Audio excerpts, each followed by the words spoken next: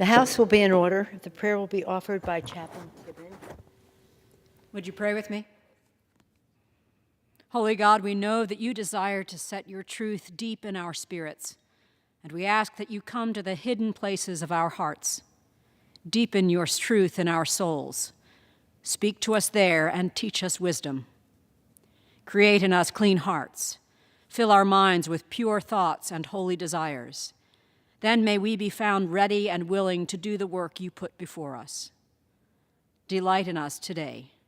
May the words of our mouths and the thoughts in our heads, the meditations of our hearts be acceptable to you. For your pleasure is not to be found in our performance. Our sacrifice of time and service do not impress you. But you desire a contrite heart, a yielding spirit, a kind word, and a gracious attitude. Lord, unlock our hearts, open our lips, that from them will pour out thankfulness and praise. Then may our joy be a blessing to those whom we encounter this day. In your gracious name we pray. Amen. Thank you. The chair has examined the journal of the last day's proceedings and announces to the chamber her approval thereof pursuant to Clause 1 of Rule 1. The journal stands approved. The Pledge of Allegiance will be led by the gentleman from Nebraska, Mr. Flood.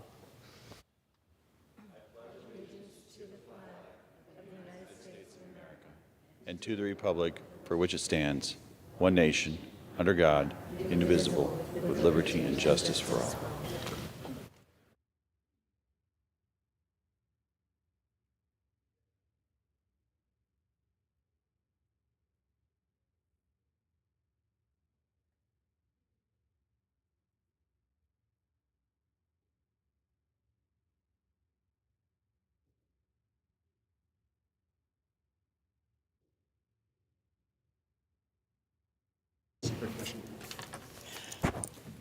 For what purpose does the gentleman from Massachusetts seek recognition? Madam Speaker, by the direction of the Committee on Rules, I call up House Resolution 1377 and ask for its immediate consideration. The clerk will report the resolution. House Calendar Number 104, House Resolution 1377.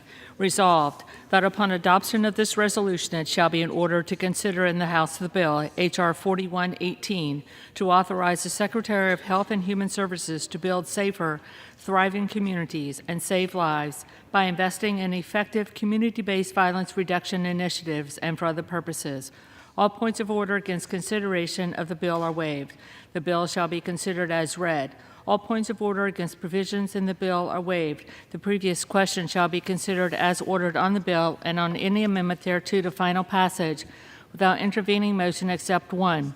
30 minutes of debate equally divided and controlled by the chair and ranking minority member of the Committee on the Judiciary or their respective designees, and 2, one motion to recommit. Section 2. Upon adoption of this resolution, it shall be in order to consider in the House the bill H.R. 5768 to direct the Attorney General to establish a grant program to establish, create, and administer the Violent Incident Clearance and Technology Investigative Method and for other purposes. All points of order against consideration of the bill are waived. In lieu of the amendment in the nature of a substitute recommended by the Committee on the Judiciary now printed in the bill, an amendment in the nature of a substitute consisting of the text of Rules Committee Print 117-62, modified by the amendment printed in the report of the Committee on Rules accompanying this resolution, shall be considered as adopted. The bill as amended shall be considered as read. All points of order against provisions in the bill as amended are waived. The previous question shall be considered as ordered on the bill as amended and on any further amendment thereto to final passage without intervening motion except one. 30 minutes of debate equally divided and controlled by the chair and ranking minority member of the Committee on the Judiciary or their respective designees, and 2, one motion to recommit. Section 3. Upon adoption of this resolution, it shall be in order to consider in the House the bill H.R. 6448 to direct the Director of the Office of Community-Oriented Policing Services of the Department of Justice to carry out a grant program to provide assistance to police departments with fewer than 200 law enforcement officers and for other purposes. All points of order against consideration of the bill are waived. An amendment in the nature of a substitute consisting of the text of Rules Committee Print 117-65 shall be considered as adopted. The bill as amended shall be considered as read. All points of order against provisions in the bill as amended are waived. The previous question shall be considered as ordered on the bill as amended and on any further amendment thereto to final passage without intervening motion except one. 30 minutes of debate equally divided and controlled by the chair and ranking minority member of the Committee on the Judiciary or their respective designees, and 2, one motion to recommit. Section 4. Upon adoption of this resolution, it shall be in order to consider in the House the bill H.R. 8542 to amend the Public Health Service Act to authorize grants to states, Indian tribes, tribal organizations, urban Indian organizations, and political subdivisions thereof to hire, employ, train, and dispatch mental health professionals to respond in lieu of law enforcement officers in emergencies involving one or more persons with a mental illness or an intellectual or developmental disability and for other purposes. All points of order against consideration of the bill are waived. The bill shall be considered as read. All points of order against provisions in the bill are waived. The previous question shall be considered as ordered on the bill and on any amendment thereto to final passage without intervening motion except one. 30 minutes of debate equally divided and controlled by the chair and ranking minority member of the Committee on Energy and Commerce or their respective designees, and 2, one motion to recommit. The gentleman from Massachusetts is recognized for 1 hour. Madam Speaker, for the purposes of debate only, I yield the customary 30 minutes to the gentleman from Minnesota, pending which I yield myself such time as I may consume. During consideration of this resolution, all time yielded is for the purposes of debate only, and I ask unanimous consent that all members be given 5 legislative days to revise and extend their remarks. Without objection. Madam Speaker, yesterday the Rules Committee met and reported a rule, H.Res. 1377, providing for consideration of 4 measures: H.R. 4118, H.R. 6448, H.R. 5768, and H.R. 8542, all under closed rules. For H.R. 4118 and H.R. 6448, the rule provides 30 minutes of general debate equally divided and controlled by the chair and ranking minority member of the Committee on Judiciary for each bill and motions to recommit for each measure. For H.R. 5768, the rule provides 30 minutes of general debate equally divided and controlled by the chair and ranking minority member of the Committee on the Judiciary, self-executes a manager's amendment from Chairman Nadler, and provides a motion to recommit. And for H.R. 8542, the rule provides 30 minutes of general debate equally divided and controlled by the chair and ranking minority member of the Committee on Energy and Commerce, and a motion to recommit. Madam Speaker, Democrats in this Congress have been focused on building safer communities since day one. We believe that every child in America deserves the safety and security of growing up in a community free from violence, trusting that the people who keep them safe will do that, regardless of the color of their skin or the zip code that they live in. We believe that the need to fight crime and improve safety in our communities should unite us, not divide us.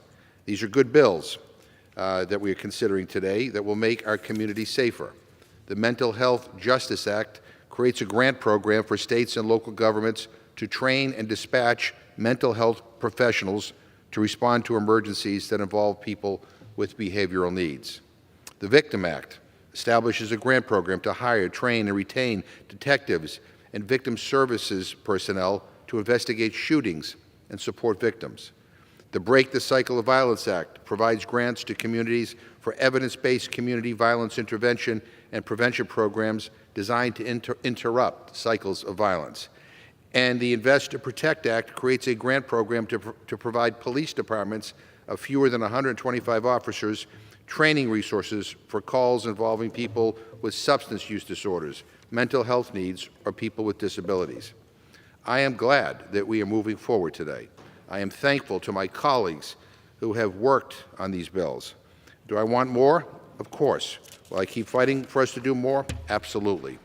The truth is, we still haven't made meaningful gains when it comes to accountability. The House passed the George Floyd Justice and Policing Act.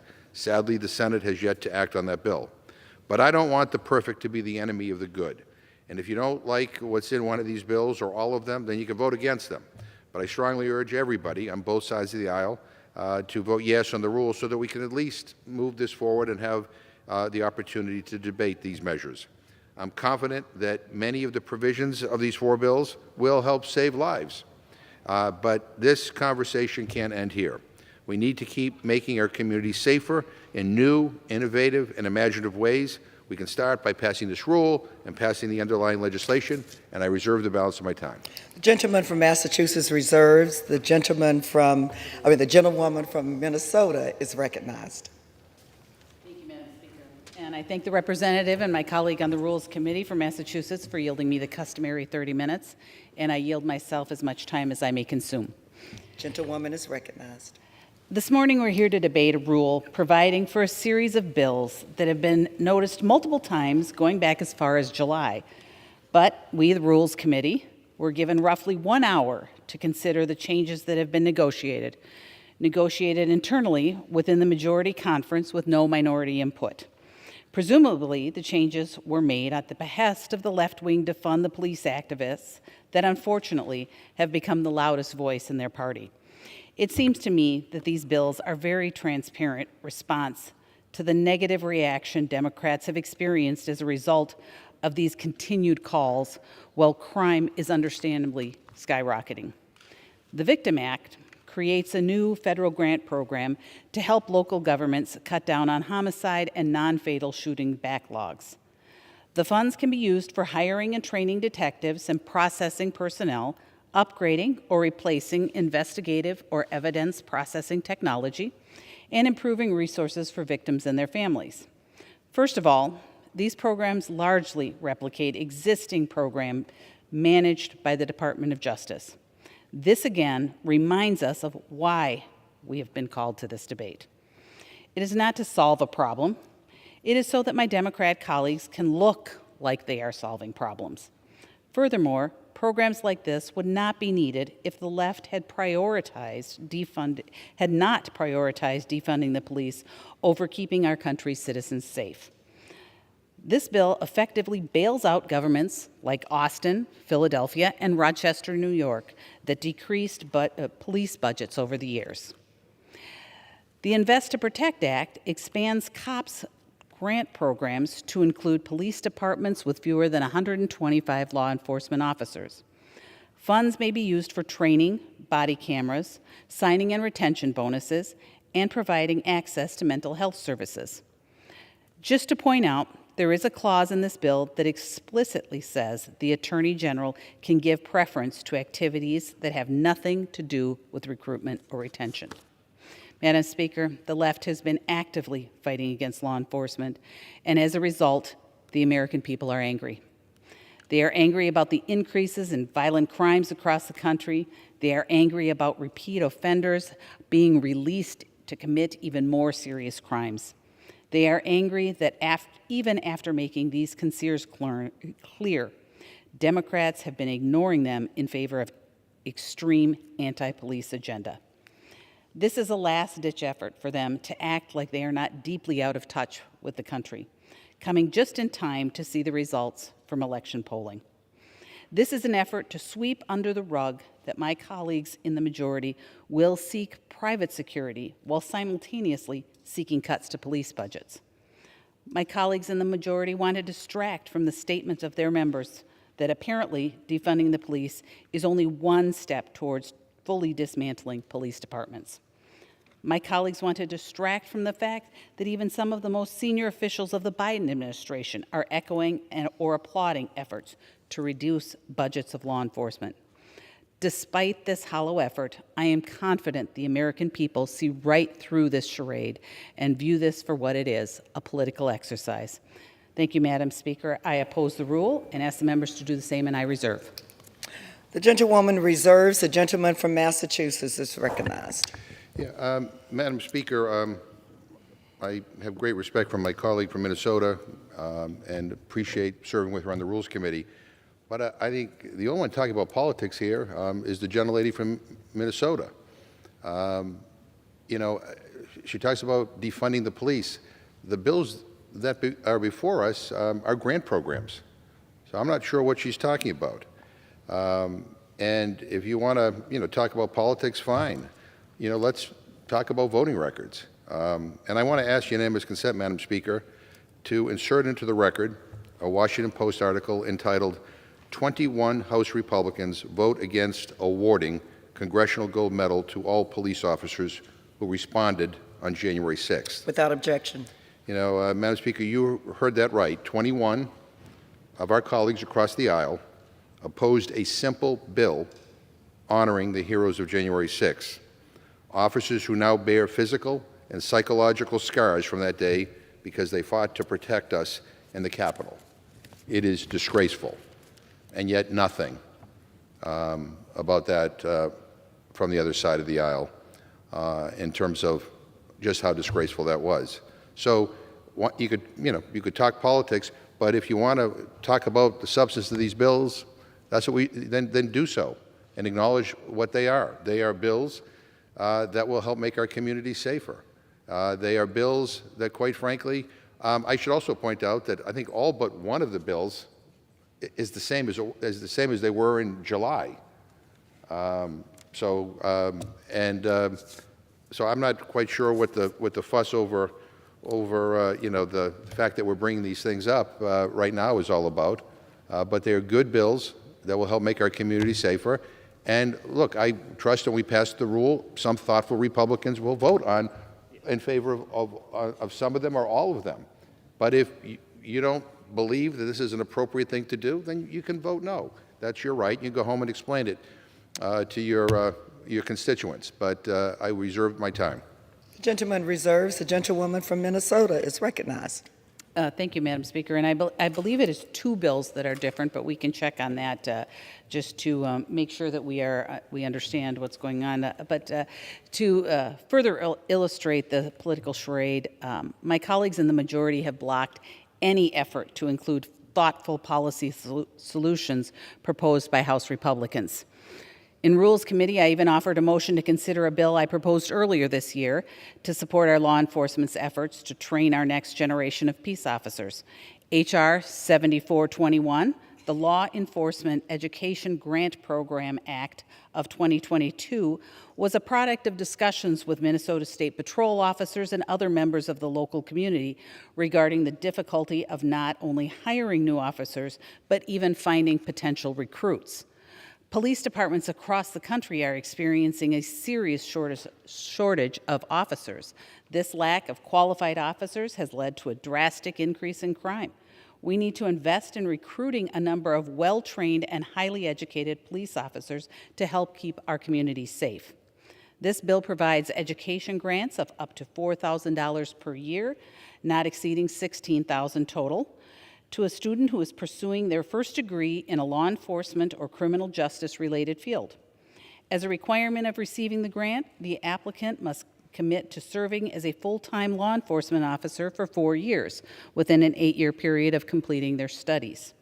In order to instill integrity of the program and prevent abuse, if an applicant fails to complete their service requirements, the grants will be converted back into a loan and the applicant will be required to pay it back.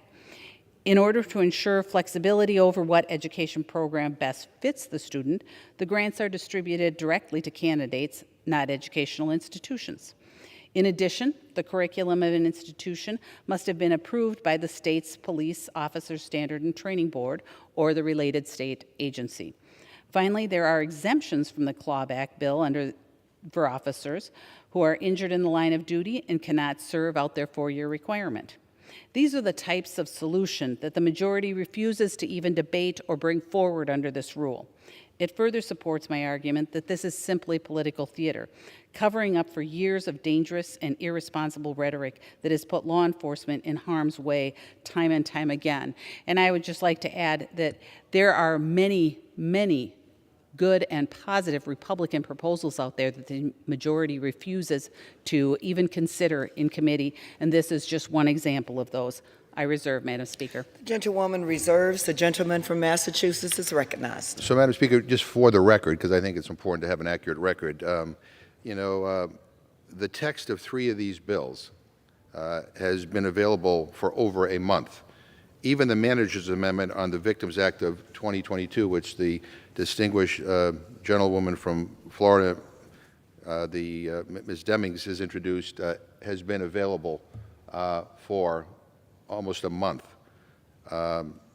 And, you know, and again, the only one talking about politics is the gentlelady from Minnesota, but I guess that's all they have. But I also want to say, Madam Speaker, I ask unanimous consent to insert letters in support of the Victims Act of 2022 from the National Association of Police Organizations, from the National Fraternal Order of Police, from the International Association of Chiefs of Police, from the National Police Foundation, all in support of the Victims Act. Without objection. I would respectfully suggest to my colleague that they're supporting this legislation not because of politics. They're supporting it because they think it's actually good for our communities and will make our communities safer. I also ask unanimous consent to insert into the record a Forbes article entitled, "Trump Loyalists Call to Defund the FBI and Other Hypocrisies." Madam Speaker, I'll remind my Republican colleagues that just last month, a number of them openly and unabashedly messaged around defunding and dismantling the FBI. Some even sold campaign merchandise with that tagline.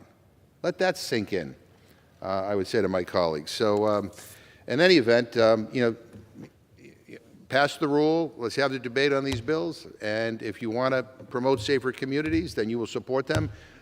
If you want to just do politics as usual, then you will follow the lead of my colleague from Minnesota and, you know, and vote against them. But these are good bills, and with that, I reserve my time. The gentleman from Massachusetts reserves. The gentlewoman from Minnesota is recognized. Thank you, Madam Speaker, and I would just like to comment. My colleague from Massachusetts says, oh, these were available for over a month, and but then my question would be, then why the emergency meeting yesterday? Why, with an hour's notice, the Rules Committee is called together to push these bills through, other than some kind of political charade to get these bills to the floor today at 9 o'clock in the morning. I mean, it seems with very little notice. It seems to me that as much as there's no changes, they've been available, still an emergency meeting with an hour's notice at 3:25 in the afternoon yesterday seems like they are pushing things through without really, without the notice that the American people and the members of Congress deserve. Our nation's law enforcement officers put on a badge every day and bravely put themselves in harm's way to keep our communities safe. The past few years have been especially dangerous for America's police as a direct result of the Democrat-led defund the police movement and their soft-on-crime policies. Cities across the country have suffered a dramatic increase in crime. Carjacking and smash and grab robberies are now common, and last year, major cities broke their annual homicide records. The national rise in crime has devastating costs for the communities and also for local police. In California, Kern County Deputy Sheriff Philip Campus was killed in the line of duty after his SWAT team responded to a domestic violence call. He was a Marine veteran and dedicated father whose legacy of heroism will never be forgotten. In New York City police officer Vogel was seen running through Times Square toward an ambulance after saving a 4-year-old girl who had been struck by a stray bullet. The officer's bravery and quick thinking made all the difference in getting the girl to safety. In Alabama, Wilcox County Constable Madison Nicholson, who had protected his community for over 40 years, was responding to a domestic disturbance when he and a sheriff's deputy were shot and killing the constable in the line of duty. Our police are under attack like never before. According to the FBI, more police officers were murdered in the line of duty during President Biden's first year in office than in any year since 1995. Many of them were killed in ambush-style or unprovoked attacks. Not only have calls to defund, dismantle, or abolish the police have come from the activists or even within the halls of Congress, created more treacherous climate for officers, but it has also negatively impacted morale among the police. Nationwide, law enforcement agencies are short 7% of filling budgeted positions, and retirements are up 45%. Law enforcement is our essential line of defense in maintaining law and order. They deserve America's and Congress's full support. House Republicans are grateful to our law enforcement officers for their service to our communities and understand the incredible commitment they make in choosing to wear the uniform. We will always stand with our men and women in blue and their families. House Democrats would like to use these bills to convince the American people of the same, but Americans know and understand. I reserve. The gentlewoman reserves. The gentleman from Massachusetts is recognized. Yeah, thank you, Madam Speaker.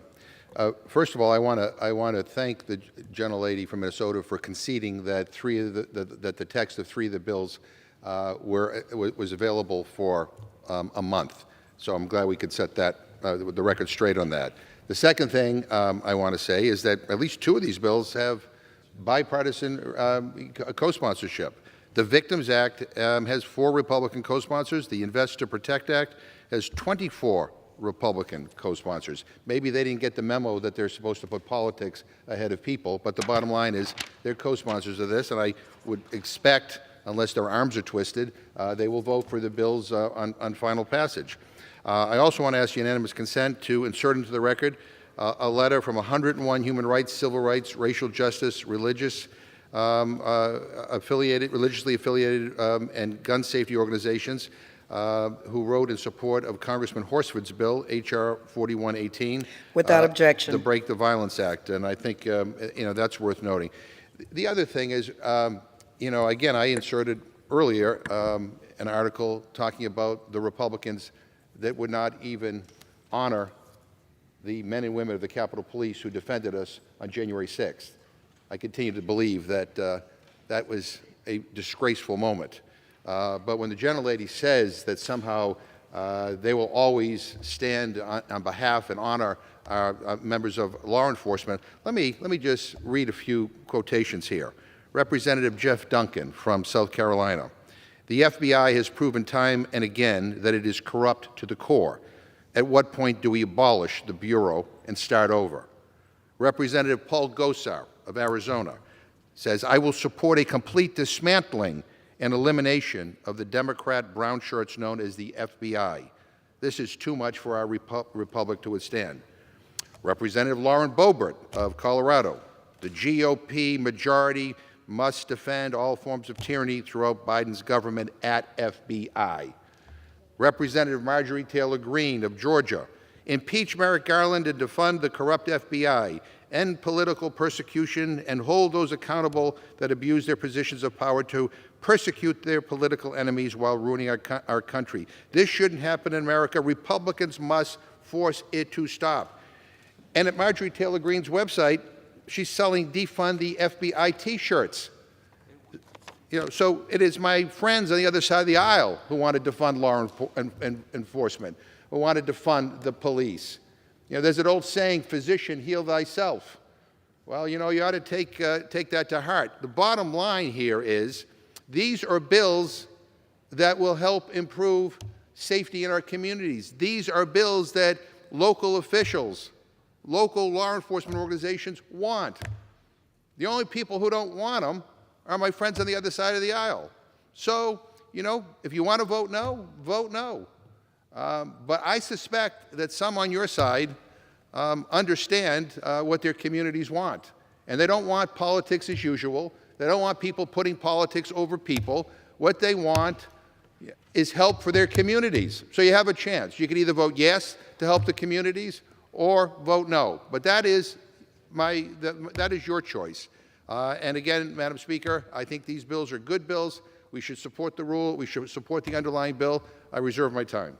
Members are reminded to direct their comments to the chair and not to each other. The gentleman reserves. The gentlewoman from Minnesota is recognized. Thank you, Madam Speaker. Thank you. And for years now, progressives in the media have disparaged law enforcement at every opportunity. From the defund the police movement to agenda-driven liberal district attorneys in cities like San Francisco, Los Angeles, Philadelphia, and New York. there is a clear strategic effort on the part of Democrats to demean police officers nationwide at the expense of law and order. In 2021, according to the Fraternal Order of Police, 346 officers were shot, 63 fatally. Additionally, there were 103 ambush-style attacks on law enforcement, a 115% increase from 2020. Even as members of the Democratic Party are victims of increasing crimes, they are unwavering in their aggression on those in uniform who stand on the front lines and every day protect and serve our communities. Rather than acknowledging and thanking these brave men and women, Democrats have repeatedly gone out of their way to put the blame on those in uniform. They may claim otherwise, but here are the words straight from their mouth. And if we need to make sure that we are quoting people today, I am more than willing to do that. Police in our country are more concerned with protecting white supremacy than serving the communities that pay their salaries. Representative Bauman. Defunding the police isn't radical, it's real. Representative Cori Bush. The truth is that abolishing ICE isn't that radical.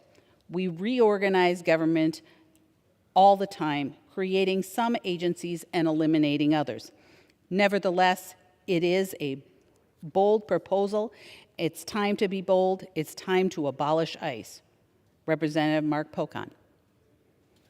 The Defend the Police movement is one of reimagining the current police system to build an entity that does not violate us while relocating funds to invest in community services. Representative Ilhan Omar. Defunding the police means defunding the police. Representative Alexandria Ocasio-Cortez. We're spending too much money on police.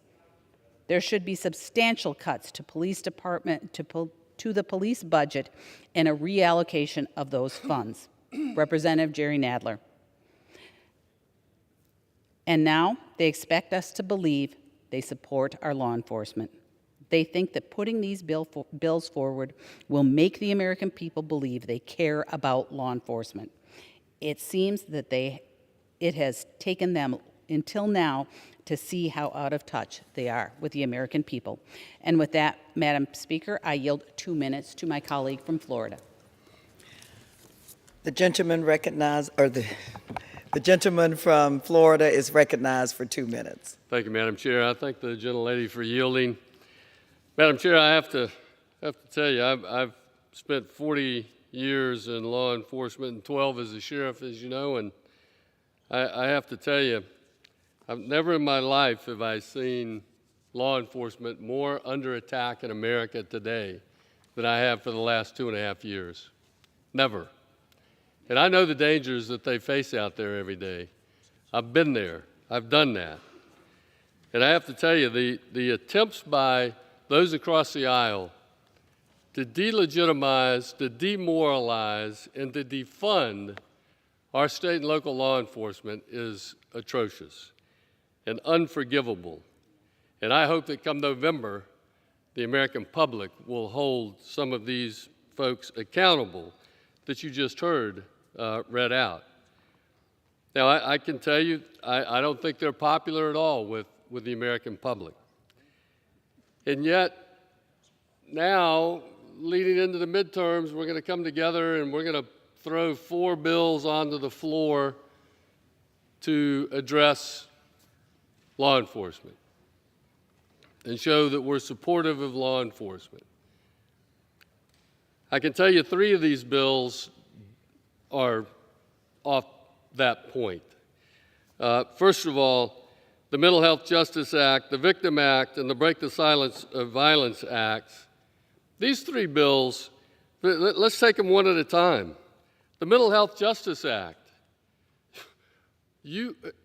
This will actually make it more dangerous for law enforcement, make it more dangerous for our citizens. We're going to literally send mental health workers to respond to volatile situations where police officers who are armed go in and are killed oftentimes. Mental health calls are some of the most dangerous calls that we handle. And we want to send civilians in lieu of law enforcement? I don't think so. Madam Speaker, I will yield to him as much time as he will use. Thank you. Gentleman is recognized. Thank the gentlelady for yielding. So the idea that we're going to send civilians to do a law enforcement officer's job in quelling a dangerous, volatile situation is bad business. The Victims Act does nothing. There's nothing new in the Victims Act. All it does is add to the programs that already exist in DOJ. Not one single new idea in the Victim Act.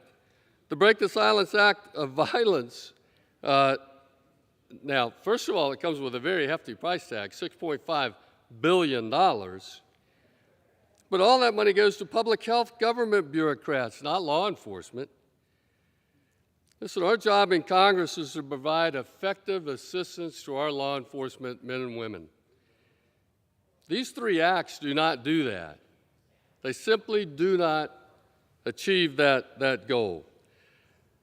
I am glad, however, that my colleagues have finally decided that defunding the police is not a good idea. But I wish they would look at the appropriation bills where they are basically federally defunding law enforcement because they're putting all of these strings attached to all of our DOJ grants that go to small and medium and large size agencies. They're never going to be able to meet those standards. Never going to be able to meet all of those standards. So basically, we just federally defunded state and local law enforcement if that passes. I hope to God it doesn't.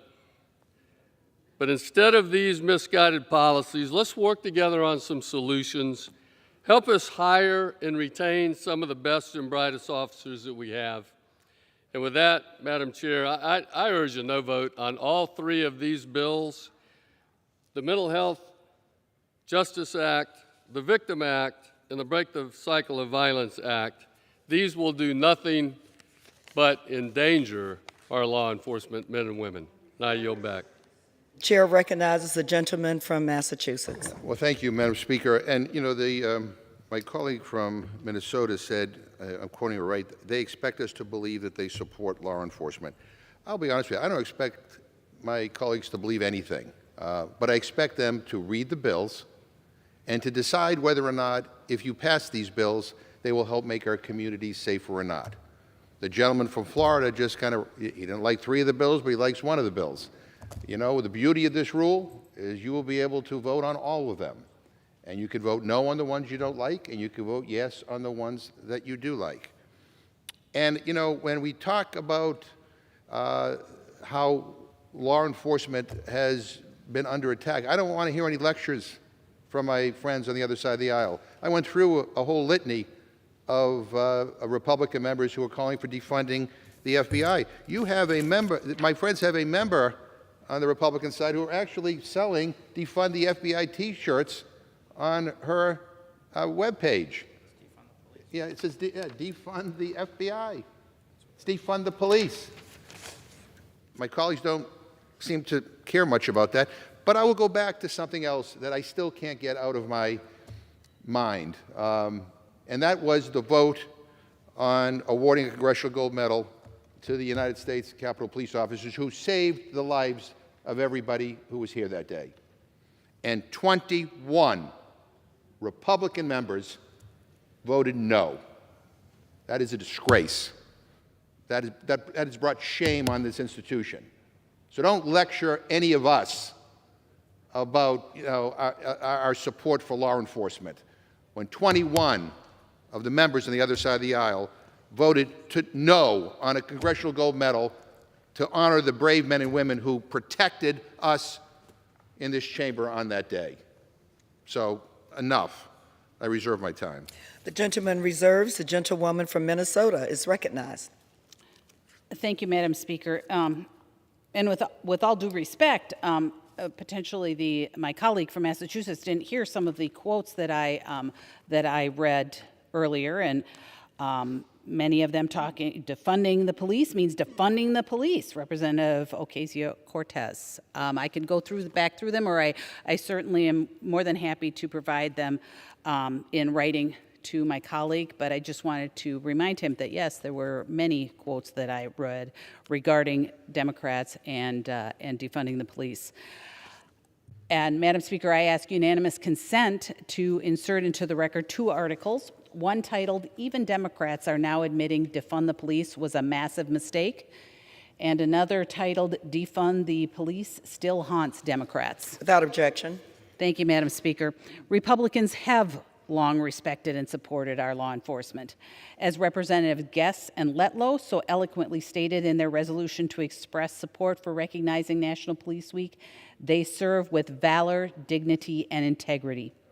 They are charged with pursuing justice for all individuals and performing the duties of a law enforcement officer with fidelity to the constitutional rights and civil rights of the public the officers serve. They swear an oath to uphold the public trust, even though through the performance of their duties of a law enforcement officers, the officers may become targets of senseless acts of violence. They have bravely continued to meet the call of duty to ensure the security of their neighborhoods and communities at the risk of their own personal safety in the time of a viral pandemic.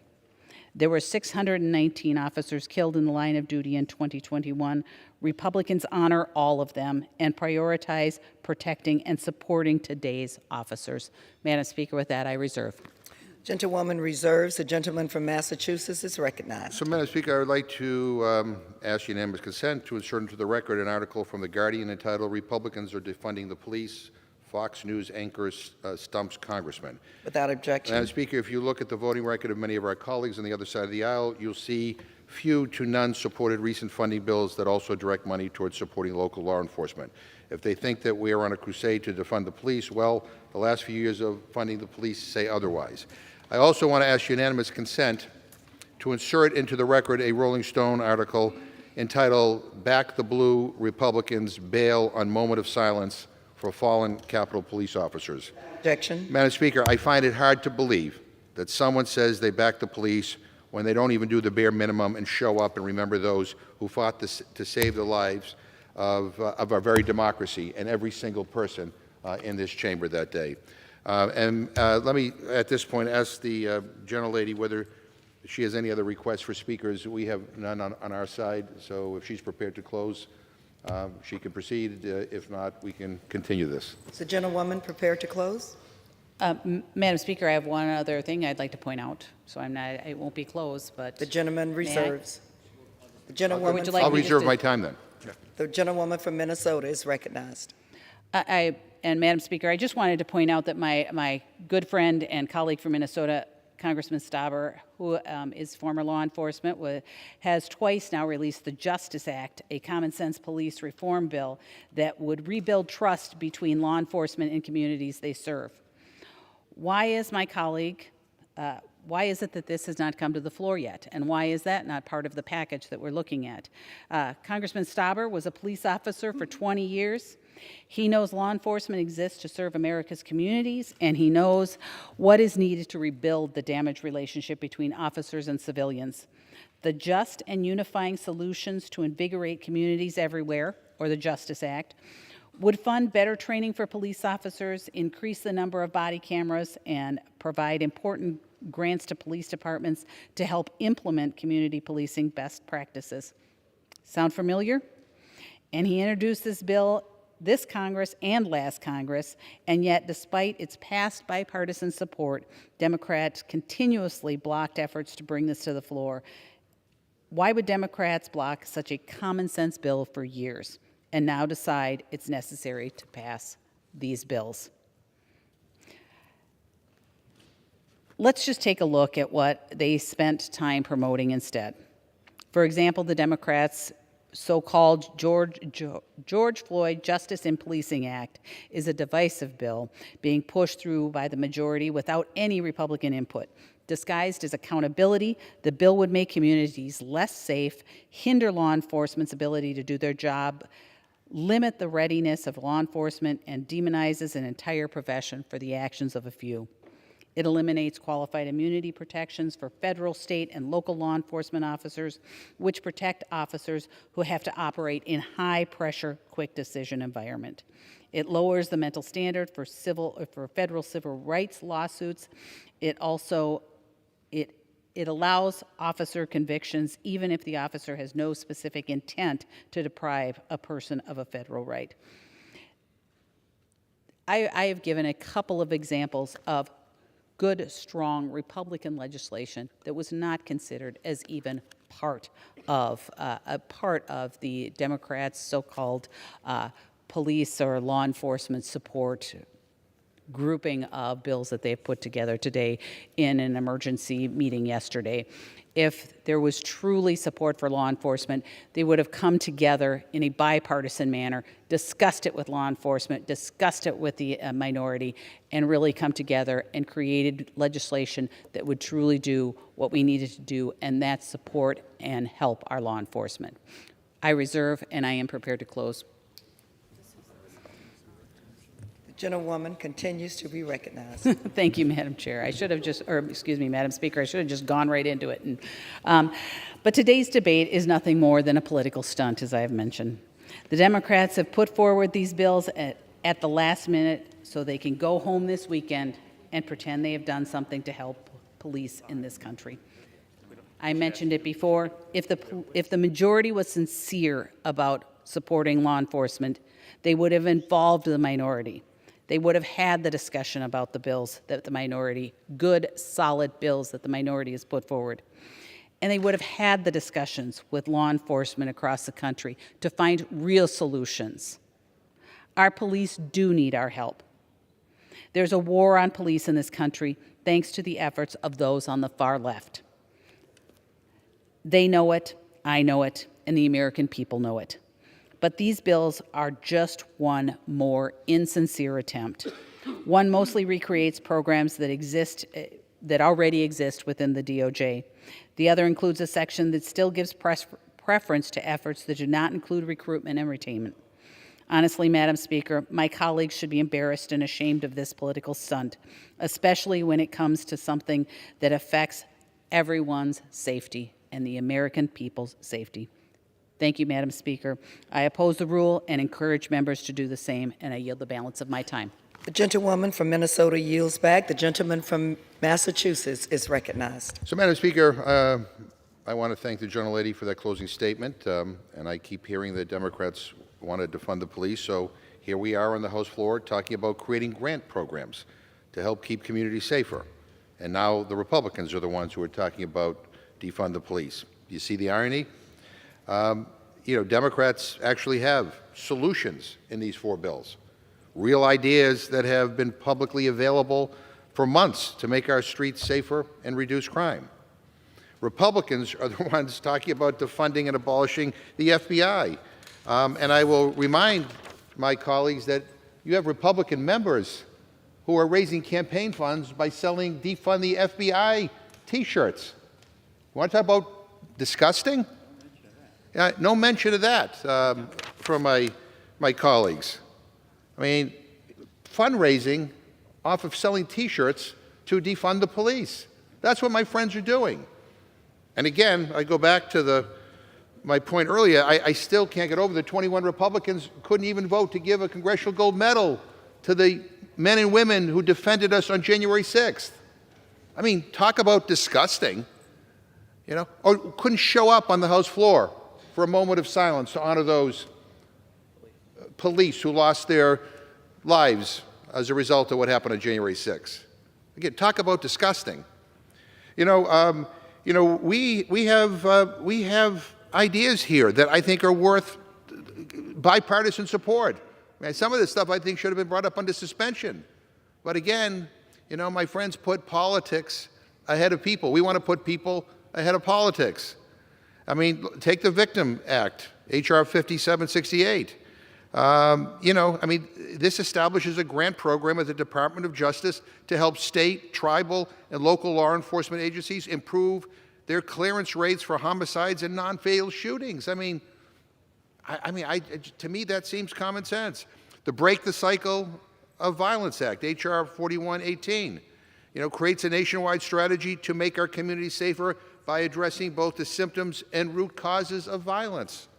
The Invest to Protect Act, H.R. 6448, makes targeted investments to ensure that local police departments have the training they need to keep our community safe.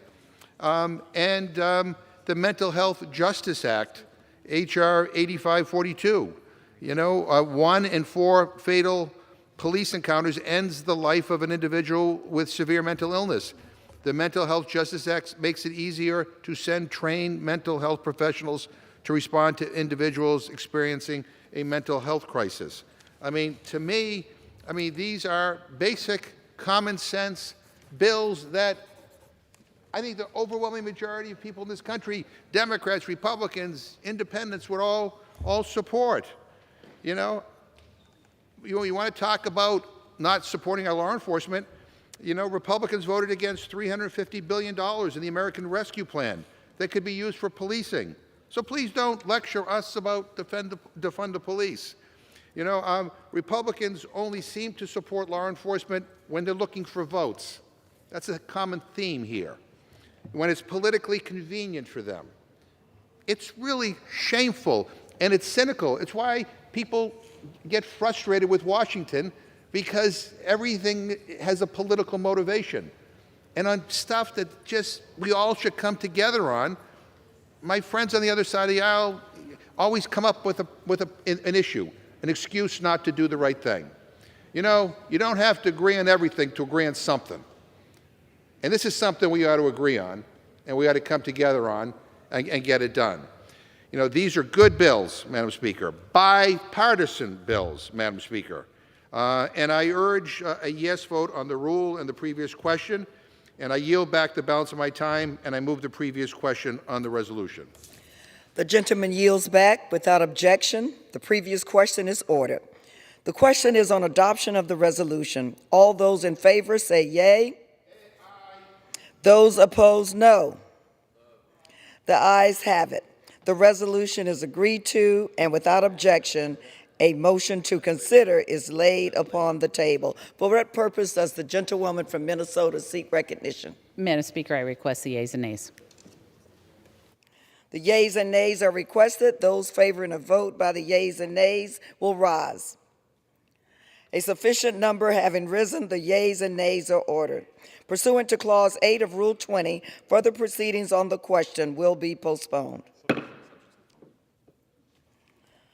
Pursuant to Clause A or 12-A of Rule 1, the Chair declares the House in recess, subject to the call of the Chair.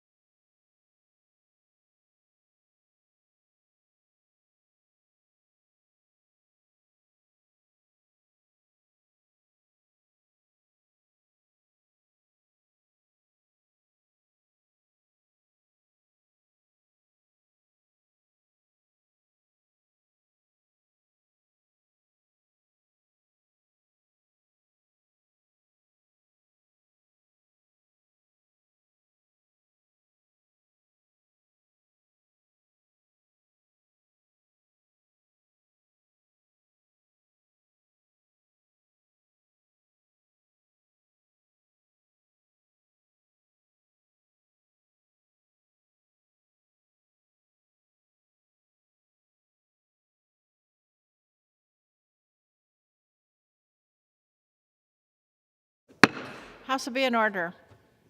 Pursuant to Clause 8 of Rule 20, the unfinished business is the vote on adoption of House Resolution 1377, on which the yeas and nays are ordered. The clerk will report the title of the resolution.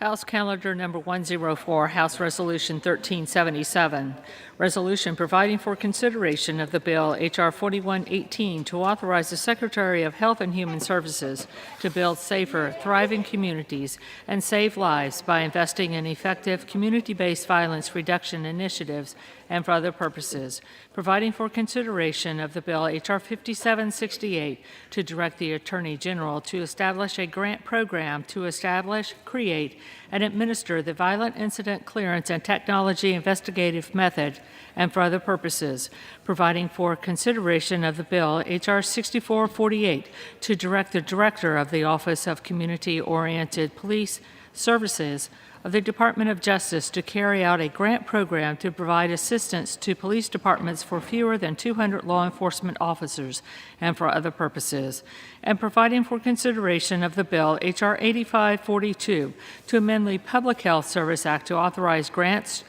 to states, Indian tribes, tribal organizations, urban Indian organizations, and political subdivisions thereof to hire, employ, train, and dispatch mental health professionals to respond in lieu of law enforcement officers in emergencies involving one or more persons with a mental illness or an intellectual or developmental disability and for other purposes. Question is on adoption of the resolution. Members will record their votes by electronic device, and this is a 15-minute vote.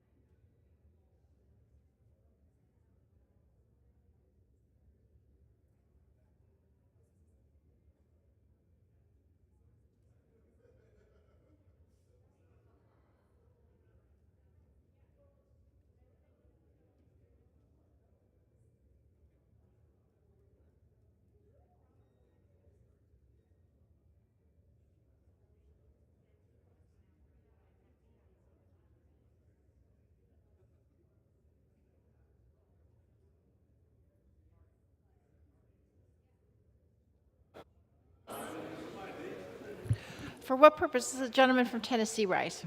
Thank you, Madam Speaker. As the member designated by Mr. Palazzo of Mississippi, Mr. Loudermilk of Georgia, Mr. Long of Missouri, Mr. Gonzalez of Texas, and Mr. Desjardins of Tennessee, I inform the House that all of these members will vote nay on the rule. Thank you.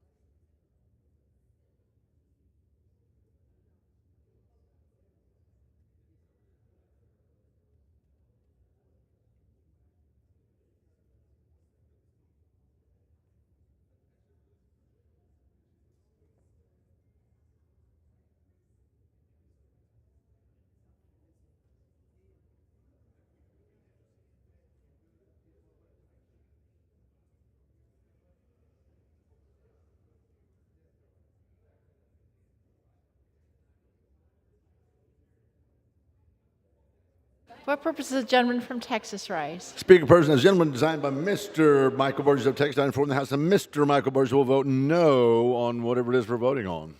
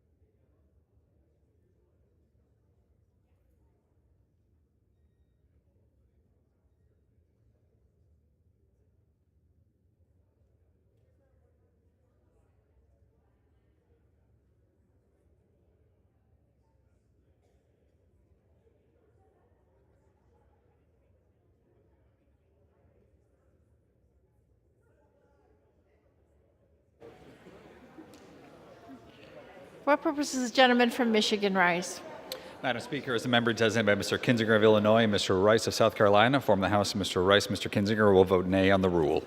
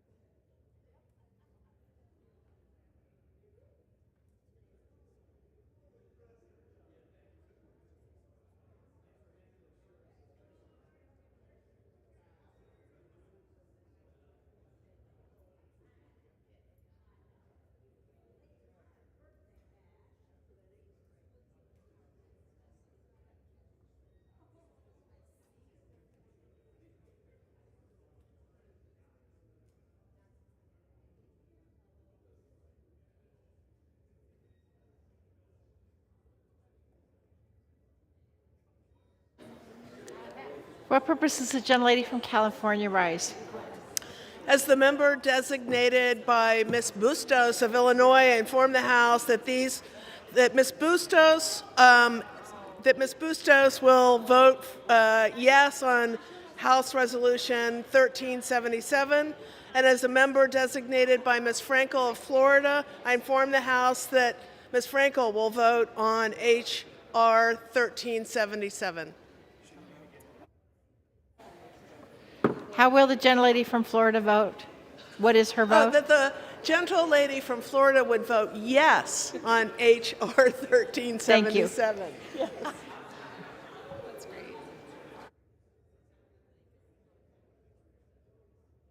What purpose?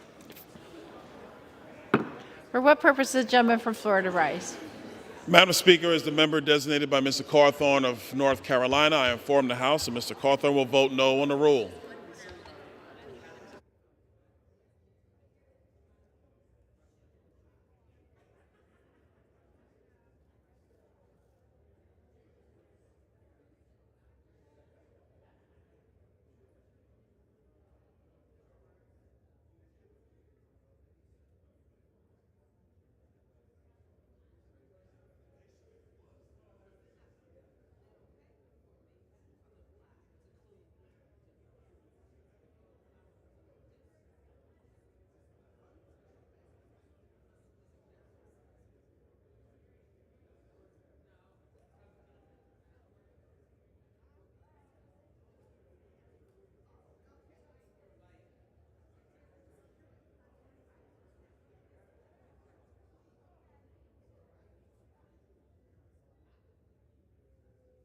What purpose does the gentleman from California rise? Speaker, as member designated by Napolitano, Vargas, Swalwell, Bass, Tim Ryan, Gomez, David Scott, and Keating, inform the House that these members will vote yes on HRS 1377. What purpose does the gentleman from Florida rise? Madam Speaker, as a member designated by Mr. Wilson of South Carolina, I inform the House that Mr. Wilson will be voting nay on the rule.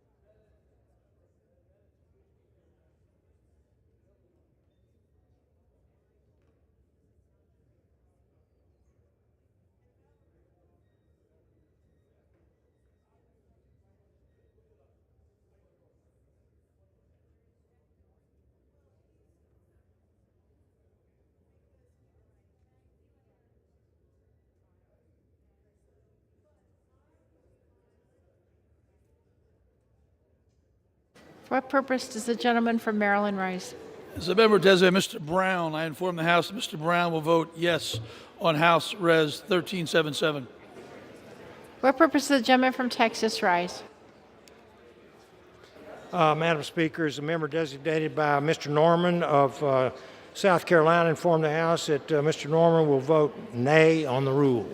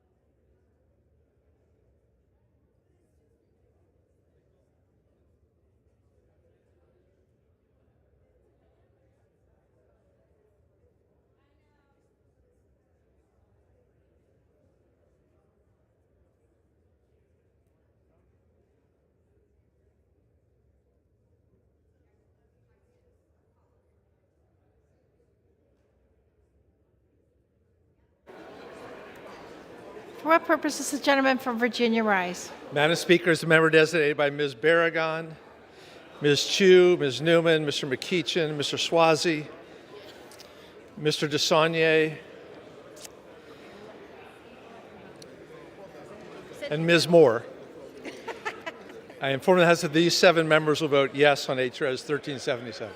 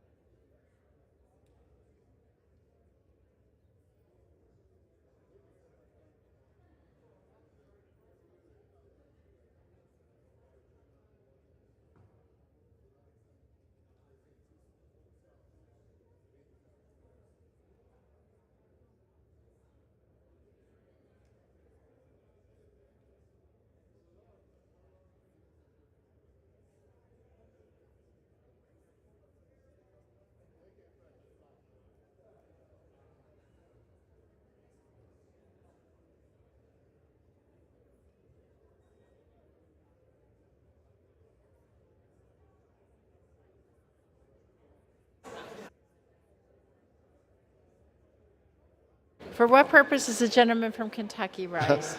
Madam Speaker, as the member designated by Mr. Barr of Kentucky, I inform the House that Mr. Barr will vote nay on the rule.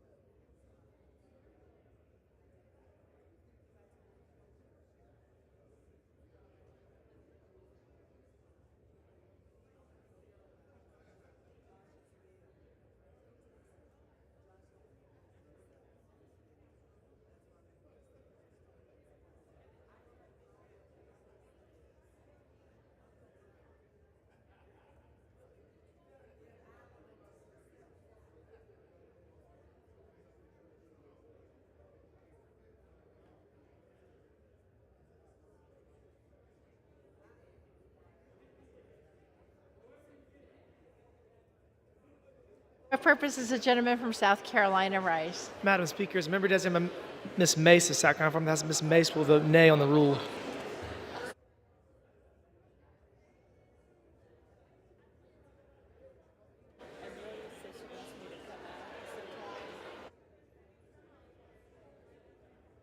For what purpose does gentlelady from Texas rise? Madam Speaker, as a member designated by Mr. Quare of Texas, I inform the House that Mr. Quare will vote yes on H.R. 1377. Thank you, Madam Speaker. For what purpose does the gentleman from Indiana rise? Madam Speaker, as the member designated by Mr. Baird of Indiana and Mr. Gibbs of Ohio, I inform the House that Mr. Baird and Mr. Gibbs will vote nay on the rule. For what purpose does the gentleman from Virginia rise? Madam Speaker, as a member designated by Mr. Blumenauer of Oregon, I inform the House that Mr. Blumenauer will vote yes on HRES 1377.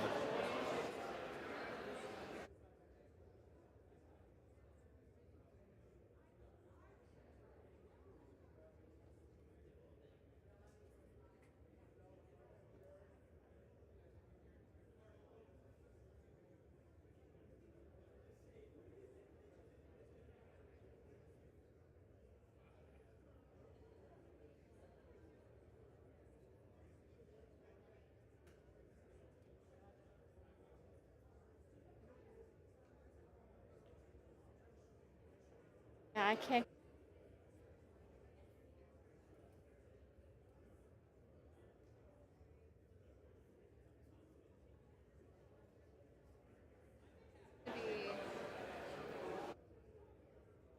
Try.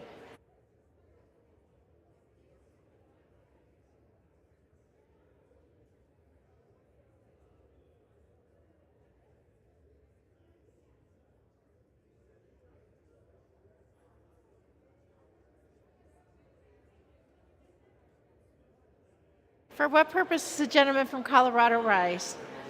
As a member designated by Mr. Perlmutter, I inform the House and the distinguished speaker from the great state of Colorado that Mr. Perlmutter will indeed vote yes on HRES 1377.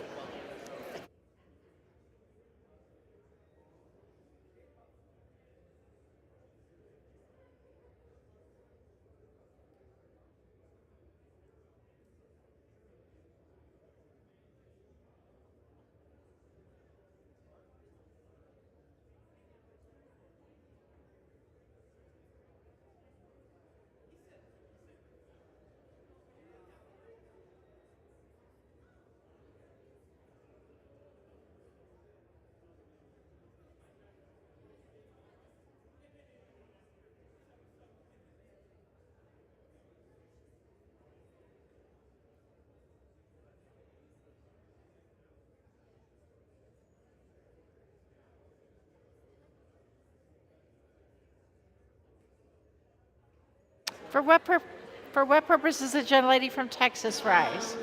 Madam Speaker, as the member designated by Ms. Ming, I inform the House that she will vote yes on HRES 1377.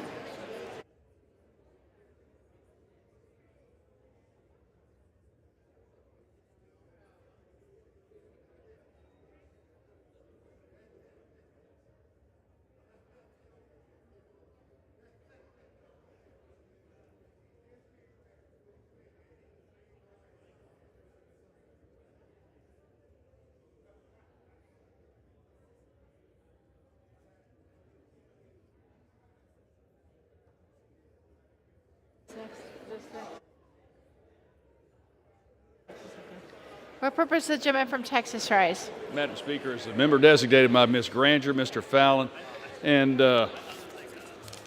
one other, Mr. Jackson of Texas, I inform the House that all three of them will vote no on the previous question.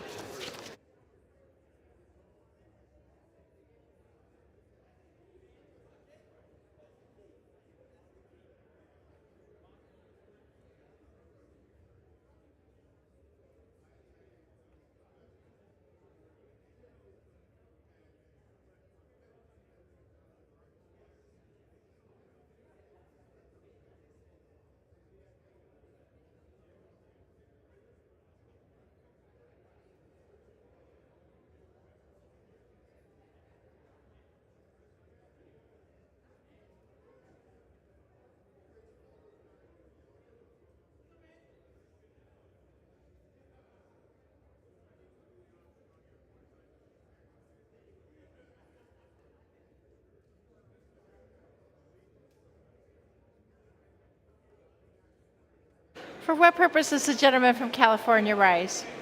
Madam Speaker, as a member designated by Ms. Conway, I inform the House that Ms. Conway will be voting nay on the rule.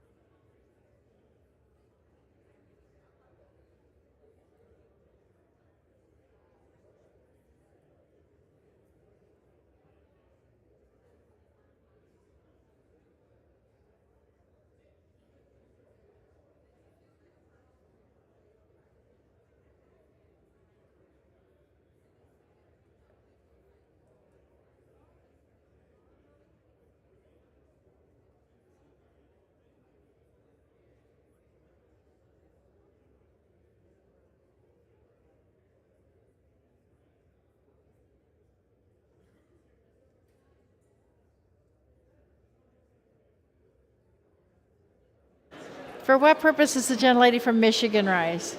Madam Speaker, as the member designated by Mr. Moulton, Ms. Bernice Johnson, and Ms. Dingle, I inform the House that these members will vote yes on H-Res 1377.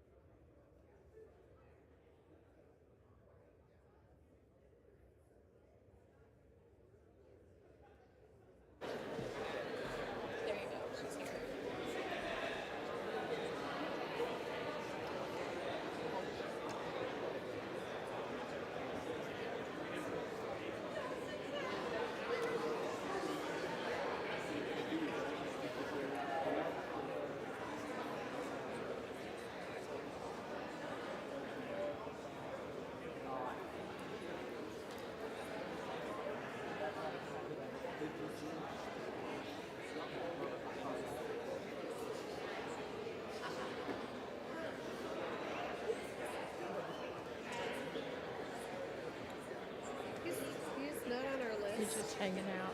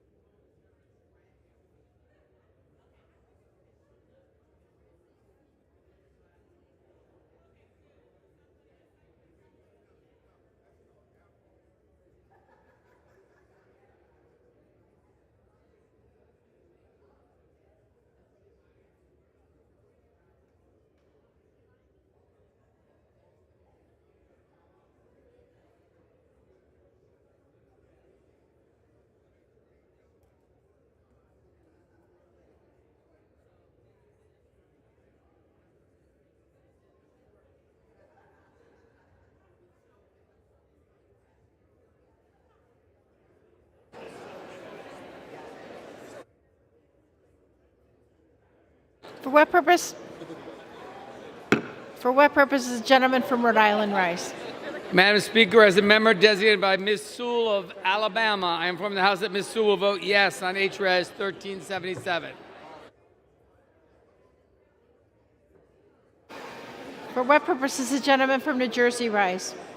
Madam Speaker, as the member designated by Ms. Ann Kirkpatrick, Ms. Linda Sanchez, Mr. Connor Lamb, Mr. Donald Payne, Mr. Henry Hank Johnson, Mr. Albio Series, Mr. Bill Pascrell, and Mr. Peter Welch, I inform the House that these members will vote yes on HRES 1377. You have to sit down.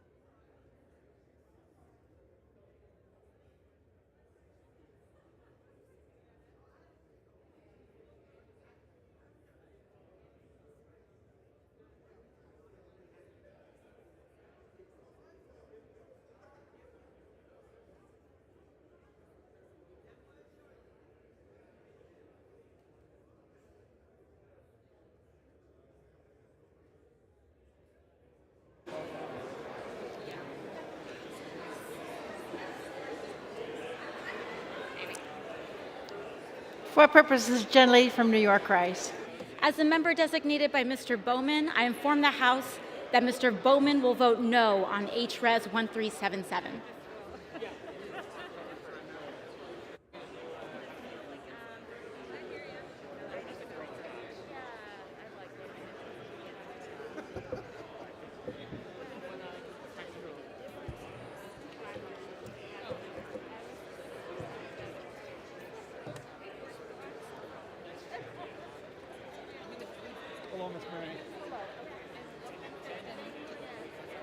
Hello, good. How are you doing?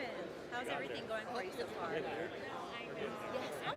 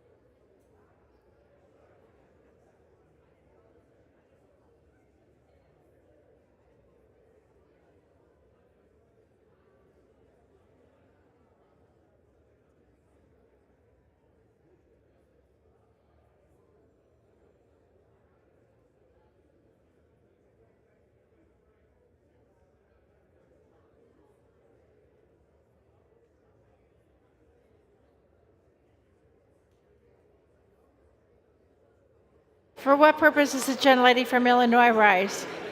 As a member designated by Congressman Quigley of Illinois, I inform the House that Congressman Quigley will vote yes on HRS 1377.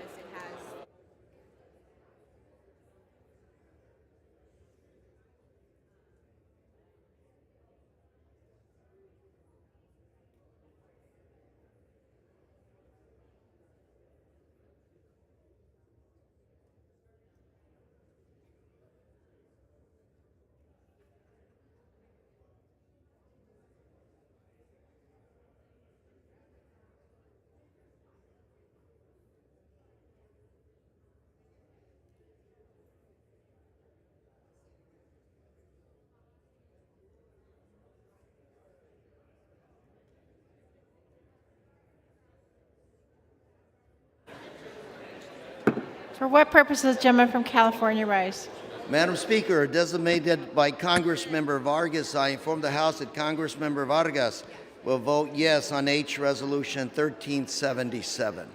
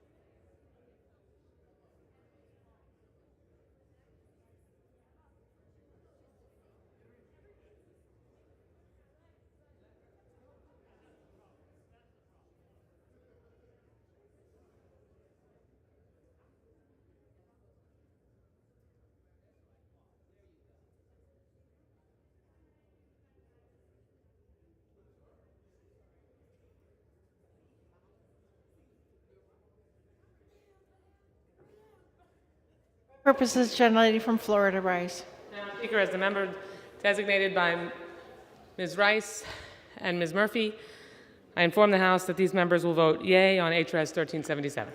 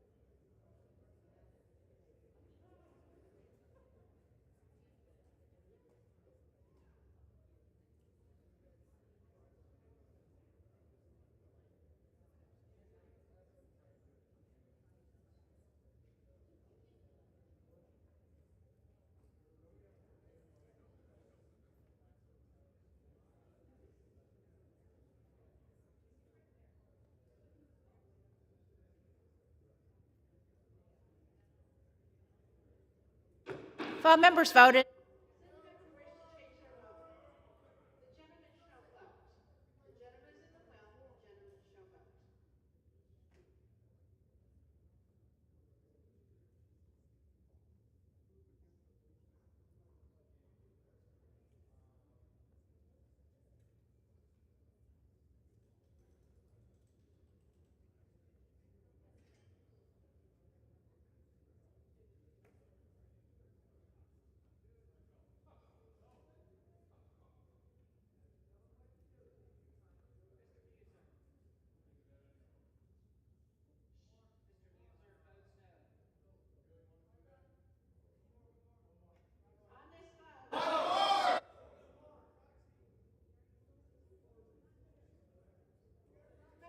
The gentleman from Texas rise. Madam Speaker, as a member designated by Ms. Granger and Mr. Fallon of Texas, I inform the House that Ms. Granger and Mr. Fallon of Texas will vote aye on the rule. Correction, I'll vote nay on the rule. Okay. You told me to say.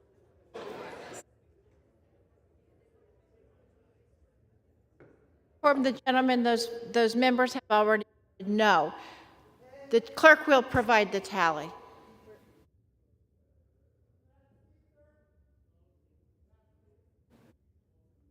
Says the minority leader rise.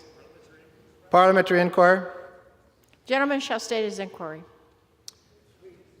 There is a member that is 3 minutes out on their way with the right to vote as you held up the others. Do they have the right to hold? Gentleman does not state a parliamentary inquiry. The clerk will report the tally. Right. On this vote, the yeas are 216, the nays are 215, with one answering present. The resolution is adopted, and without objection, the motion to reconsider is laid on the table.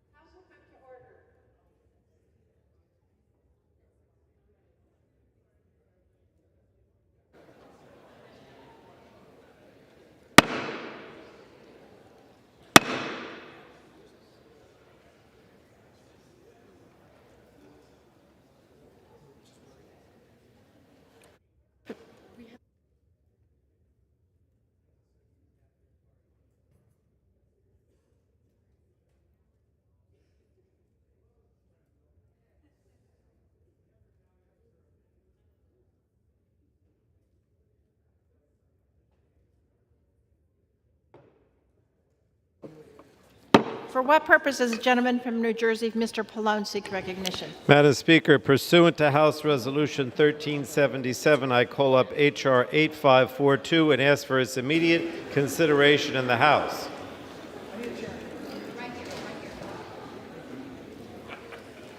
Span. Well done.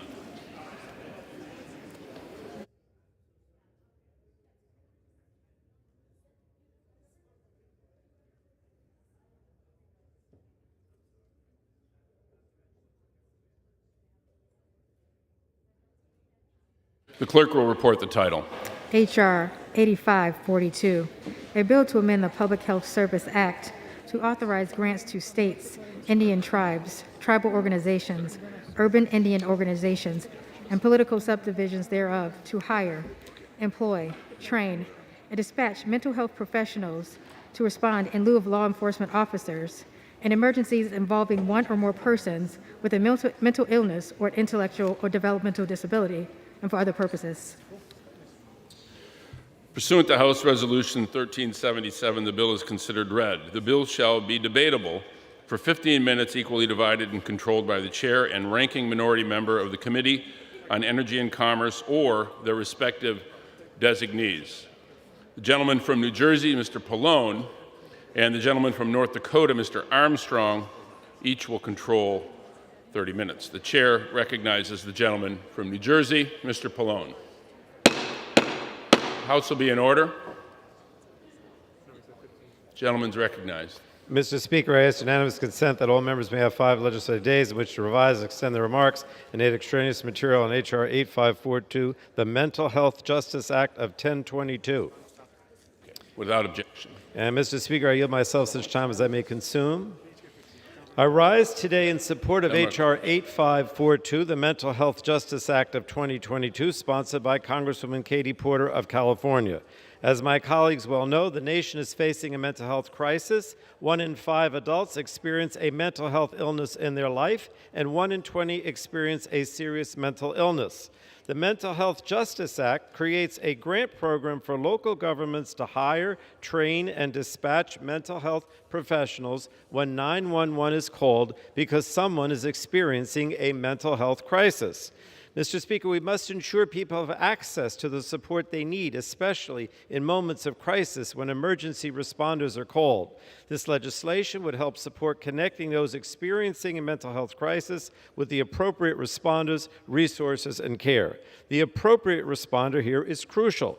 In an effort to balance the needs of individuals and communities, this bill still maintains states and public entities hiring and recruiting authority for law enforcement officers and in no way limits their ability to intervene in dangerous circumstances. It is through such coordination and collaboration with law enforcement and the community that we make our communities safer. By ensuring that a mental health professional is the responder in situations where a person is experiencing a mental health or disability-related crisis, this bill will help keep some of the most vulnerable members of our community safe. This is a good bill that will help strengthen the communities we serve, and I urge all my colleagues to support H.R. 8542 today, and I reserve the balance of my time. Gentleman from New Jersey reserves. The gentleman from North Dakota is recognized. Mr. Speaker, I yield myself such time as I may consume. Gentleman's recognized. Mr. Speaker, I rise today in opposition of H.R. 8452, the Justice and Mental Health Act. In lieu of law enforcement officers in emergencies. I'm going to say it again because that's the exact language used repeatedly in the bill. In lieu of law enforcement officers in emergencies. Mr. Speaker, this bill is dangerous. This legislation gives federal grants to states, tribes, and localities to hire mental health providers to respond to certain emergencies involving an individual with intellectual disability or developmental disability, an individual experiencing a mental health crisis, or an individual under the influence. There's nothing wrong with mental health professionals assisting law enforcement in appropriate circumstances. Communities around the country are adopting these models with law enforcement, mental health providers, and prosecutors. I would be open to supporting legislation limited to training mental health providers to assist law enforcement in appropriate situations. But that's not what this bill does. A sentence in the bill begins by stating that mental health providers may coordinate with law enforcement. Sounds acceptable. But it continues to read, which may include operating independently from law enforcement. Let's be clear. The purpose of this legislation is to provide financial incentives to deploy mental health providers to inherently dangerous situations in lieu of law enforcement and operating independently of law enforcement. That is a policy that will endanger the mental health professional, the suspect, the person experiencing a mental health crisis, and the person who called 911. A crime scene or a home experiencing a domestic violence dispute is not the setting to provide mental health care. In the first half of 2022, the leading circumstance of law enforcement officers killed with firearms was in response to domestic violence calls. Nobody can confidently tell us they know in advance which domestic violence call should get a mental health response instead of a law enforcement response. Mental health professionals are not trained for these inevitable physical confrontations that occur in these situations. The priority in an emergency situation is to secure the scene and all individuals involved, which is a law enforcement function. Once the scene is secure, I will be the first one calling for mental health services, whether it's an addiction-related, trauma, or mental illness. There's a time and a place for mental health care, but it is not rolling up to a scene without the training and tools to defend yourself and at-risk civilians.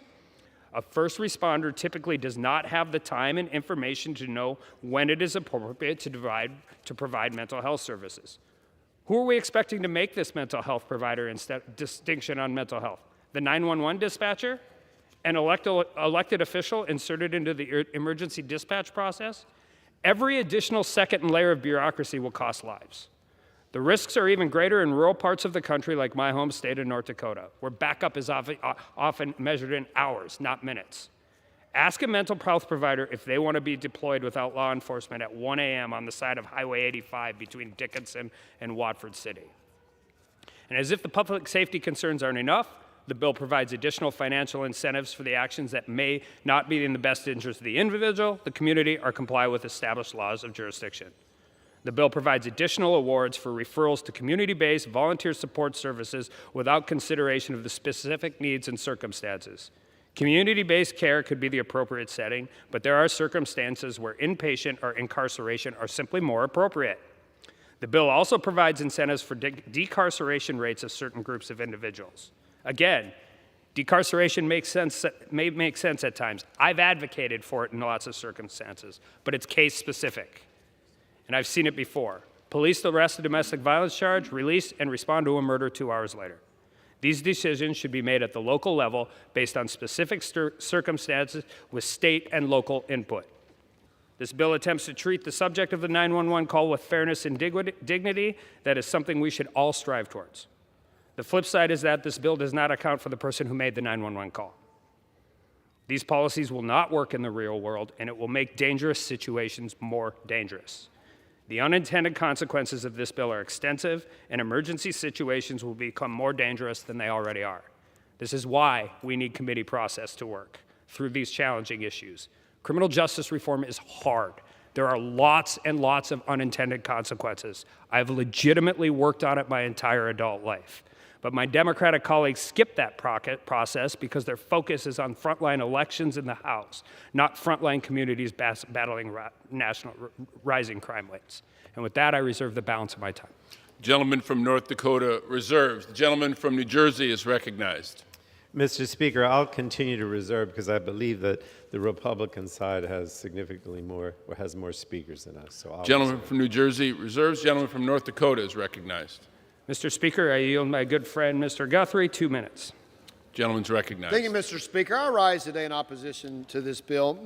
Make no mistake, this bill is a Trojan horse to advance the radical defund the police movement and will hurt people who need help the most. This bill will not only keep our dedicated law enforcement officers off the streets at a time when crime is rising and illicit drugs are flooding communities, but also could significantly reduce access to care for individuals with severe mental illness or substance use disorder, because this bill would penalize organizations that have higher rates of institutionalization. To be clear, we need to promote access to all types of behavioral health care and substance use disorder services. However, this bill does not take into account that sometimes these organizations provide the safest, most effective care for individuals with serious mental illness. If Democrats' goal is to provide access to effective care for individuals with disabilities, severe mental illness, and substance use disorder, then we already have legislative solutions which this very body overwhelmingly passed in June of this year.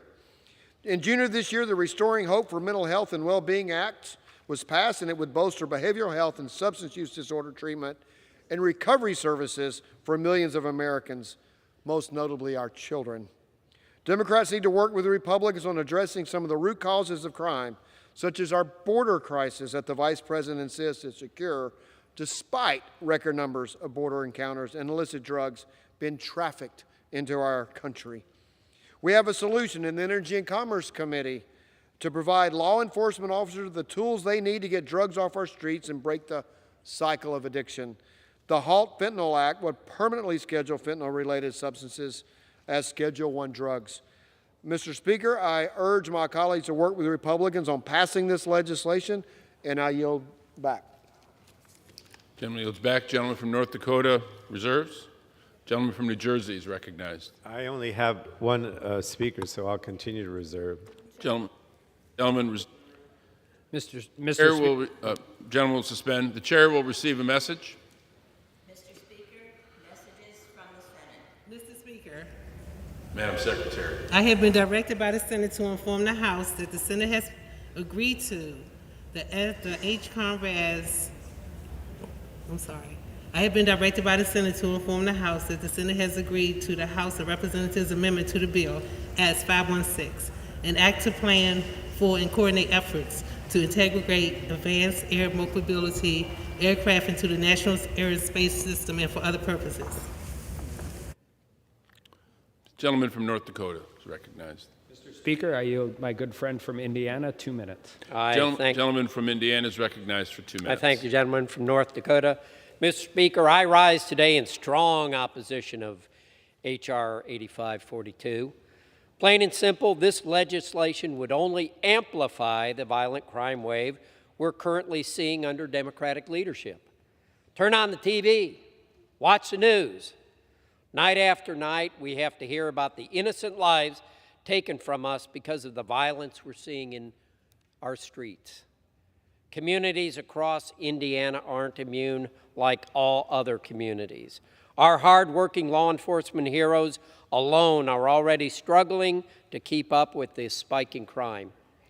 This legislation does absolutely nothing to help. In fact, it'll make the situation worse, making good on Democrats' promise to dismantle and defund the police. These aren't policing bills. This is a way for the Democrats to just check a box in this election year.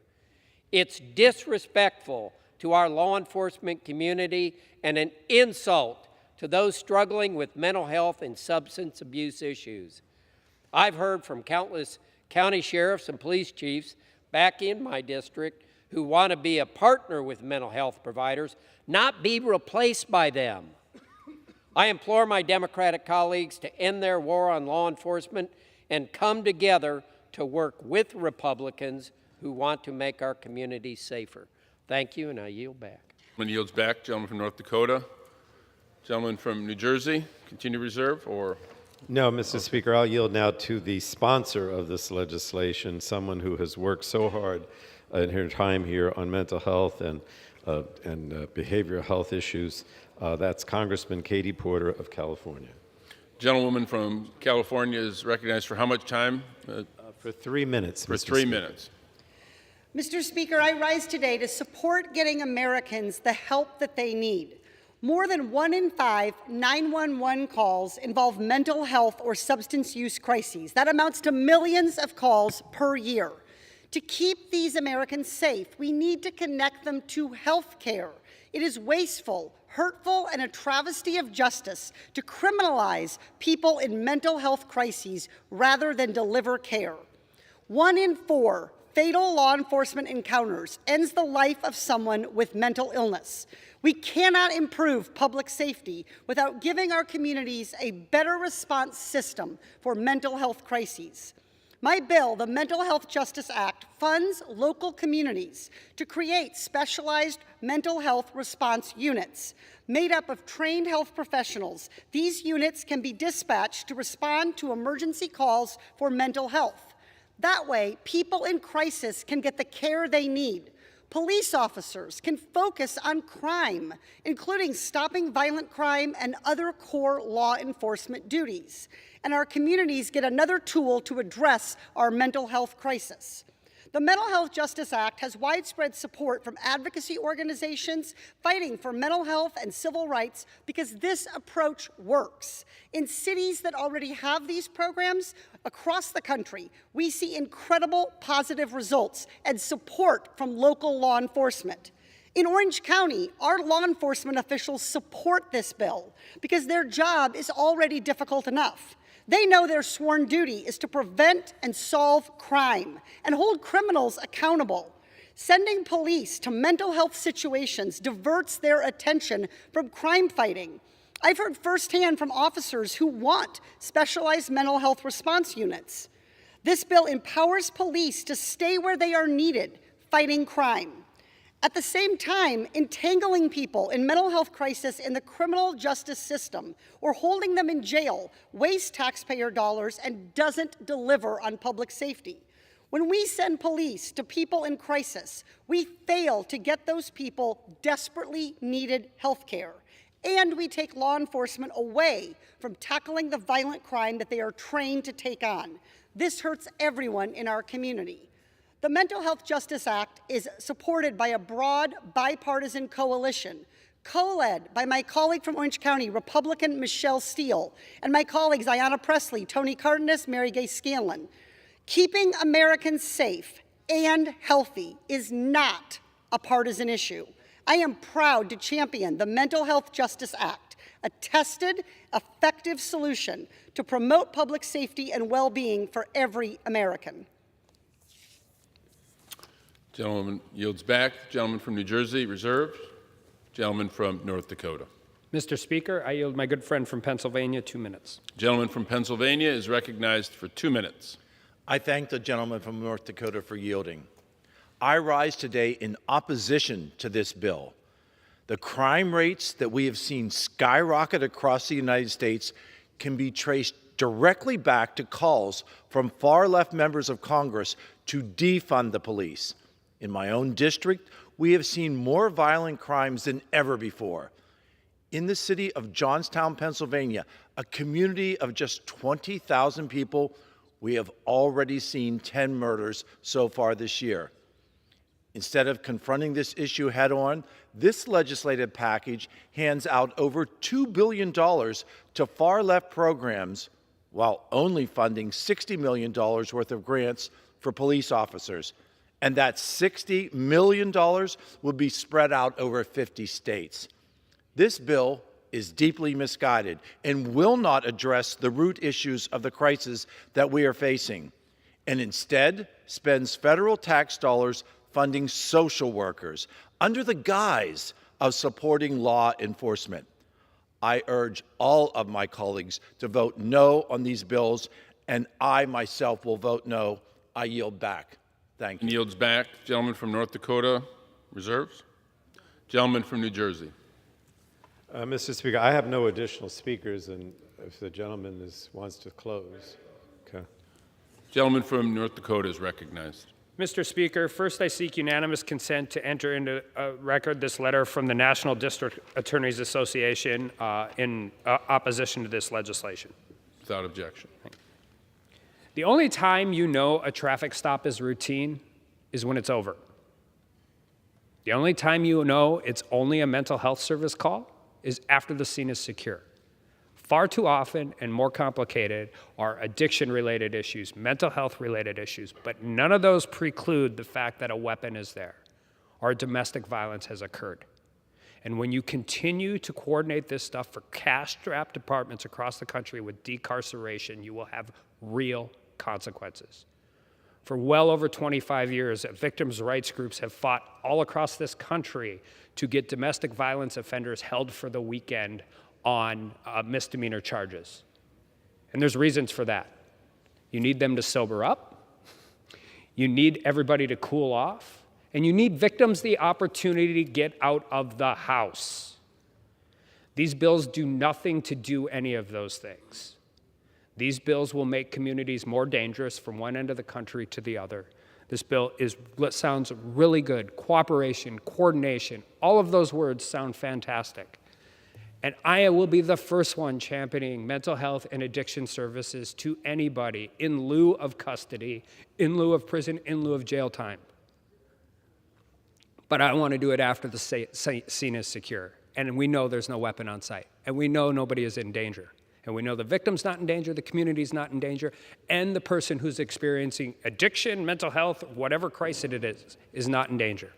This bill doesn't do that. This bill does the opposite of that. And we should reject it and get back to work on the hard work of passing reasonable, real, strong criminal justice reform. I urge my colleagues to oppose this bill, and I yield back. Gentleman from North Dakota yields back. Gentleman from New Jersey is recognized. Thank you, Mr. Speaker. I yield myself the remaining time. Gentleman's recognized. I just want to commend Congresswoman Katie Porter for constantly coming up with innovative approaches to the mental health and the opioid crisis. I see this over and over again on her part. Look, the bottom line is local governments need support. These types of specialized mental health response units that she's put together as part of this bill and with grant funding, this isn't going to happen unless the federal government provides this kind of funding and authorization for these programs. I know locally in New Jersey, it will not happen unless we do something and provide these types of grants. And it does disturb me that the Republicans keep trying to politicize this, because I know that on our committee, and most of the speakers on the other side are on our committee, on the Energy and Commerce Committee, we've worked hard to come together in a bipartisan way to try to come up with innovative approaches to the behavioral health crisis. We did a bill that passed the House 404 to 20 just a few months ago that helps help for mental health and well-being. That has ways of trying to deal with this crisis. And I just think that Katie Porter should be commended for coming up with another creative and innovative approach of trying to deal with this. Every day we know that the crisis is there, and we have to, at a federal level, respond to it. And this bill will go very far, in my opinion, towards responding to that crisis. And with that, Mr. Speaker, I would urge everyone to support this bill on both sides of the aisle, and I yield back. Gentleman yields back. All time for debate has expired. Pursuant to House Resolution 1377, the previous question is ordered on the bill. The question is on engrossment and third reading of the bill. Those in favor say aye. Those opposed, no. The ayes have it. Third reading. A bill to amend the Public Health Service Act to authorize grants to states, Indian tribes, tribal organizations, urban Indian organizations, and political subdivisions thereof to hire, employ, train, and dispatch mental health professionals to respond in lieu of law enforcement officers in emergencies involving one or more persons with a mental illness or an intellectual or developmental disability, and for other purposes. The question is on passage of the bill. Those in favor say aye. Those opposed, no. The ayes have it. The bill is passed, and without objection, the motion to reconsider is laid. The gentleman. I request the yeas and nays. The yeas and nays are requested. Those favoring a vote by the yeas and nays will rise. A sufficient number having risen, the yeas and nays are ordered. Pursuant to Clause 8 of Rule 20, further proceedings on this question will be postponed. Now we switch out to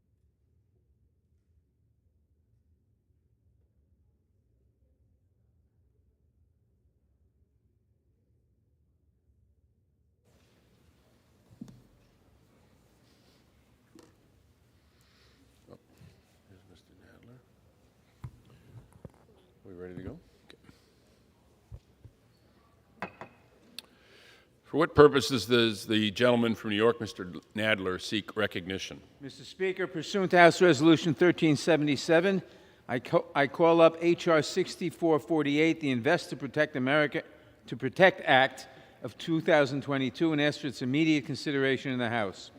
The clerk will report the title of the bill.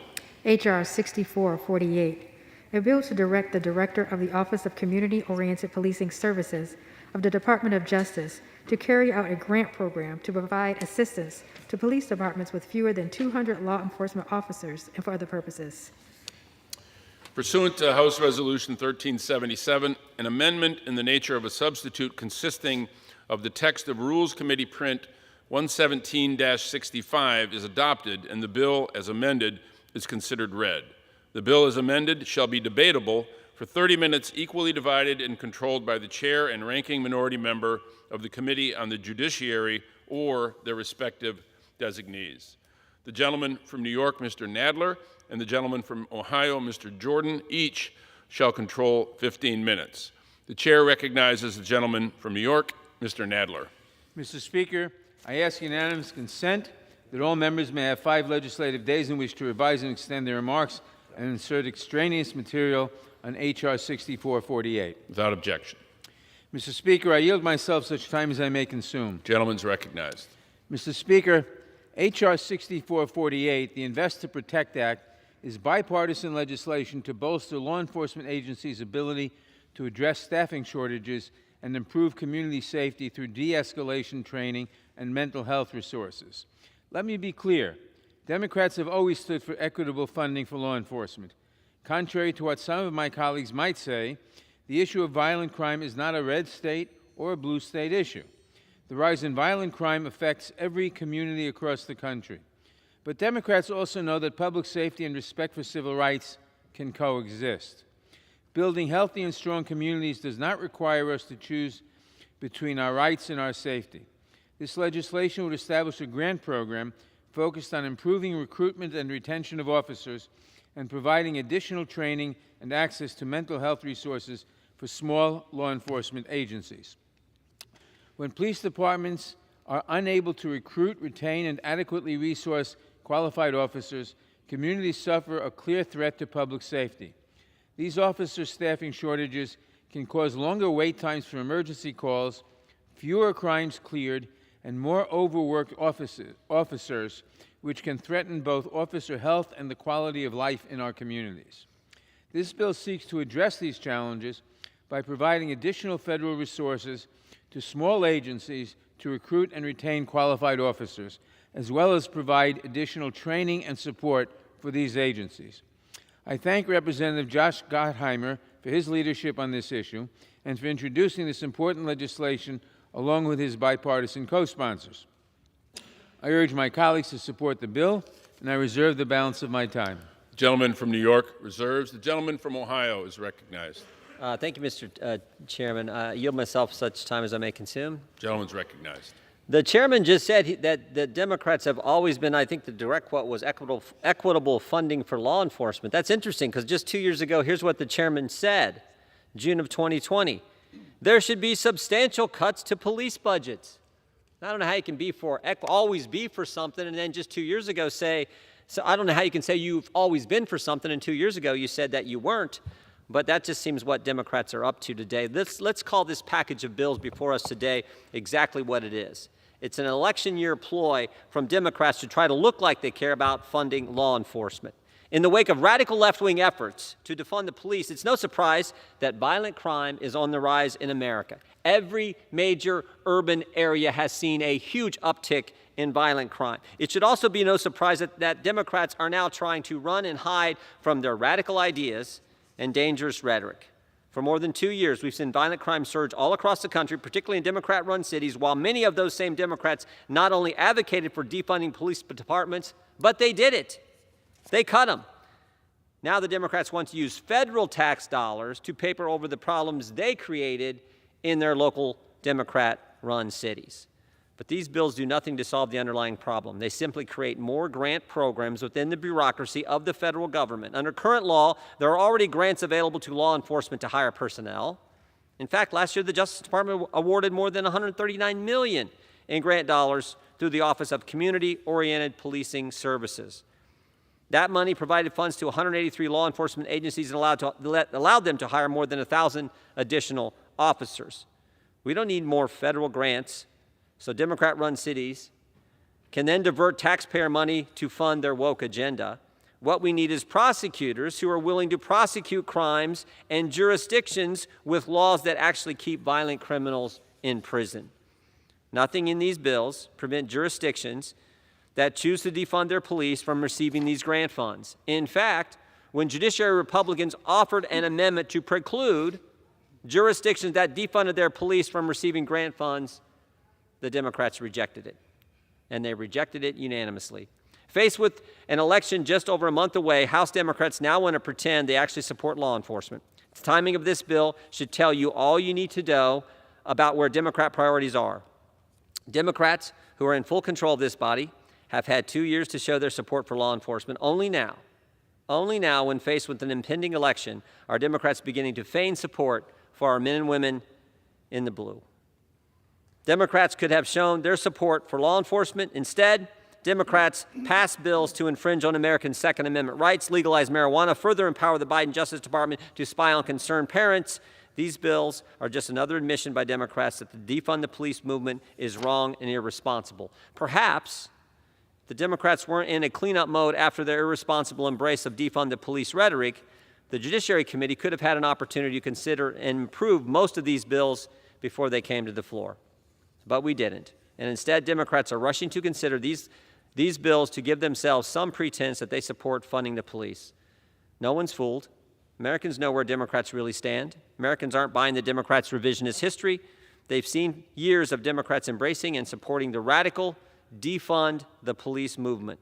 Americans know that the Democrats are the party of soaring crime and defunding the police. I urge opposition and reserve the balance of our time. Gentleman from Ohio reserves. Gentleman from New York. Mr. Speaker, I now yield 2 minutes to the distinguished gentleman from New Jersey, the sponsor of this bill, Mr. Gottheimer. Gentleman from New Jersey is recognized for 2 minutes. Mr. Speaker, I rise today in support of my bipartisan, bicameral legislation, the Invest to Protect Act, to invest in good policing, to fight crime, and to protect our families and officers. We must ensure that local police departments across our country have what they need to recruit and retain the finest officers, provide necessary training, and invest in providing mental health resources for our officers. Across our country, we have seen a rise in crime, and this is at a time when it's harder than ever to hire, recruit, and retain officers. In fact, last year, public records report a 44% increase in retirements and an 18% increase in resignations of law enforcement. It's clear if you want to make something better, you don't get there by cutting or defunding. You need to make smart, targeted investments. We must fund, not defund, law enforcement. That's why I introduced the bipartisan Invest to Protect Act, to make critical investments in local police departments and protect our communities. Work on Invest to Protect started more than a year ago through bipartisan police reform talks with Democrats and Republicans in the House and the Senate and the states, including with members of the Bipartisan Problem Solvers Caucus who've overwhelmingly endorsed this legislation. I helped craft the bipartisan Invest to Protect Act with Republican Congressman, former sheriff, and my friend, John Rutherford, and it was developed through conversations with both sides in both chambers and with a broad spectrum of stakeholders. And I again want to thank the sheriff for his work and leadership. I'm appreciative of the support and input from the National Association of Police Organizations, the Fraternal Order of Police, our Jersey law enforcement organizations and departments, including the Jersey State PBA and the Jersey State Fraternal Order of Police, and my Senate colleagues. This bill would not be where it is today without the support of the Congressional Black Caucus, Chairwoman Joyce Beatty, whose leadership and friendship has been critical. I also thank the Congressional Progressive Caucus for their constructive engagement, and Caucus Chairman Jeffries and Speaker Pelosi for their work as well. The Invest Protect Act will invest in small and mid-sized police departments with fewer than 125 sworn officers, which make up more than 96% of local departments. First, it will invest in officer safety, de-escalation, domestic violence response training, and it will offset overtime pay for officers who are training. Second, it will provide grants for departments to recruit new officers. It will also provide retention bonuses to help them keep their best officers on the job. Finally, I ask you, will they yield 30 more seconds? Will you yield 30 more seconds? 30 more seconds. Will you yield 30 more seconds? I'll yield the gentleman an extra minute. Thanks. Gentleman's recognized. Thank you. Finally, it will help departments provide mental health resources for their officers and include strong accountability measures. These are critical steps we must take. Going forward, I'll continue to fight for additional equipment and training our officers need to protect our communities. The bottom line, you can't cut or defund your way to safer communities and better police departments. It's about investing to protect. We must always get the backs of those who risk their lives every day to protect us. Again, I want to thank Sheriff Rutherford for his leadership, for law enforcement unions for working so hard on this legislation, and all of our colleagues on both sides of the aisle for putting country first and getting this legislation to the floor. Thank you, and I yield back the balance of my time. Gentleman yields back. The gentleman from New York reserves. Gentleman from Ohio is recognized. Thank you, Mr. Speaker. I yield 3 minutes to the gentleman, the sheriff from Florida. I thank the gentleman Gentleman's for yielding. recognized for 3 minutes. Mr. Speaker, I rise in support of this bill. You know, I was very fortunate during my 40-year law enforcement career to work for a large and growing law enforcement agency. We had the resources to go after federal grants to help keep our communities safe, to bring those federal dollars back home to protect my community. And I know that many agencies that I worked with did not have that benefit. And that's why on many of the projects that came from federal participation, we often partnered with much smaller agencies to help them out.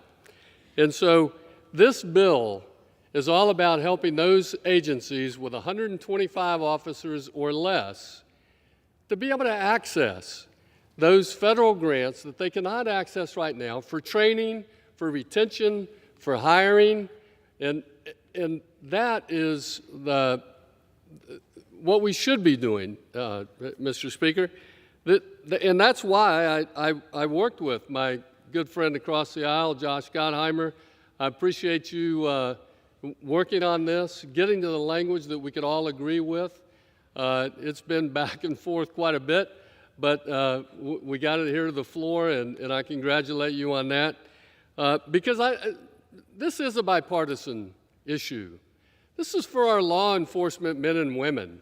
These are for those small agencies. We need to be able to help them out. And I can tell you the last 2.5 years has left law enforcement demoralized like never before. I've seen it. They need this assistance as they have officers that are leaving in droves. So I would encourage my colleagues on both sides of the aisle, come together and vote for this bill which is going to help small law enforcement agencies join with the National Fraternal Order of Police, who supports this bill, and other law enforcement organizations. NAPO is another. So I would encourage you to vote yes on this bill. I believe these small law enforcement agencies absolutely need our assistance. And with that, I yield back. Gentleman yields back. Gentleman from Ohio reserves. Gentleman from New York is recognized. Mr. Speaker, I now yield 1 minute to the distinguished gentlelady from Texas, a member of the Judiciary Committee, Ms. Jackson Lee. For how much time? 1 minute. Gentlewoman from Texas is recognized for 1 minute. I think it should be known that this is, in fact, this bill, H.R. 6448, the PROTECT Act of 2022, is a bipartisan legislation that would bolster small law enforcement agencies' ability to address staffing shortages and improve community safety through de-escalation training and other resources. It was Democrats who spent 2 years negotiating and working with law enforcement to introduce and pass the comprehensive George Floyd Justice and Policing Act, which recognized the necessity of balancing the needs and safety of community in which law enforcement interests engage. I worked on that. That is why I tried to make this bill better by adding 3 additional purposes for grant funding, which include lethal issues dealing with use of lethal force, excessive force, and duty of care. I am glad that they were added, and grantees who choose these activities will be required to do this under this particular provision. We can do this together, and let it be very clear. This is not a last-ditch effort by Democrats to distance ourselves from efforts to defund the police. Grant the gentlelady an additional 30 seconds. The gentlewoman's recognized for an additional 30 seconds. Democrats have always been supportive of law enforcement, along with our civil rights friends. And we have put in firewalls to insist that we work together with law enforcement, large and small entities, and that we work on behalf of justice for our constituents and for providing wellness to our police officers, providing intervention of violence, and as well to ensure that we assist in cases that are backlogged. Democrats have been at the forefront. I'm very glad to say that we don't ask to defund the FBI. We ask to be supportive of our community. I yield back. Gentleman's time has expired. The gentleman from New York reserves. The gentleman from Ohio is recognized. Thank you, Mr. Speaker. I just want to be clear. The Democrats want to go from cops to community organizers, and they want the American taxpayer to pay for it. That's what they want to do in Democrat-run cities. Read the bill. The bill talks about a stipend to be used for graduate education or social work. That's what the bill's for. This is not about putting cops on the street. It's about transferring wealth from the people who funded their police, communities around the country who funded their police, giving it to cities, American tax dollars to cities who didn't fund their police, so they can use it for community organizers. That's what this bill's about. That's why we're against it. I yield 3 minutes to the gentleman from Texas. Gentleman from Texas is recognized for 3 minutes. Thank you, Mr. Speaker, and my friend from Ohio. I associate myself with his sentiments and might even take an even stronger and more critical opposition to these so-called law enforcement bills. And I certainly don't want to impugn the motive of every colleague on the other side of the aisle, but here are my strong views, and this is my position on behalf of West Texas. Since the riots of 2020, I've been warning my Democrat colleagues, we get what we tolerate. After 2 years of Democrats amplifying defund the police rhetoric, failing to hold criminals accountable, and refusing to condemn the lawlessness that's running rampant in our cities across the country, crime is absolutely out of control. Last year, a record number of police officers were killed. 73 American heroes lost their lives. And law enforcement has experienced a staggering 115% increase in ambush-style attacks. Further evidence of the left's war on law enforcement, police have seen a 45% increase in retirements, 20% increase in resignations, leaving the most vulnerable Americans even more susceptible to being victimized by criminals. Now, the party of defund the police wants to push through some face-saving bills just ahead of the election in November. Call me cynical, but that's unbelievable, Mr. Speaker.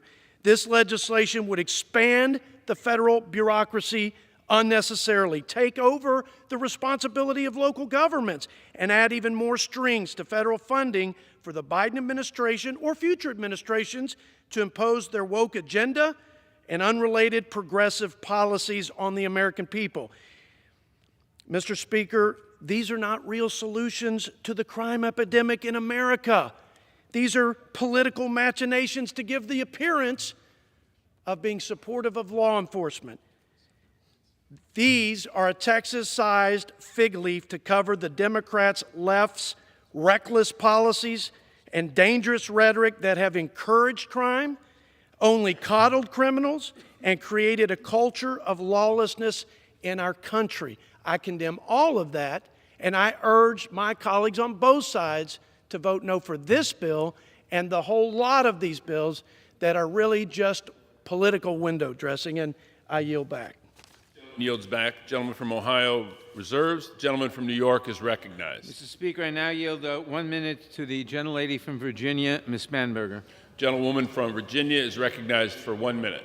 Mr. Speaker, in follow-up to my colleague from Texas's comment, I would also say that we get what we pay for, which is why I rise to support the bipartisan Invest to Protect Act, which is legislation I was proud to co-sponsor. This legislation follows our prior increases to fundings to the community-oriented policing program through the appropriations process. The Invest to Protect Act would help get the job done of ensuring that police departments, particularly those like I represent in smaller and rural communities, have the ability to recruit and retain officers. This legislation invests in officer safety. It invests in domestic violence response training. It invests in funding the police departments like those I represent. Throughout Virginia's 7th District, I hear directly from local police departments about the need for stronger investments in training, equipment, recruitment, and retention. And as a former law enforcement officer, I greatly admire and am thankful for the dedication of men and women who work every day to keep our communities Gentlewoman's safe. time. Additional 30 seconds. Gentlewoman's recognized for an additional 30 seconds. I want to thank my colleague, Congressman Gottheimer, Congressman Rutherford, for their leadership on this legislation. I'd like to thank CBC Chair Beatty for her partnership on these important issues of public safety and public trust. And I appreciate that this bill has the endorsement of the Fraternal Order of Police and the National Association of Police Officers. This is smart investment, smart policy, and at this moment, we should have the common commitment to keeping America's communities safe. Mr. Speaker, I yield back. Gentlewoman yields back. Gentleman from New York. Gentleman from New York reserves. Gentleman from Ohio. Yeah, Mr. Speaker, we reserve. Gentleman reserves. Gentleman from New York. Who do we have? I reserve. Gentleman reserves. Prepared to close? Okay. Okay. You want to go on this one or the next one? You want to go on this? Gentleman from Ohio. Would yield as much time as the gentleman from Wisconsin would use. Gentleman from Wisconsin is recognized. Thank you, Mr. Speaker. I rise today in opposition to H.R. 86-448, the so-called Invest to Protect Act. All the bills that my colleagues on the other side of the aisle rushed to the floor today are nothing more than kind of last-minute political items, obviously a few weeks out from Election Day.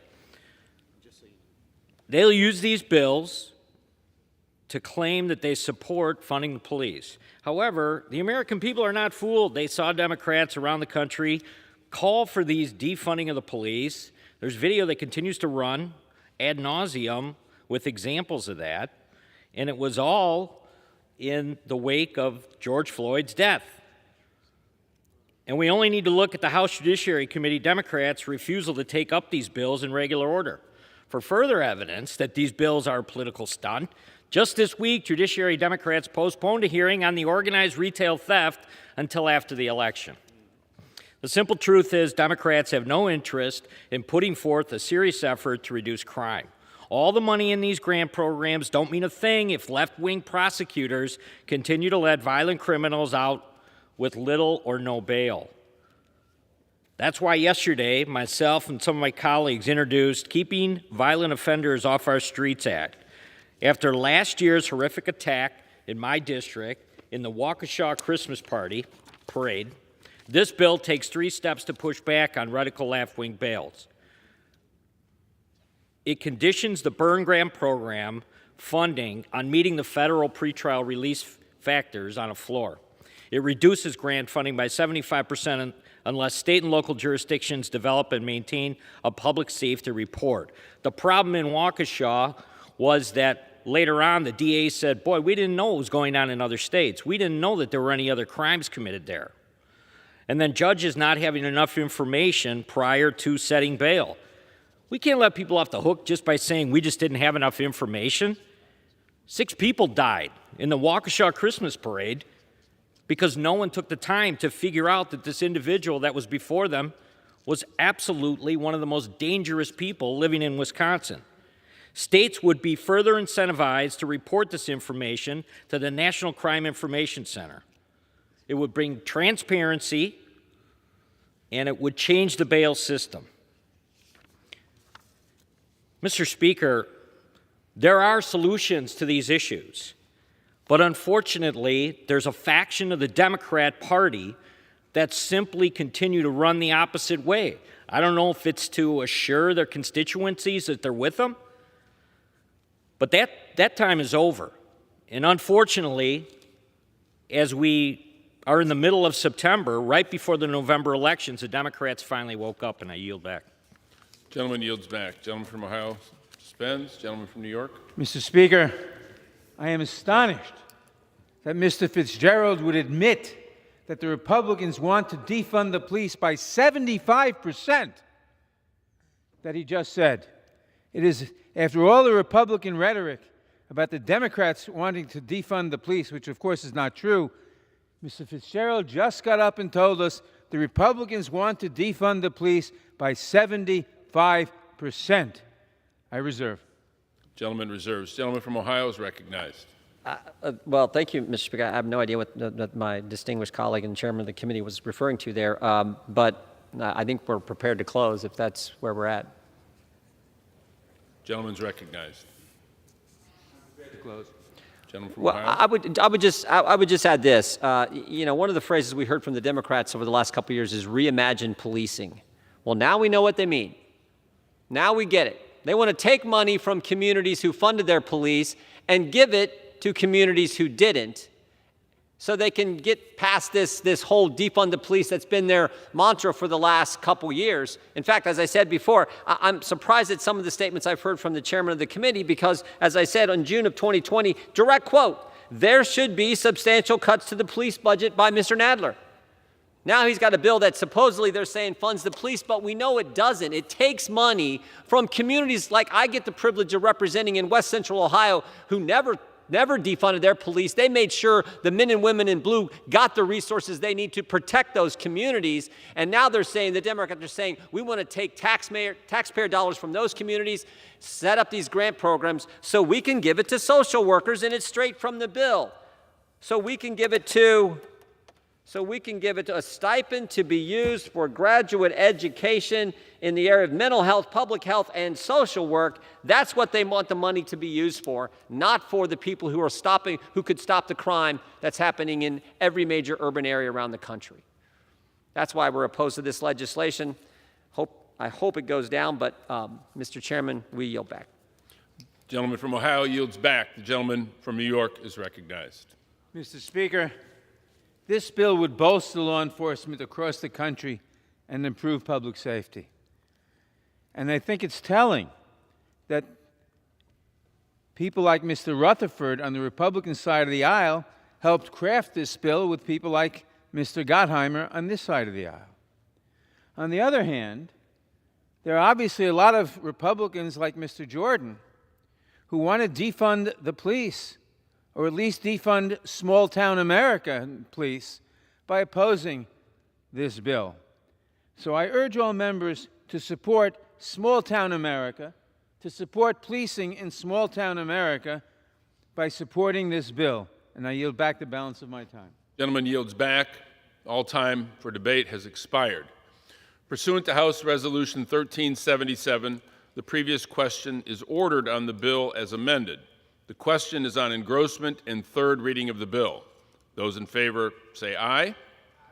Those opposed, no. The ayes have it. Third reading. A bill to direct the Director of the Office of Community-Oriented Policing Services of the Department of Justice to carry out a grant program to provide assistance to police departments with fewer than 200 law enforcement officers and for other purposes. The question is on passage of the bill. Those in favor say aye. Those opposed, no. The ayes have it. The bill is passed, and without objection, the motion to reconsider. Gentleman from Ohio. Ask for yeas and nays. The yeas and nays are requested. Those favoring a vote by the yeas and nays will rise. A sufficient number having risen, the yeas and nays are ordered. Pursuant to Clause 8 of Rule 20, further proceedings on this question will be postponed.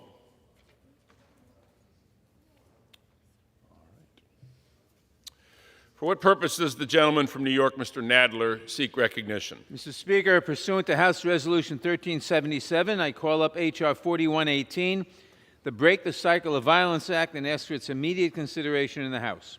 The clerk will report the title of the bill.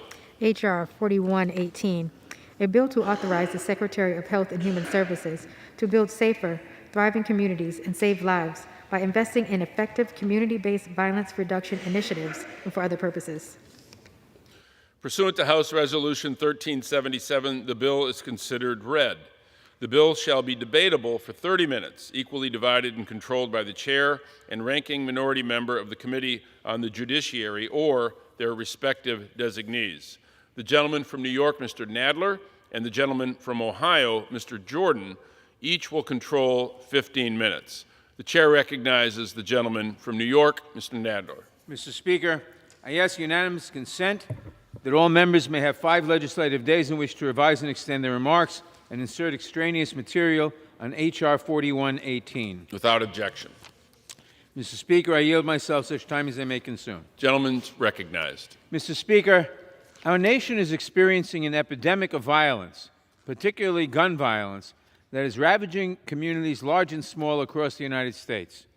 And research shows that violence begets more violence. It's a vicious cycle.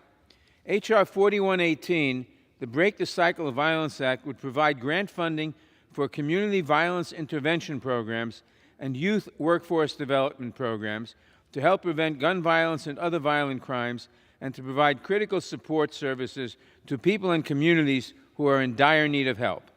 In addition to saving countless lives, it would also save billions of dollars. It is estimated that gun violence costs this nation a staggering $280 billion every single year. This legislation would help establish evidence-based community violence intervention, or CVI programs, staffed by specialists with ties to their communities. These programs connect people at risk of committing violence and those at risk of being victimized by violence with intensive counseling and support services. And because we know that access to job training, apprenticeship, and other workforce development programs are effective tools in reducing community violence, the bill would also support workforce development programs for youth in communities that are disproportionately impacted by violence. Experience tells us that these programs work, reducing rates of homicide and other gun violence by as much as 50%. We must invest in these remarkably effective programs so that we can finally break the cycle of violence which has shattered so many communities. I thank Representative Steve Horsford for introducing this important legislation. I urge my colleagues to join me in support of this bill, and I reserve the balance of my time. The gentleman from New York reserves. Gentleman from Ohio is recognized. Thank you, Mr. Speaker. I would yield to my friend and colleague from the great state of Florida, member of the Judiciary Committee, as much time as he may consume. Gentleman from Florida is recognized. It is head-spinning that House Democrats either want to defund the police, as Judiciary Member Cori Bush does, or they want to federalize the police, as Judiciary Chairman Jerry Nadler does, and I'm against both. Here's why. In my community, the voters in one of the reddest counties in Florida voted to raise their own taxes to fund school resource officers. Protecting our schools was that important, and we understood that that was the responsibility of our community. And now, as places like Detroit, Chicago, almost every major metropolitan area in California defund their police as some virtue signal, as some way to sacrifice the safety of their constituents on the altar of wokeism, now they want my Florida constituents to subsidize the bad decisions that they make at the state and local level. Both constitutionally and practically, the police power is not a power of the federal government. It is a power of our state and local governments. And when we excessively entangle ourselves in that, we do to law enforcement what we shamefully did to education. In our schools all across this land, there was innovation, creativity, school projects, different ways to learn. And then the Republicans and Democrats joined with President Bush in passing the No Child Left Behind Act, and we got Common Core and this theory that we had to have every kid on the same page of the same book on the same day, and we lost what was so special about it. We don't want to do that now to law enforcement, but you see this entire package of legislation today is intended to do just that. They don't want to fund the police. They want to addict the police to the federal dollar. And that comes with a more efficient way to ensure centralized decision-making, not the localized decision-making that our Constitution promises and that it has offered great promise to this country for generations. So do not buy this theory that this legislation is intended to help law enforcement. The best thing we could do for law enforcement is get out of their way, have their back, and call out the politicians like those in Congress who keep trying to defund the police and devalue the commitment they make to our communities. I yield back. Gentleman yields back. Gentleman from Ohio reserves. Gentleman from New Speaker, York. I didn't know that the federal government funding police was against the Republican Party position. Mr. Speaker, I now yield 2 minutes to the sponsor of this legislation, the distinguished gentleman from Nevada, Mr. Horsford. The gentleman from Nevada is recognized for 2 minutes. Mr. Speaker, today we have the opportunity to pass landmark legislation to make our communities across America safe, to reduce crime and save lives. I'm elated that the legislation I authored, the Break the Cycle of Violence Act, is receiving a floor vote today and will pass. I want to give special thanks to my colleagues, Representatives Robin Kelly, Lucy McBath, Lisa Blunt-Rochester, and Joe Neguse, for working around the clock with me on this legislation, and Chairwoman Beatty for her strong leadership. Crime and violence don't happen in a vacuum. It happens when people lose hope and don't see opportunity in their lives or readily available in their communities. For decades, politicians in this chamber have stoked fear about urban crime to divide us while refusing to invest in real solutions. Well, let me be clear. My father was shot and killed when I was a teenager. So this is not about politics for me. It's personal. That's why we have to focus on preventing crime before it ever starts. And that's what Break the Cycle of Violence will do. It invests $5 billion in funding for anti-violence programs and $1.5 billion to provide workforce training and job opportunities for youth ages 16 to 24. This money will invest in proven community-based violence intervention programs to build safer communities. This is about saving lives and preventing crime, and our constituents are counting on us to get it done. So I stand here today as I prepare to cast a vote in favor of the Break the Cycle of Violence Act, historic legislation that would reduce crime and save lives, so that so many people in our community don't have to experience the pain that I have. Every day, 110 Americans are killed with guns, and over 200 are shot and wounded. Today, gun violence remains the leading cause of premature death for black men, as well. Gentleman's time has expired. Gentleman, an additional 30 seconds. Gentleman's recognized for 30 seconds. Thank you. Today, gun violence remains the leading cause of premature death for black men, as well as the #2 cause of premature death for Latino men and black women. So I'm casting my vote for my father, for my constituent, Sean Jerion Coleman, a youth leader in Las Vegas, and so many other Americans throughout this country. I want to thank Greg Jackson at Community Justice Action Fund, Pastor Troy Martinez in Las Vegas, Erica Ford, Giffords, the George Courage to Fight Gun Violence, and so many other groups from Everytown, Brady, United, Moms Demand. Let's pass H.R. 4118 and break the cycle of violence. This is about supporting and funding the communities that need law enforcement. Ohio. I yield back. Gentleman from Ohio is recognized. Thank you, Mr. Speaker. I yield 3 minutes to the gentleman from Minnesota, Mr. Stauber. Gentleman from Minnesota is recognized for 3 minutes. Mr. Speaker, I find myself pretty upset today. My colleagues on the other side of the aisle are trying to deceive the American people. Democrats are only bringing up these bills today because 46 days from a midterm election, they want the American people to suddenly and miraculously believe that they care about the crime crisis plaguing our nation. 219 Democrats voted to defund the police and take away resources from law enforcement, including qualified immunity. 219 Democrats voted for legislation that effectively destroyed the profession that I love so much. You can laugh, Mr. Chair. I wore the uniform of local law enforcement, and that smirk upsets me. Make no mistake, Democrats are the reason recruitment, retention, and morale of law enforcement officers is at an all-time low, and crime is at an all-time high. The timing of these bills is an insult to the law enforcement community and the American people. To my Democrat colleagues, where were you when the protesters came to my state of Minnesota and set up GoFundMe pages to raise money and bail out violent criminals who assaulted and beat innocent people? Where were you when a member of the California delegation came to Minnesota to stir up aggression and hatred towards my brothers and sisters in the blue and brown? Where were you when officers were being violently assaulted and killed each day across this country?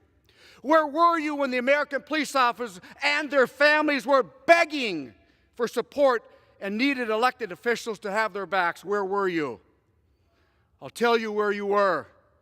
They were here in this chamber, pushing police departments to be defunded. They wanted to defund, dismantle, and disarm the police. Regardless of how I vote today, I have to tell you that I am furious that days before an election, and for political purposes only, these bills are being brought up by my colleagues. The American people have suffered enough. And at the end of the day, the American people and our law enforcement community do not appreciate being used as pawns for political gain. To the American people, I know the crime crisis you and your families are facing is very real. And I will not stop my work to reinvigorate the law enforcement profession, to hold lax prosecutors accountable, and to put violent criminals away. My time in uniform may be over, but my watch will never end. And I yield back. Gentleman yields back. Members are reminded to direct their comments to the chair. Gentleman from Ohio reserves. Gentleman from New York is recognized. Mr. Speaker, I now yield 1 minute to the distinguished gentlelady from Texas, a member of the Judiciary Committee, Ms. Jackson Lee. Gentleman from Texas is recognized for 1 minute.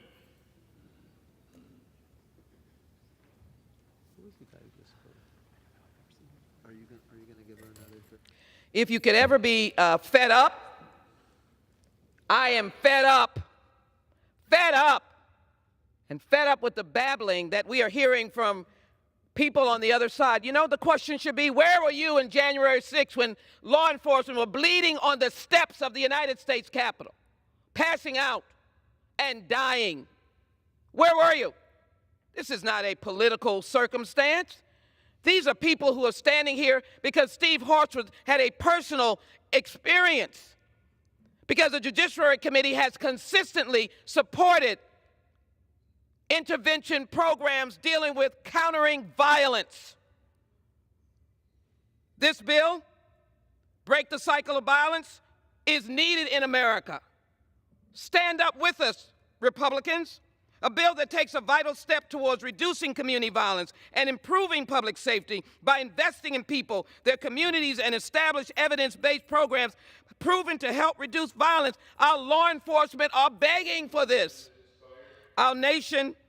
The gentlelady, additional 30 seconds. Gentlewoman's recognized for 30 seconds. Our nation has a crisis of violence, particularly gun violence, and it's tearing at our communities.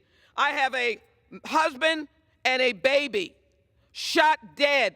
The mother calling, where's my husband and the baby? The baby's found dead. The cost of gun violence, $280 billion, $700 annually for every American, $488,000 for shootings, dealing with medical and criminal expenses. My brothers and sisters, where are we in standing for America and law enforcement and families and children? Support H.R. 4118 so that we can divert children away from violence. We can move toward opportunities. I don't know what you're saying. I'm fed up. Do something about it so that we can fight for justice in this country. Gentlewoman's time has expired. Who want to be safe in their communities. I yield back. Well, Mr. Speaker, I'd say if this bill was so important, we've had over 20 markups in the Judiciary Committee. Why didn't this bill come up? And we've had markups that last 2 days in one occasion. So I don't know why this bill didn't come up. We reserve the balance of our time. Gentleman reserves. Gentleman from New York. I reserve. Gentleman reserves. Gentleman from Ohio. This is about giving dollars to community organizers. I said it earlier, but this bill is most definitely at $5 billion goes to Health and Human Services, $1.5 billion goes to the Department of Labor, zero money goes to law enforcement. So the last bill, they could at least make that case somewhat. This bill, you can't. Doesn't give one penny to law enforcement, and in fact, the legislation explicitly says it can't go to police officers. It can't go to police departments. But what it does do is this: sets up an Office of Community Violence Intervention to administer programs and activities related to violence, sets up a Community Violence Intervention Advisory Committee, sets up a National Community Violence Response Center, 3 new bureaucracies in the Department of HHS. I mean, wow. So this is all about taking money, taking American tax dollars from communities who did fund their police and setting up 3 new bureaucracies, $5 billion for community organizers. Okay, if that's what you're for, vote for it. but I sure ain't, and I know the folks I represent, and I would guess most Americans aren't for that. We yield back. Gentleman from Ohio yields back. The gentleman from New York is recognized. Mr. Speaker, Mr. Jordan apparently isn't listening. This is a package of bills. The last bill, which he opposed, appropriated money for police. This bill complements it by appropriating money for anti-violence intervention. And I'm prepared to close. The gentleman has the only time remaining. Mr. Speaker, our communities have seen enough violence and bloodshed. The Break the Cycle of Violence Act gives us the opportunity to prevent violence before it starts and to provide critical support to our most impacted communities. I urge all my colleagues to join me in support of this crucial legislation, and I yield back the balance of my time. Gentleman yields back. All time for debate has expired. Pursuant to House Resolution 1377, the previous question is ordered on the bill. The question is on engrossment and third reading of the bill. Those in favor say aye. Those opposed, no. The ayes have it. Third reading. A bill to authorize the Secretary of Health and Human Services to build safer, thriving communities and save lives by investing in effective community-based violence reduction initiatives and for other purposes. The question is on passage of the bill. Those in favor say aye. Those opposed, no. The ayes have it. The bill is passed, and without objection, the gentleman from Ohio. We'd ask for the yeas and nays. Thank you, Mr. Speaker. The yeas and nays are requested. Those favoring a vote by the yeas and nays will rise. A sufficient number having risen, the yeas and nays are ordered. Pursuant to Clause 8 of Rule 20, further proceedings on this question will be postponed. For what purpose does the gentleman from New York, Mr. Nadler, seek recognition? Mr. Speaker, pursuant to House Resolution 1377, I call up H.R. 5768, the Victim Act of 2022, and ask for its immediate consideration in the House. The clerk will report the title of the bill. Union Calendar Number 345, H.R. 5768. A bill to direct the Attorney General to establish a grant program to establish, create, and administer the Violent Incident Clearance and Technology Investigative Method and for other purposes. Pursuant to House Resolution 1377, in lieu of the amendment in the nature of a substitute recommended by the Committee on the Judiciary printed in the bill, an amendment in the nature of a substitute consisting of the text of Rules Committee Print 117-62, modified by the amendment printed in House Report 117-483, is adopted, and the bill as amended is considered read. The bill as amended shall be debatable for 30 minutes, equally divided and controlled by the chair and ranking minority member of the Committee on the Judiciary or their respective designees. The gentleman from New York, Mr. Nadler, and the gentleman from Ohio, Mr. Jordan, each will control 15 minutes. The chair recognizes the gentleman from New York, Mr. Nadler. Mr. Speaker, I ask unanimous consent that all members may have 5 legislative days in which to revise and extend their remarks and insert extraneous material on H.R. 5768. Without objection. Mr. Speaker, I yield myself such time as I may consume. The gentleman's recognized. Mr. Speaker, H.R. 5768, the Victim Act of 2022, is bipartisan legislation that would help law enforcement improve clearance rates for homicides, rapes, sexual assaults, kidnappings, and non-fatal shootings. As communities continue to face increased gun violence and violent crime, this bill is a vital step towards improving public safety. Again, let me be clear. Democrats have always stood for equitable funding for law enforcement. In fact, Democratic-led cities and states have consistently funded law enforcement at much higher per capita rates than Republican-led cities, while also recognizing the need for law enforcement accountability and improving public trust. To address the challenges our law enforcement agencies are facing, this bill would provide funding and support for agencies to hire and train detectives and investigators to improve case clearance rates. Low clearance rates not only prevent victims from accessing justice, but they also damage the public's trust in law enforcement. By investing in the personnel and technology needed to solve cases of homicide and other serious crimes, agencies can help build public confidence and improve community safety.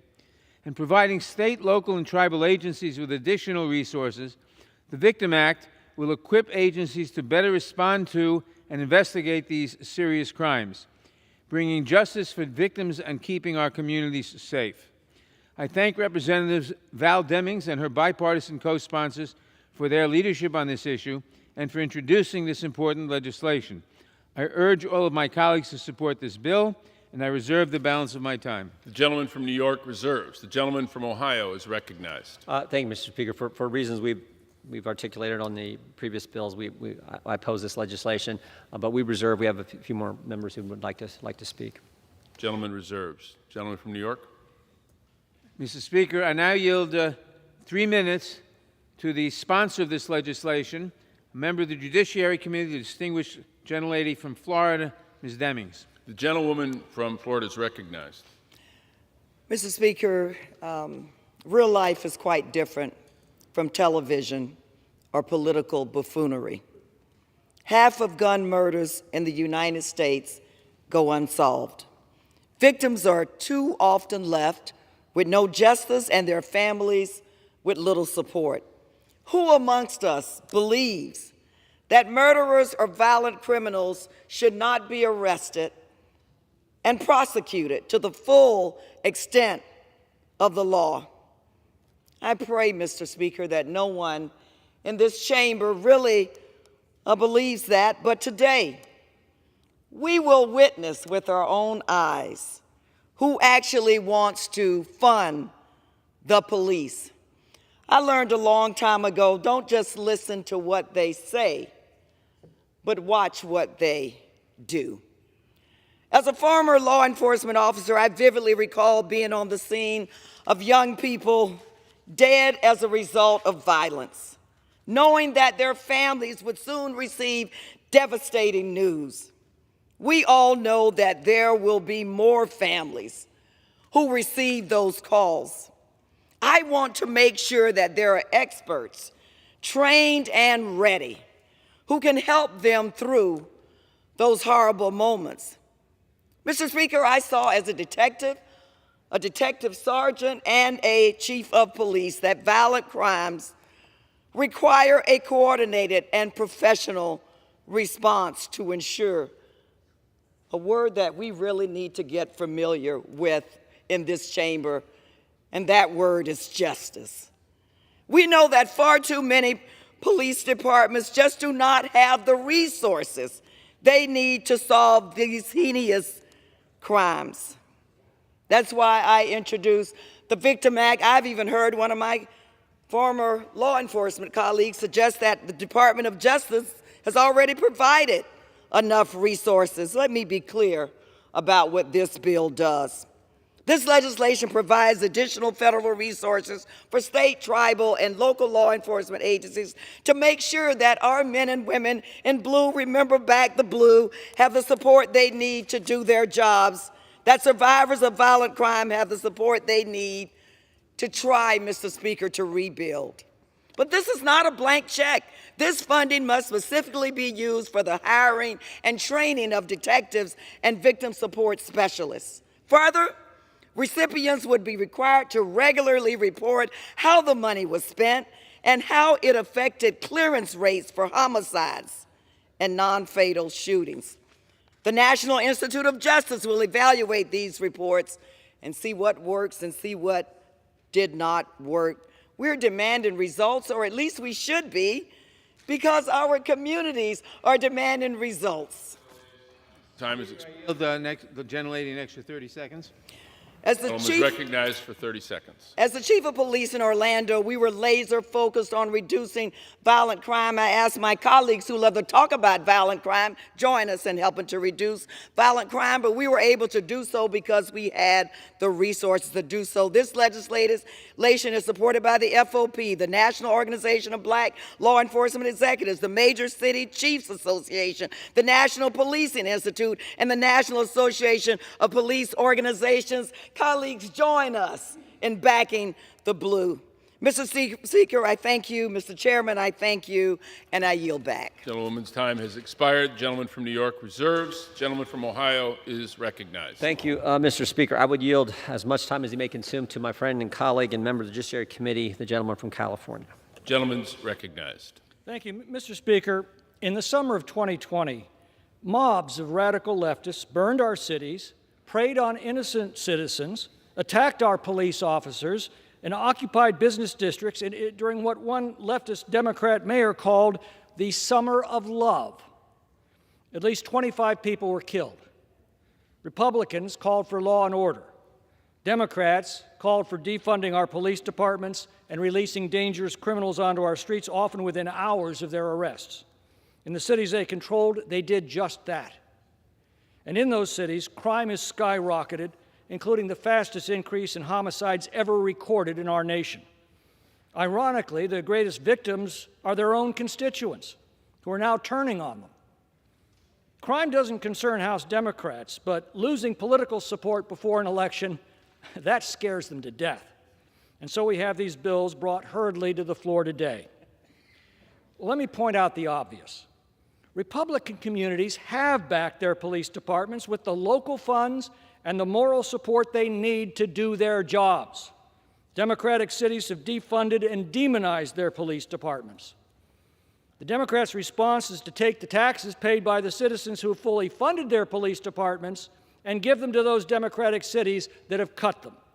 And still, virtually none of the money they propose to spend is for actual law enforcement. It's rather for intervention, de-escalation training, public health and social work training, all administered by the increasingly corrupt and politicized Department of Justice. We've watched the Democrats utterly destroy the cities that they have dominated for decades. Do we really want to let them do the same thing to our country? Americans need to ask themselves how much farther down this dismal road they're willing to go. We can restore safety to all of our communities the moment we summon the political will to do so. I yield back. Gentleman yields back. Gentleman from Ohio reserves. Gentleman from New York is recognized. Speaker, I now yield 1 minute to the distinguished gentlelady from Texas, a member of the Judiciary Committee, Ms. Jackson Lee. Gentleman from Texas is recognized for 1 minute. This is a Victims Act. So many of us have worked with our law enforcement and victims. The Victim Act that would provide $100 million annually in grant funding to law enforcement agencies and prosecuting officers to bolster their ability to investigate and clear cases of homicide, rape, sexual assault, kidnapping, and non-fatal shootings, all family members that are left wondering and in pain. This Victims Act, as someone who has always worked with victims to ensure that they are not left empty. Homicide clearance rates in particular have dropped consistently since the 1960s, leaving many unsolved cases and many victims and their families still searching. I want my colleagues to have a heart. They're still searching for justice. And this legislation by Congresswoman Demings addresses the challenges our law enforcement agencies are facing in solving homicides and other violent crime in red states and blue states. This critical funding would help agencies improve their clearance rates through various means. It helps retain detectives. It helps in training personnel. And it provides... Speaker, I yield the gentlelady an extra 30 seconds. Gentlewoman is recognized for 30 seconds. It provides for low clearance rates, which disproportionately affects victims and families of victims of marginalized communities. Not only do they prevent victims from accessing justice, but they also damage the public's trust. I've given money to help victims, and victims say, you know what? We're left alone. We're victims or we're families.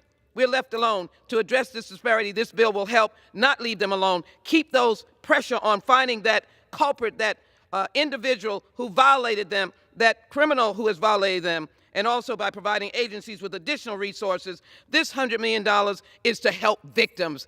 Is there anybody on the floor that wants to join in a bipartisan manner to help victims, to work with law enforcement who are on the job, who are saying we need help because victims need help, and we certainly need to solve the crimes for these families who are longing to understand about their loved ones who've been raped, assaulted, and those who've lost their life. I remind you of the father and the baby in my community who were found dead. Their mother and wife needs help. I yield back. Support the Victims Act. Gentlewoman's time has expired. Gentleman from New York reserves. Gentleman from Ohio. Reserve. Gentleman reserves. Gentleman from New York. I reserve. Prepared to close. Gentleman reserves. Is prepared to close. Gentleman from Ohio. Mr. Speaker. Barry, you want time? Oh, it's up to you. All right, I yield a minute to the gentleman, 2 minutes to the gentleman from Alabama. Gentleman from Alabama is recognized for 2 minutes. I want to thank my distinguished colleague from Ohio. Mr. Speaker, you know, as I'm a freshman, and the whole time I've been here, I've been talking about crime and the rise in crime and how the Republican Party has supported the police. And, you know, we down south, we use a lot of common sense sometimes to solve issues. And the biggest issue we have right now in the country is the border. And so what happens is as that the drugs and the human trafficking falls through and goes to these cities, that's why we're seeing a rise in fentanyl. And one of the things I've observed is they backpack this heroin and cocaine and fentanyl to pay their passage to the drug cartel. And so now the Democrats are panicked as we have an open border. We also have a rise in crime. And it's just curious to me that now all of a sudden we want to address these issues. If you just look at the record across the country, we seem in Republican cities to manage crime so much better. So I don't think that more money is always a solution. Very often it's more management and local control. And so I'd encourage a no on this, and I'm honored to speak on this. And thank you, Mr. Chairman. I appreciate it. Gentleman yields back. Gentleman from Ohio. I oppose the legislation and would yield back the balance of our time. Gentleman yields back. Gentleman from New York. Mr. Speaker, the Victim Act is bipartisan legislation that would increase public safety and improve law enforcement practices. The rise in violent crime affects every community across the country, not just Democratic communities. But we also know that public safety and respect for civil rights can coexist. Building healthy and strong communities does not require us to choose between our rights and our safety. I thank the gentlewoman from Florida, Ms. Demings, for introducing this important legislation, which is supported by a wide range of law enforcement associations. I urge all members to support it, and I yield back the balance of my time. All time for debate has expired. Pursuant to House Resolution 1377, the previous question is ordered on the bill as amended. The question is on engrossment and third reading of the bill. Those in favor say aye. Aye. Those opposed, no. The ayes have it. Third reading. To direct the Attorney General to establish a grant program to establish, create, and administer the Violent Incident Clearance and Technology Investigative Method and for other purposes. The question is on passage of the bill. Those in favor say aye. Those opposed, no. The ayes have it. The bill is passed and without objection. Gentleman from Ohio. Thank you, Mr. Speaker. We'd ask for yeas and nays. The yeas and nays are requested. Those favoring a vote by yeas and nays will rise. A sufficient number having risen, the yeas and nays are ordered. Pursuant to Clause 8 of Rule 20, further proceedings on this question will be postponed. Proceedings will resume on questions previously postponed. Votes will be taken in the following order. Passage of H.R. 6448, H.R. 8542, H.R. 4118, and H.R. 5768. The first electronic vote will be conducted as a 15-minute vote pursuant to Clause 9 of Rule 20. Remaining electronic votes will be conducted as 5-minute votes. Pursuant to Clause 8 of Rule 20, the unfinished business is the vote on passage of H.R. 6448, on which the yeas and nays are ordered. The clerk will report the title of the bill. H.R. 6448, a bill to direct the Director of the Office of Community-Oriented Policing Services of the Department of Justice to carry out a grant program to provide assistance to police departments with fewer than 200 law enforcement officers and for other purposes. The question is on passage of the bill. Members will record their votes by electronic device. This is a 15-minute vote.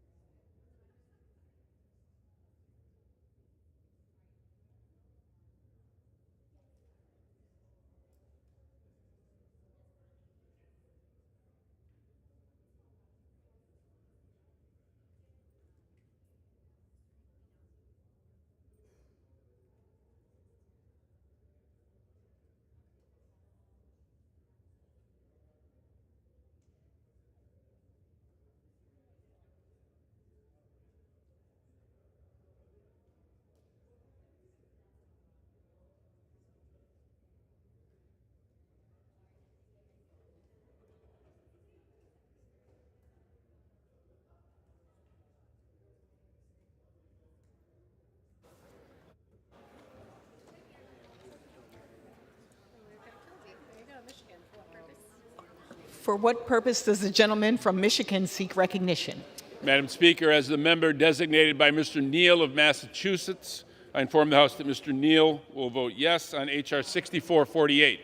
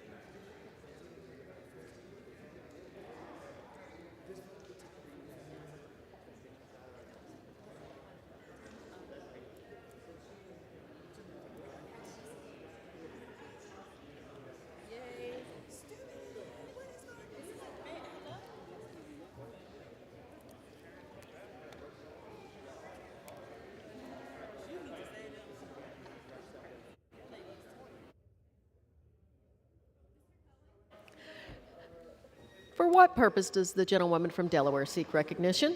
Madam Speaker, as the member designated by Ms. DeGette of Colorado, I inform the House that Ms. DeGette will vote yes on H.R. 6448. For what purpose does the gentleman from New York seek recognition? As the member designated by Mr. Jacobs of New York, pursuant to House Resolution 8, I inform the House Mr. Jacobs will vote yes on passage of H.R. 6448.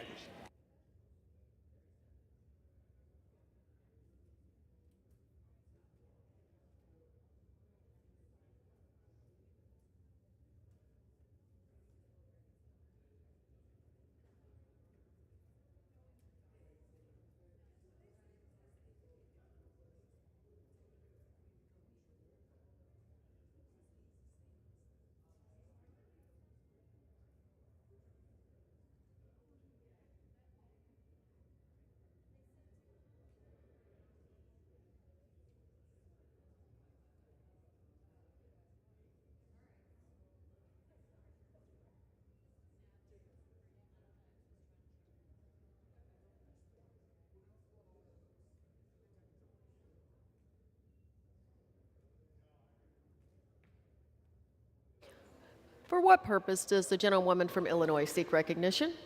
As the member designated by Mr. Quigley of Illinois, I inform the House that Mr. Quigley will vote yes on H.R. 6448.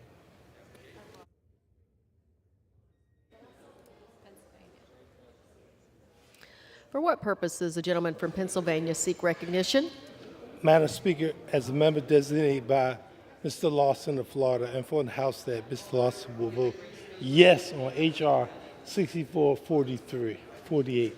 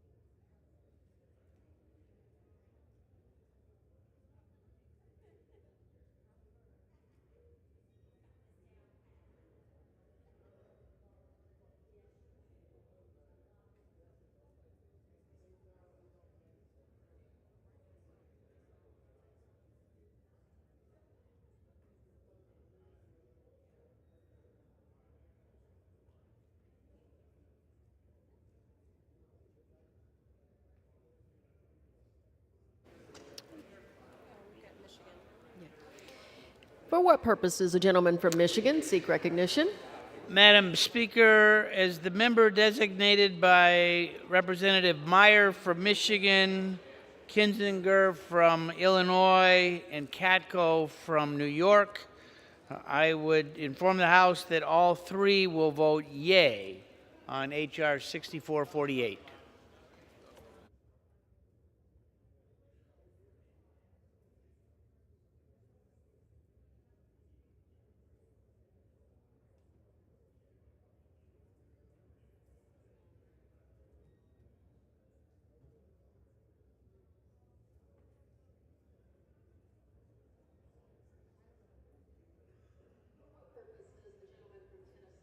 Recognition.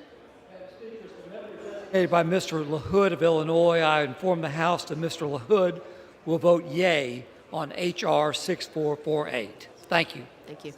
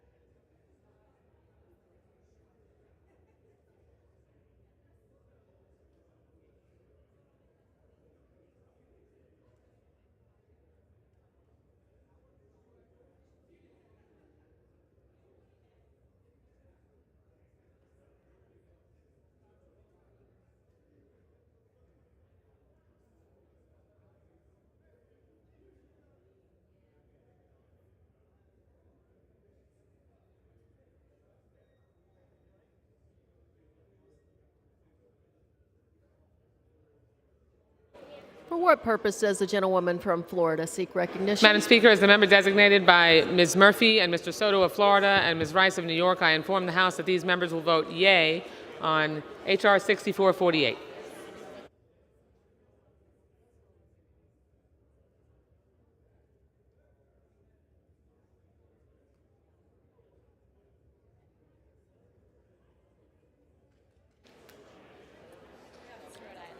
For what purpose does the gentleman from Rhode Island seek recognition?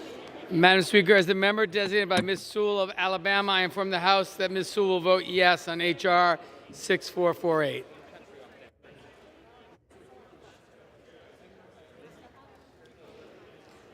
For what purpose does the gentlewoman from California seek recognition? Madam Speaker, as a member designated by Mr. Thompson, I inform the House that Mr. Thompson will vote yes on H.R. 6448.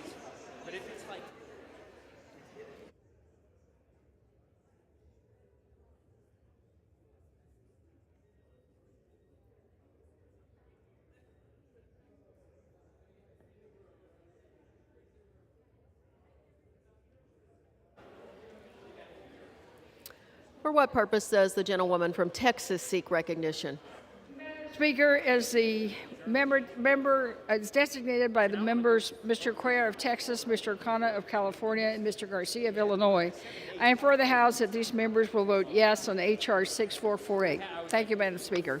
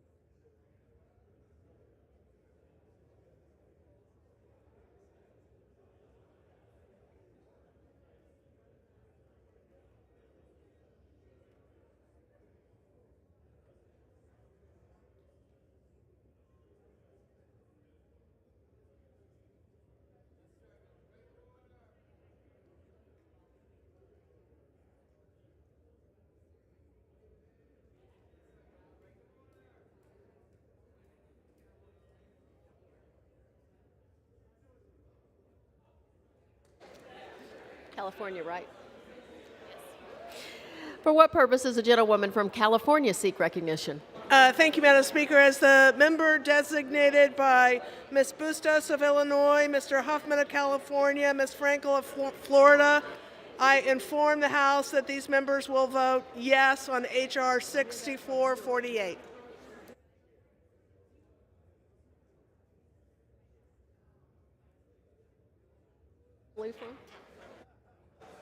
For what purpose does the gentleman from California seek recognition? Madam Speaker, as member designated by Congress members Napolitano, Vargas, Swalwell, Karen Bass, Tim Ryan, David Scott, Jim Keating, Tony Cardenas. I inform the House that these members will vote yes on H.R. 6448. And Speaker is member designated by Andy Levin. Inform the House that Mr. Levin will vote no on H.R. 6448. From Texas seek recognition. Madam Speaker, as a member designated by Ms. Granger, Mr. Crenshaw, Mr. Fallon, and Mr. Jackson, all of Texas, I inform the House that Ms. Granger, Mr. Crenshaw will vote yes, and Mr. Fallon, Mr. Jackson will vote no on H.R. 6448.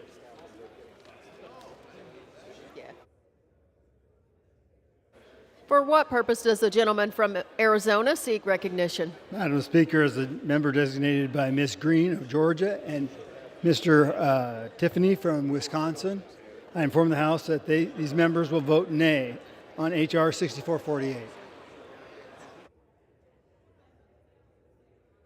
For what purpose does the gentleman from Pennsylvania seek recognition? As the member designated by Ms. Miller Meeks of Iowa and Mr. Reschenthaler and Mr. Thompson of Pennsylvania, I inform the House that Ms. Miller Meeks, Mr. Reschenthaler, and Mr. Thompson are going to vote yes on H.R. 6448.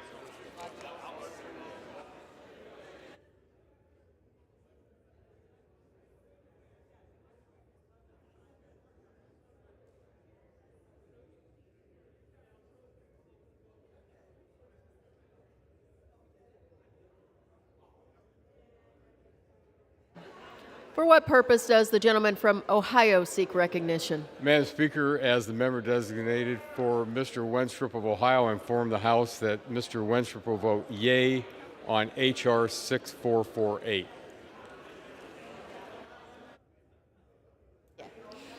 For what purpose does the gentleman from Illinois seek recognition? As the member designated by Mr. Bobby Rush of Illinois, I inform the House that Mr. Rush will vote yes on H.R. 6448. For what purpose does the gentleman from Indiana seek recognition? Madam Speaker, as the member designated by Mr. Gibbs of Ohio and Mr. Baird of Indiana, I inform the House that Mr. Gibbs and Mr. Baird will vote yea on H.R. 6448.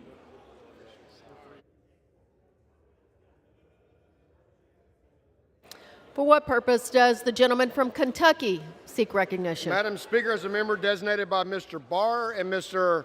Comer of Kentucky, I inform the House that Mr. Barr and Mr. Comer will both vote yea on 6448.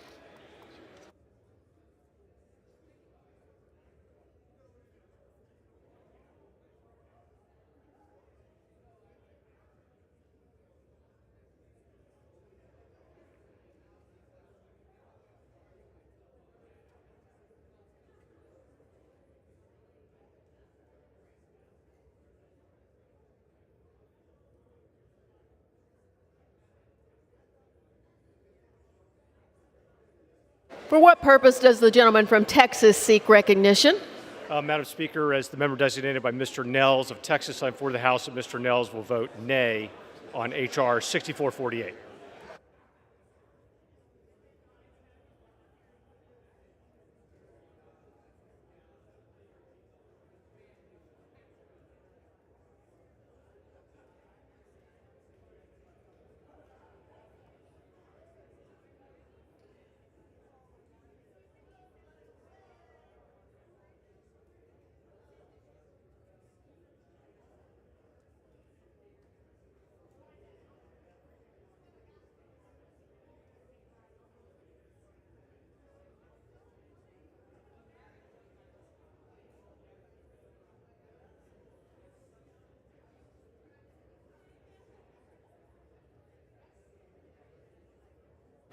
For what purpose does the gentleman from Virginia seek recognition? Madam Speaker, as the member designated by Mr. Kind of Wisconsin and Mr. Doyle of Pennsylvania, I inform the House these members will vote aye on H.R. 6448. For what purpose does the gentleman from Tennessee seek recognition? Thank you, Madam Speaker. As the member designated by Mr. Mike Johnson of Louisiana, Mr. Palazzo of Mississippi, Mr. Crawford of Arkansas, and Mr. Tony Gonzalez of Texas, I inform the House that those members will all vote yea on H.R. 6448. And Madam Speaker, as the member designated by Ms. McLean of Michigan, Mr. Desjardins of Tennessee, Mr. Carter of Georgia, and Mr. Loudermilk of Georgia, I inform the House that those members will be voting nay on H.R. 6448. Thank you.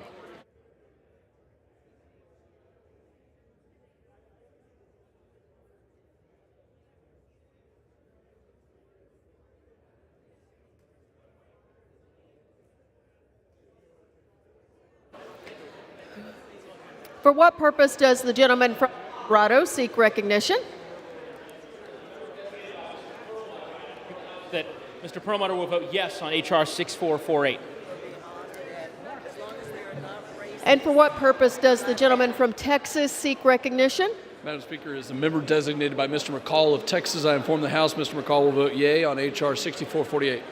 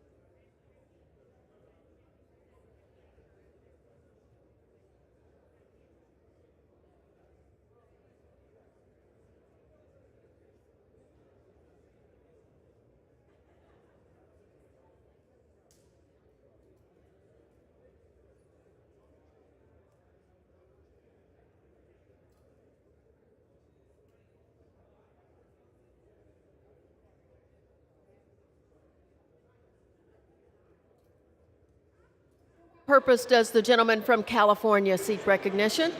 Madam Speaker, as the member designated by Ms. Conway, I inform the House that Ms. Conway will vote aye on H.R. 6448.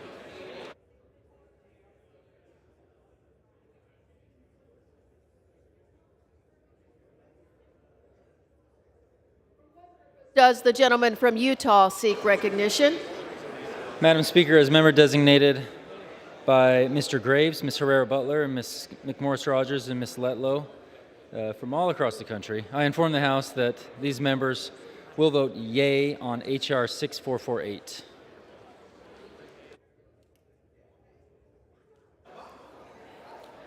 For what purpose does the gentlewoman from New York seek recognition?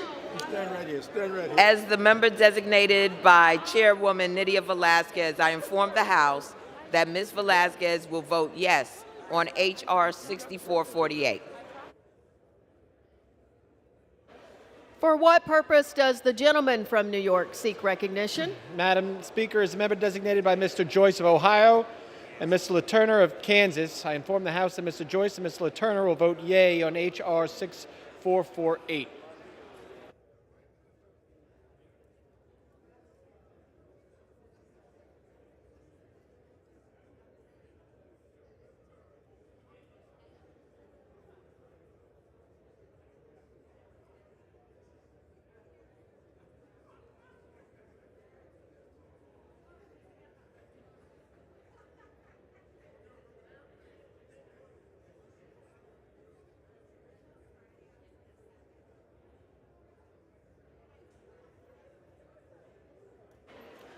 For what purpose does the gentlewoman from Michigan seek recognition? Madam Speaker, is the member designated by Chairwoman Eddie Bernice Johnson, Congresswoman Lawrence, Congresswoman Dingell, Congressman Larson, and Congressman Moulton. I inform the House that these members will vote yes on H.R. 6448. For what purpose does the gentleman from Texas seek recognition? Madam Speaker, as a member designated by Mr. Norman of South Carolina, I inform the House that Mr. Norman will vote nay on H.R. 6448.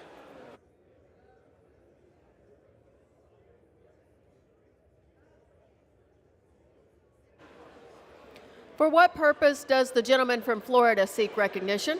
Madam Speaker, as the member designated by Ms. Salazar of Florida and Mr. Wilson of South Carolina, I inform the House that they will both be voting yea on H.R. 6448.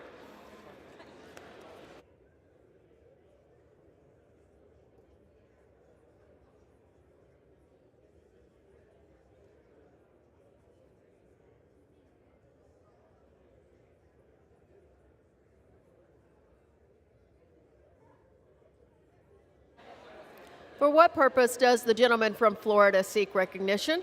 Madam Speaker, as the member designated by Mr. Jimenez and Mr. Waltz of the state of Florida, I inform the House that Mr. Waltz and Mr. Jimenez will vote yea on H.R. 6448.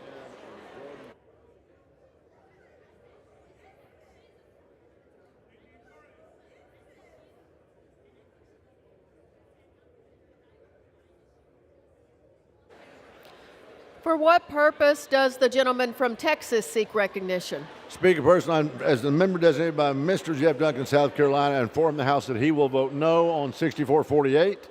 As a member designated by Dan Muser of Pennsylvania, I inform the House he will vote yes on 6448. And as the member designated by Mr. Michael Burgess of Texas, I inform the House he will also vote yes on 6448.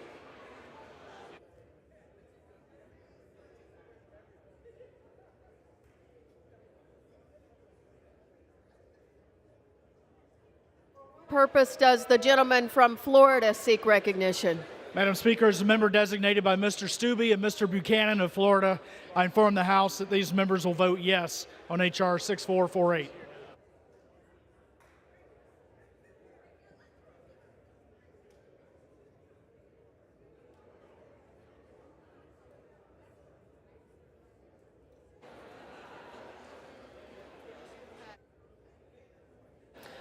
For what purpose does the gentleman from California seek recognition? Madam Speaker, as a member designated by Michelle Steele of California pursuant to House Resolution 8, I inform the House that Ms. Steele will vote yes on H.R. 6448.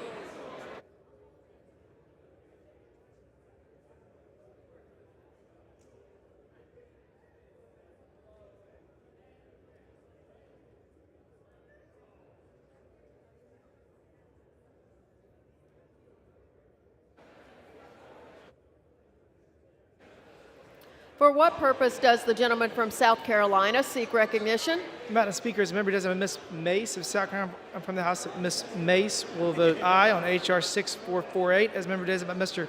Donalds of Florida, I inform the House that Mr. Donalds will vote no on 6448. As a member designated by Mr. Cawthorn of North Carolina, I inform the House that Mr. Cawthorn will vote no on H.R. 6448.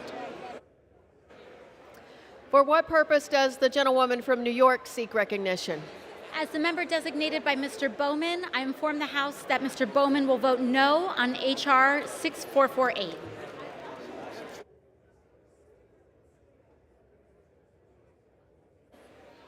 For what purpose does the gentleman from California seek recognition? Madam Speaker, as the member designated by Mr. Issa and Mr. Calvert of California, I inform the House that Mr. Issa and Mr. Calvert will vote yes on H.R. 6448. For what purpose does the gentleman from Virginia seek recognition? Madam Speaker, as a member designated by Ms. Chu, Ms. Moore, Ms. Barragan, Ms. Newman, Mr. Blumenauer, Mr. DeSaulnier, Mr. Swazi, Mr. Doggett, and Mr. McKeechin, I inform the House that these 10 members will vote yes on H.R. 6448.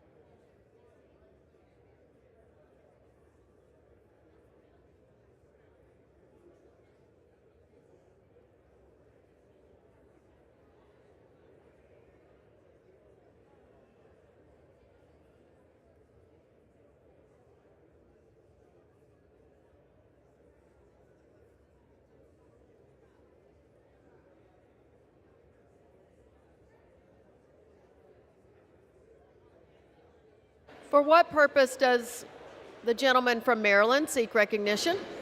Madam Speaker, the member designated by Mr. Brown of Maryland, I inform the House Mr. Brown will vote yes on H.R. 6448.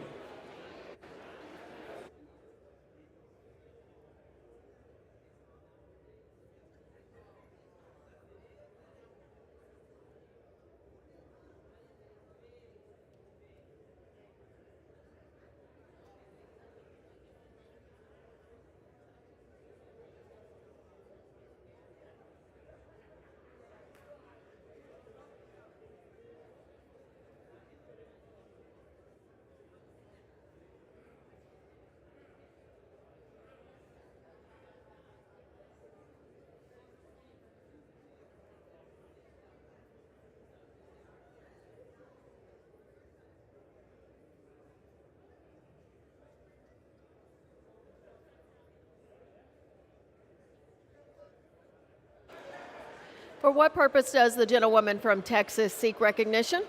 Madam Speaker, as the member designated by Ms. Ming, I inform the House that she will vote yes on H.R. 6448.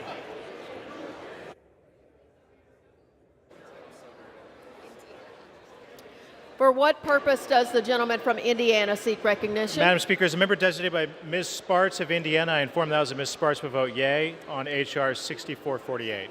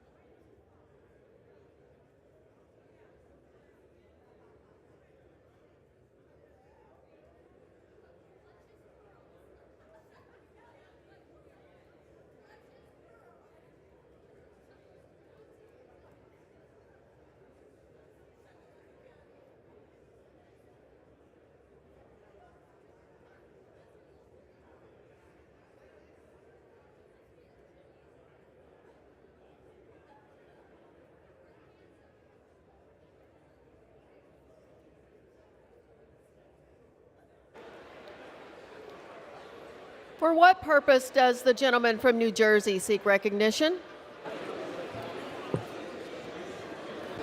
Madam Speaker, as a member designated by Ms. Ann Kirkpatrick, Ms. Linda Sanchez, Mr. Connor Lamb, Mr. Henry Hank Johnson, Mr. Albio Series, Mr. Bill Pascrell, Mr. Peter Welch, and Mr. Peter DeFazio, I inform the House that these members will vote yes on H.R. 6448. For what purpose does the gentleman from North Carolina seek recognition? Madam Speaker, as a member designated by Mrs. Miller of West Virginia, Mrs. Miller votes yes on the Investment Protection Act 2022.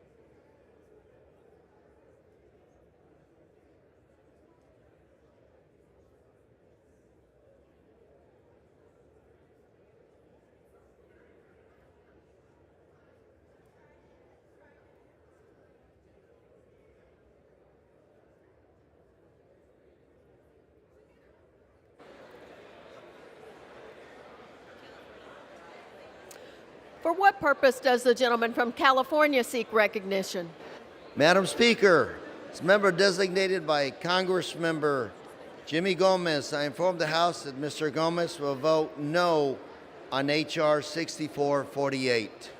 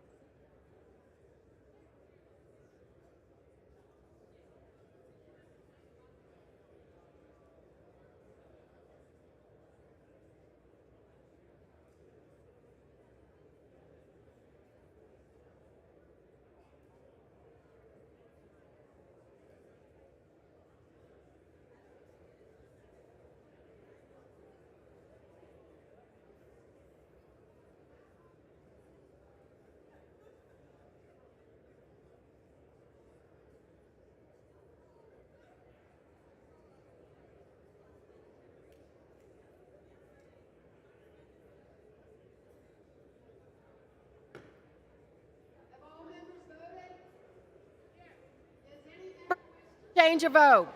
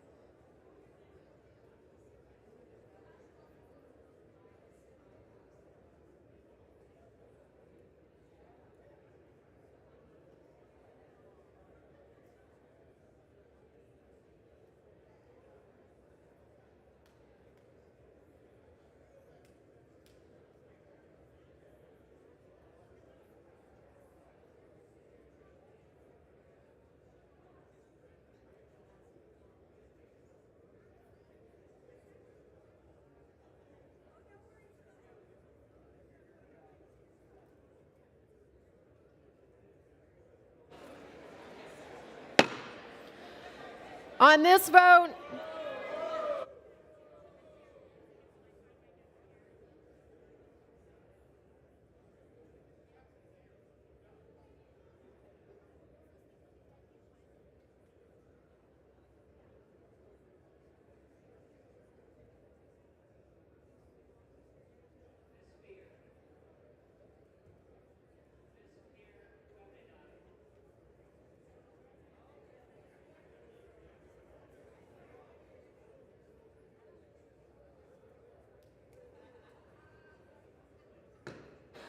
On this vote, the yeas are 360 and the nays are 64. The bill is passed. Without objection, a motion to reconsider is laid on the table. Pursuant to Clause 8 of Rule 20, the unfinished business is the vote on passage of H.R. 8542, on which the yeas and nays are ordered. The clerk will report the bill. H.R. 8542, a bill to amend the Public Health Service Act to authorize grants to states, Indian tribes, tribal organizations, urban Indian organizations, and political subdivisions thereof to hire, employ, train, and dispatch mental health professionals to respond in lieu of law enforcement officers in emergencies involving one or more persons with a mental illness or an intellectual or developmental disability and for other purposes. The question is on passage of the bill. Members will record their votes by electronic device. This is a 5-minute vote.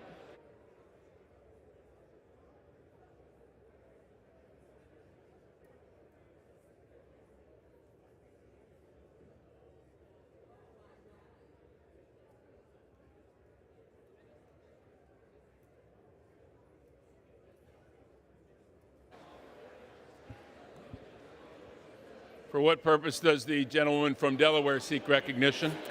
Mr. Speaker, as the member designated by Ms. DeGette of Colorado, I inform the House that Ms. DeGette will vote yes on H.R. 8542.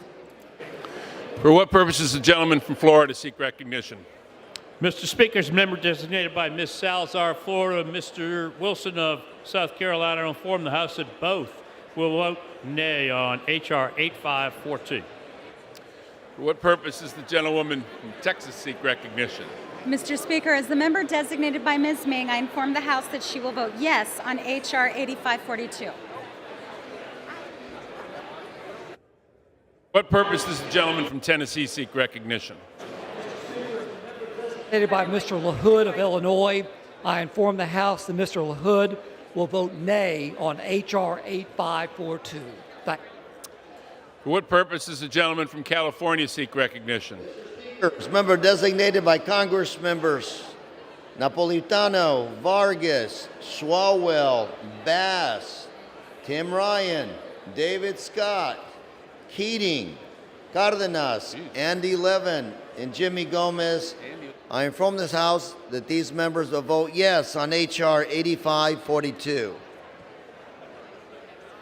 For what purpose does the gentleman from Florida seek recognition? Mr. Speaker, as the member designated by Mr. Waltz and Mr. Jimenez of the state of Florida, I inform the House that Mr. Waltz and Mr. Jimenez will vote nay on H.R. 8542. For what purpose does the gentlewoman from California seek recognition? Mr. Speaker, as a member designated by Mr. Thompson, I inform the House that Mr. Thompson will vote yes on H.R. 8542. For what purpose does the gentleman from Texas seek recognition? Mr. Speaker, as the member designated by Mr. Norman of South Carolina, I inform the House that Mr. Norman will vote nay on H.R. 8542. For what purpose does the gentlewoman from Michigan seek recognition? Mr. Speaker, as the member designated by Congresswoman Dingell, Congressman John Larson, Congressman Moulton, Chairwoman Eddie Bernice Johnson, and Congresswoman Lawrence, I inform the House that these members will vote yes on H.R. 8542. For what purpose does the gentleman from Florida seek recognition? Mr. Speaker, as a member designated by Mr. Stubbe and Mr. Buchanan of Florida, I inform the House that these members will vote no on H.R. 8542. For what purpose does the gentlewoman from California seek recognition? As the member designated by Ms. Bustos of Illinois, Ms. Frankel of Florida, Mr. Huffman of California, I inform the House that these members will vote yes on H.R. 8542. For what purpose does the gentleman from Kentucky seek recognition? Mr. Speaker, as a member designated by Mr. Barr and Mr. Comer of Kentucky, I inform the House that Mr. Barr and Comer will vote no on H.R. 8542. For what purpose does the gentleman from Illinois seek recognition? As the member designated by Rep. Quigley, Malinowski, and Stansberry, I inform the House that these members will vote yes on H.R. 8542. For what purpose does the gentleman from California seek recognition? Mr. Speaker, as a member designated by Mr. Issa and Mr. Calvert of California, I inform the House that Mr. Issa and Mr. Calvert will vote no on H.R. 8542. For what purpose does the gentleman from Massachusetts seek recognition? Good afternoon, Mr. Speaker. As the member designated by the Honorable Mr. James Langevin of Rhode Island, and pursuant to House Resolution 8, I'd like to inform the House that Mr. Langevin will vote yes on final passage of H.R. 8542, the Mental Health Justice Act of 2022. Thank you. For what purpose does the gentleman from Texas seek recognition? Speaker person is member designated by Mr. Burgess of Texas, Mr. Jeff Duncan of South Carolina, Mr. Dan Muse of Pennsylvania. I inform the House they will all vote no on 8542. For what purpose does the gentleman from Maryland seek recognition? As the member designated Mr. Brown of Maryland, I inform the House Mr. Brown will vote yes on H.R. 8542. For what purpose does the gentleman from Texas seek recognition? Mr. Speaker, as a member designated by Mr. McCall of Texas, I inform the House Mr. McCall will vote nay. H.R. 8542. For what purpose does the gentleman from New Jersey seek recognition? Mr. Speaker, as the member designated by Ms. Ann Kirkpatrick, Ms. Linda Sanchez, Mr. Connor Lamb, Mr. Hank Johnson, Mr. Albio Series, Mr. Bill Pascrell, Mr. Peter Welch, and Mr. Peter DeFazio, I inform the House that these members will vote yes on H.R. 8542. Oh, yeah. For what purpose does the gentleman from Tennessee seek recognition? Thank you, Mr. Speaker. As the member designated by Mr. Buddy Carter of Georgia, Mr. Crawford of Arkansas, Mr. Loudermilk of Georgia, Mr. Mike Johnson of Louisiana, Mr. Palazzo of Mississippi, Mr. Desjardins of Tennessee, Ms. McLean of Michigan, and Mr. Tony Gonzalez of Texas, I inform the House that all of these members will vote nay on H.R. 8542. Thank you. For what purpose does the gentleman from Texas seek recognition? Mr. Speaker, as a member designated by Mr. Cuellar of Texas, Mr. Khan of California, and Mr. Garcia of Illinois, I inform the House that these members will vote yes on H.R. 8542. Thank you, Mr. Speaker. For what purpose does the gentleman from Michigan seek recognition? Mr. Speaker, as the member designated by Mr. Meyer from the great state of Michigan, Kinzinger from Illinois, and Katko from New York, I would announce that all three will be voting no on H.R. 8942. For what purpose does the gentlewoman from Florida seek recognition? Mr. Speaker, as the member designated by Mr. Soto and Ms. Murphy of Florida and Ms. Rice of New York, I inform the House that these members will vote yea on H.R. 8542. For what purpose does the gentleman from California seek recognition? Mr. Speaker, as a member designated by Ms. Conway of California, I inform the House that Ms. Conway will vote no on H.R. 8542. For what purpose does the gentleman from Illinois seek recognition? As the member designated by Mr. Bobby Rush of Illinois, I inform the House that Mr. Rush will vote yes on H.R. 8542. For what purpose does the gentleman from Pennsylvania seek recognition? Mr. Speaker, as a member designated by Miller Meeks of Iowa and Thompson and Rashenthaler of Pennsylvania, I inform the House that Miller Meeks, Thompson, and Rashenthaler will vote no on H.R. 8542. For what purpose does the gentleman from Colorado seek recognition? Mr. Speaker, as the member designated by Mr. Perlmutter, I inform the House that Mr. Perlmutter will vote yes on H.R. 8542.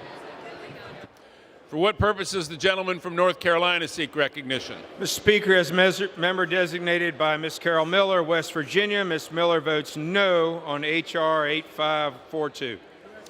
For what purpose does the gentleman from Virginia seek recognition? Mr. Speaker, as the member designated by Mr. Doyle of Pennsylvania and Mr. Kind of Wisconsin, I inform the House these members will vote aye on H.R. 8542. For what purpose does the gentleman from Ohio seek recognition? Mr. Speaker, as the member designated by Mr. Wenstrup, I inform the House that Mr. Wenstrup will vote nay on H.R. 8542. What purpose does Rhode Island seek recognition? designated by Ms. Sewell of Alabama, I inform the House that Ms. Sewell will vote yes on H.R. 8542. For what purpose does the gentleman from Texas seek recognition? Mr. Speaker, as a member designated by Ms. Granger, Mr. Crenshaw, Mr. Fallon, and Mr. Jackson, all of Texas, I inform the House that these members will vote no on H.R. 8542. For what purpose does the gentleman from Virginia seek recognition? Mr. Speaker, as a member designated by Mr. Smith, Ms. Chu, Ms. Moore, Ms. Barragon, Ms. Newman, Mr. Blumenauer, Mr. DeSaulnier, Mr. Swazi, Mr. Doggett, and Mr. McKeechie, I inform the House that these 10 members will vote yes on H.R. 8542. For what purpose does the gentleman from Utah seek recognition? Mr. Speaker, as members designated by Mr. Graves and Ms. McMorris Rogers, Ms. Letlow, I inform the House that these members will vote nay on H.R. 8542. Also, as member designated by Ms. Herrera Butler from Washington, I inform the House that Ms. Herrera Butler will vote yea on H.R. 8542. For what purpose does the gentlelady from New York seek recognition? As the member designated by Mr. Bowman, I inform the House that this member will vote yes on H.R. 8542. For what purpose does the gentleman from New York seek recognition? Mr. Speaker, as a member designated by Mr. Joyce of Ohio and Mr. LaTurner of Kansas, I inform the House that Mr. Joyce and Mr. LaTurner will vote nay on H.R. 8542. Purpose does the gentlelady from New York seek recognition? Mr. Speaker, as the member designated by Chairwoman Nydia Velasquez, I inform the House that Ms. Velasquez will vote yes on H.R. 8542. For what purpose does the gentleman from South Carolina seek recognition? Mr. Speaker, as a member designated by Mr. Donalds of Florida, I inform that Mr. Donalds will vote nay on H.R. 8542. As a member designated by Ms. Mace of South Carolina, I inform the House that Ms. Mace will vote nay on H.R. 8542. As a member designated Mr. Cawthorn of North Carolina, I inform the House that Mr. Cawthorn will vote nay on H.R. 8542. For what purpose does the gentleman from Michigan seek recognition? Mr. Speaker, as the member designated by Mr. Neal of Massachusetts, I inform the House that Mr. Neal will vote yes on H.R. 8542. For what purpose does the gentleman from New York seek recognition? As the member designated by Mr. Jacobs of New York, pursuant to House Resolution 8, I inform the House Mr. Jacobs will vote no on H.R. 8542. For what purpose does the gentleman from Pennsylvania seek recognition? Mr. Speaker, as a member designated by Al Lawson of Florida, inform the House that he votes yes on H.R. 8542. The gentleman from California seek recognition. Mr. Speaker, as a member designated by Michelle Steele of California, I inform the House that Ms. Steele will vote yes on H.R. 8542. What purpose does the gentleman from Indiana seek recognition? Mr. Speaker, as a member designated by Mr. Gibbs of Ohio and Mr. Baird of Indiana, I inform the House that Mr. Gibbs and Mr. Baird will vote nay on H.R. 8542.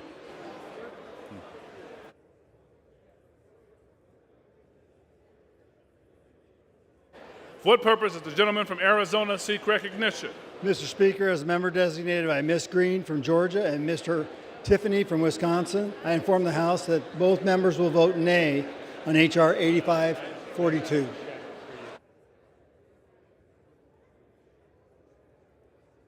For what purpose does the gentleman from Indiana seek recognition? Mr. Speaker, as a member designated by Ms. Sparts of Indiana, I inform the House that Ms. Sparts will vote no on H.R. 8542. What purpose does the gentleman from Utah seek recognition? Mr. Speaker, as a member designated for Mr. Owens from Utah, I inform the House that Mr. Owens will vote nay on H.R. 8542.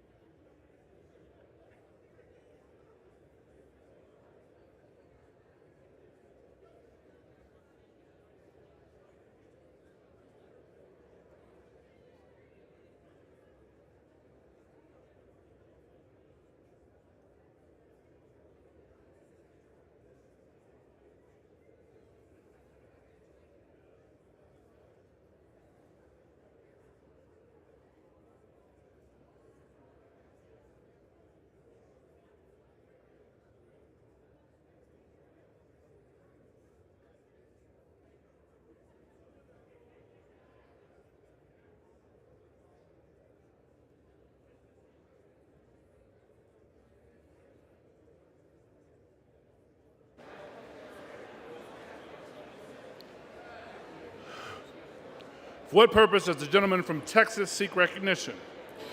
Mr. Speaker, as the member designated Mr. Nels of Texas, I inform the House that Mr. Nels will vote nay on H.R. 8542.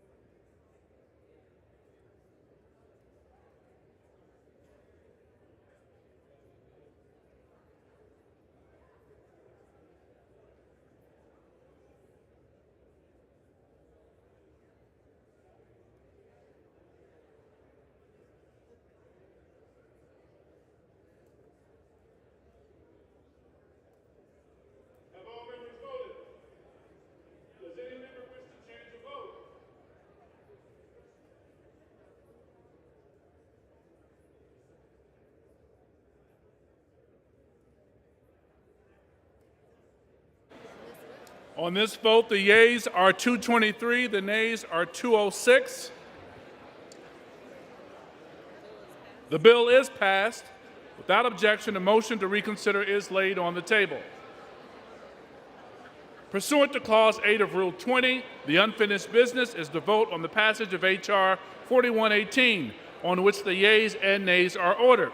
The clerk will report the title of the bill.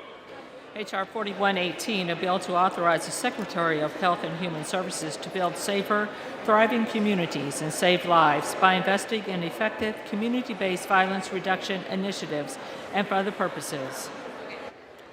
The question is on the passage of the bill. Members will record their votes by electronic device. This is a 5-minute vote.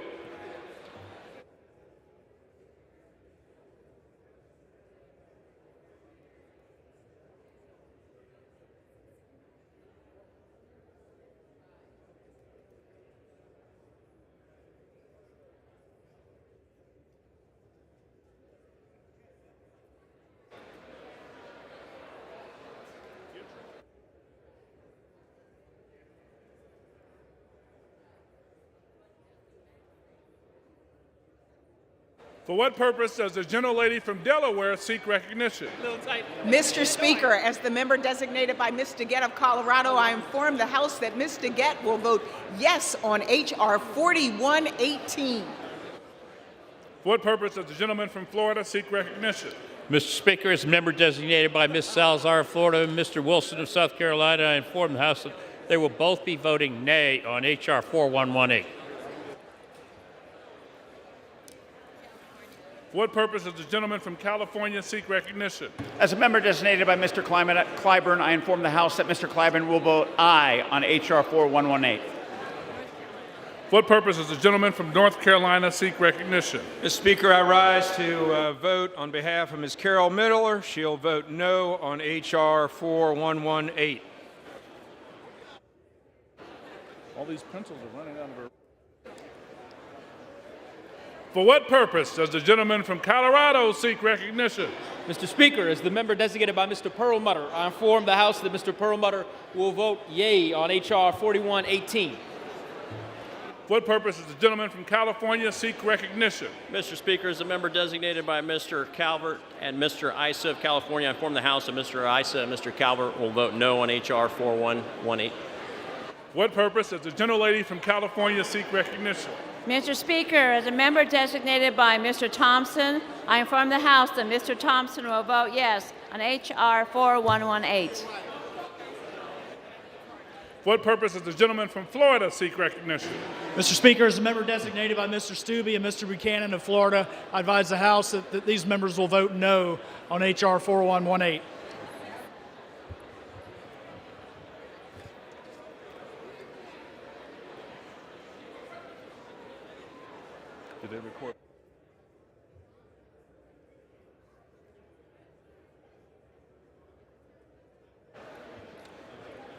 For what purpose does the gentleman from Rhode Island seek recognition? Mr. Speaker, as a member designated by Ms. Sewell of Alabama, I inform the House that Ms. Sewell will vote yes on H.R. 4118. For what purpose does the gentleman from Texas seek recognition? Mr. Speaker, as a member designated by Mr. Barring Comer from Kentucky, I inform the House that Mr. Barring Comer will vote nay on H.R. 4114. For what purpose does the gentleman from Michigan seek recognition? Mr. Speaker, as the member designated by Mr. Neal of Massachusetts, I inform the House that Mr. Neal will vote yes on H.R. 4118. For what purpose does the gentleman from Texas seek recognition? Mr. Speaker, as a member designated by Ms. Granger, Mr. Crenshaw, Mr. Fallon, and Mr. Jackson of Texas, I inform the House that these members will vote no on H.R. 4118. For what purpose does the gentleman from Illinois seek recognition? As the member designated by Mr. Bobby Rush of Illinois, I inform the House that Mr. Rush will vote yes on H.R. 4118. For what purpose does the gentleman from California seek recognition? Mr. Speaker, as a member designated by Michelle Steele of California, pursuant to House Resolution 8, I inform the House she will vote no on H.R. 4118. For what purpose does the gentlelady from Illinois seek recognition? As the member designated by Reps. Quigley, Malinowski, and Stansberry, I inform the House that these members will vote yes on H.R. 4118. For what purpose does the gentleman from Pennsylvania seek recognition? Mr. Speaker, as the member designated by Miller Meeks of Iowa and Thompson and Rashenthaler of Pennsylvania, I inform the House that Miller Meeks, Thompson, and Rashenthaler vote no on H.R. 4118. For what purpose does the gentlelady from Texas seek recognition? Mr. Speaker, as a member designated by Mr. Correa of Texas, Mr. Carter, California, and Mr. Garcia of Illinois, I inform the House that these members will vote yes on H.R. 4118. Thank you, Mr. Speaker. For what purpose does the gentleman from New Jersey seek recognition? Tennessee seek recognition? Mr. Speaker, as a member designated by Mr. LaHood of Illinois, I inform the House that Mr. LaHood will vote nay on H.R. 4118. Thank you. For what purpose does the gentlelady from Texas seek recognition? Mr. Speaker, as the member designated by Ms. Ming, I inform the House that she will vote yes on H.R. 4118. For what purpose does the gentleman from Ohio seek recognition?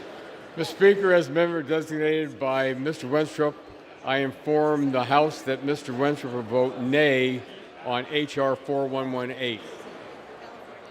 For what purpose does the gentlelady from California seek recognition? As the member designated by Mr. Huffman of California, Ms. Bustos of Illinois, Ms. Franco from Florida, I inform the House that these members will vote yes on H.R. 4118. For what purpose does the gentleman from Arizona seek recognition? Mr. Speaker, as the member designated by Ms. Green from Georgia and Mr. Tiffany from Wisconsin, I inform the House that both members will vote nay on H.R. 4118. For what purpose does the gentleman from New Jersey seek recognition? Mr. Speaker, as the member designated by Ms. Ann Kirkpatrick, Ms. Linda Sanchez, Mr. Connor Lamb, Mr. Hank Johnson, Mr. Albio Series, Mr. Bill Pasquarel, Mr. Peter Welch, and Mr. Peter DeFazio, I inform the House that these members will vote yes on H.R. 4118. For what purpose does the gentleman from Florida seek recognition? Mr. Speaker, as the member designated by Mr. Waltz and Mr. Jimenez of the state of Florida, I inform the House that Mr. Waltz and Mr. Jimenez will vote nay on H.R. 4118. For what purpose does the gentleman from California seek recognition? Mr. Speaker, as member designated by Congress members Napolitano, Vargas, Swalwell, Bass, Tim Ryan, David Scott, Keating, Cardenas, Andy Levin, Jimmy Gomez, I inform the House that these members will vote yes on H.R. 4118. For what purpose does the gentleman from California seek recognition? Mr. Speaker, as a member designated by Ms. Conway of California, I inform the House that Ms. Conway will vote no on H.R. 4118. For what purpose does the gentleman from Pennsylvania seek recognition? Thank you, Mr. Speaker. As the member designated by Ms. Lofgren of California, I inform the House that Ms. Lofgren will vote yes on H.R. 4118. For what purpose does the gentleman from Tennessee seek recognition? Thank you, Mr. Speaker. As a member designated by Mr. Mike Johnson of Louisiana, Mr. Crawford of Arkansas, Mr. Buddy Carter of Georgia, Mr. Loudermilk of Georgia, Mr. Tony Gonzalez of Texas, Ms. McLean of Michigan, Mr. Desjardins of Tennessee, and Mr. Palazzo of Mississippi. I inform the House that all of these members will vote nay on H.R. 4118. Thank you. For what purpose does the gentleman from Pennsylvania seek recognition? Mr. Speaker, as a member designated by Mr. Lawson, I inform the House that Ms. Lawson votes yes on 4118 on final passage. For what purpose does the gentleman from Michigan seek recognition? Thank you, Mr. Speaker. As the member designated by Representative Meyer from Michigan, Kinzinger from Illinois, and Katko from New York, we announce that all three will vote no on H.R. 4118. For what purpose does the gentleman from Virginia seek recognition? Mr. Speaker, as the member designated by Mr. Doyle of Pennsylvania and Mr. Kind of Wisconsin, I inform the House these members will vote aye on H.R. 4118. For what purpose does the gentleman from New York seek recognition? Mr. Speaker, as the member designated by Mr. Jacobs of New York, pursuant to House Resolution 8, I inform the House Mr. Jacobs will vote no on passage of H.R. 4118. For what purpose does the gentlelady from Texas seek recognition? Mr. Speaker, as the member designated by Ms. Spear, I inform the House that she will vote yes on H.R. 4118. For what purpose does the gentleman from South Carolina seek recognition? Mr. Speaker, as a member designated by Ms. Mace of South Carolina from the House, Ms. Mace will vote nay on H.R. 4118. As a member designated by Mr. Cawthorn of North Carolina and Mr. Donalds of Florida, I inform the House that Mr. Cawthorn and Mr. Donalds will vote nay on H.R. 4118. For what purpose does the gentlelady from New York seek recognition? Mr. Speaker, as the member designated by Chairwoman Nydia Velázquez, I inform the House that Ms. Velázquez will vote yes on H.R. 4118. Does the gentleman from Texas seek recognition? Mr. Speaker, as the member designated by Mr. Norman of South Carolina, I inform the House that Mr. Norman will vote nay on H.R. 4118.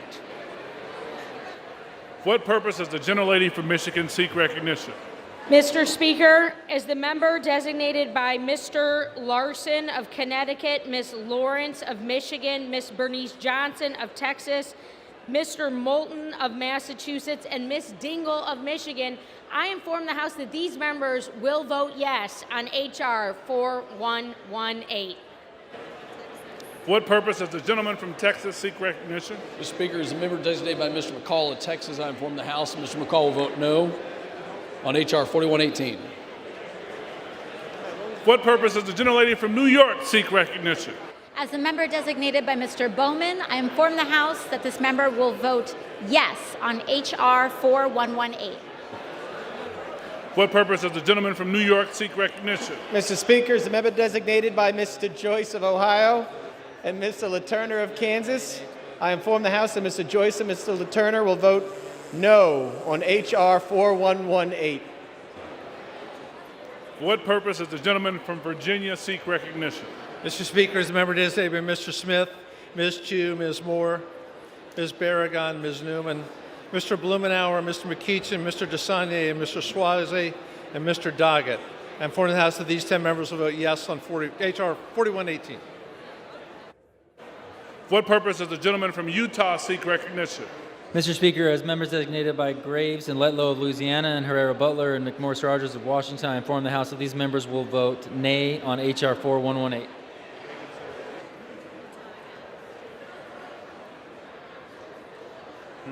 For what purpose does the gentleman from Utah seek recognition? Mr. Speaker, as a member designated for Mr. Owens from Utah, I inform the House that Mr. Owens will vote nay on H.R. 4118. For what purpose does the gentleman from Indiana seek recognition? Mr. Speaker, as a member designated by Ms. Sparks of Indiana, I inform the House that Ms. Sparks will vote no on H.R. 4118. For what purpose does the gentleman from Indiana seek recognition? Mr. Speaker, as a member designated by Mr. Baird of Indiana and Mr. Gibbs of Ohio, I inform the House that Mr. Gibbs and Mr. Baird will vote nay on H.R. 4118.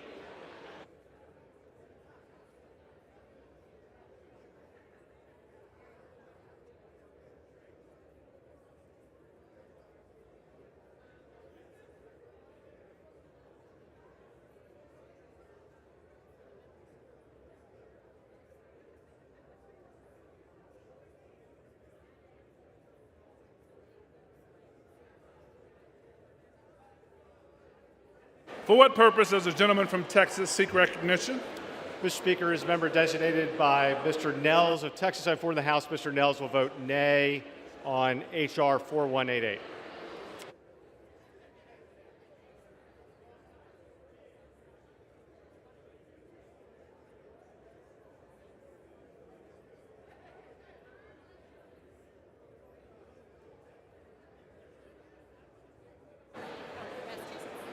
For what purpose does the gentleman from Massachusetts seek recognition? Good afternoon, Mr. Speaker. As the member designated by the Honorable Mr. James Langevin of Rhode Island and pursuant to House Rule 8, I'd like to inform the House that Mr. Langevin will vote yes on final passage of H.R. 4118, the Break the Cycle of Violence Act. Thank you.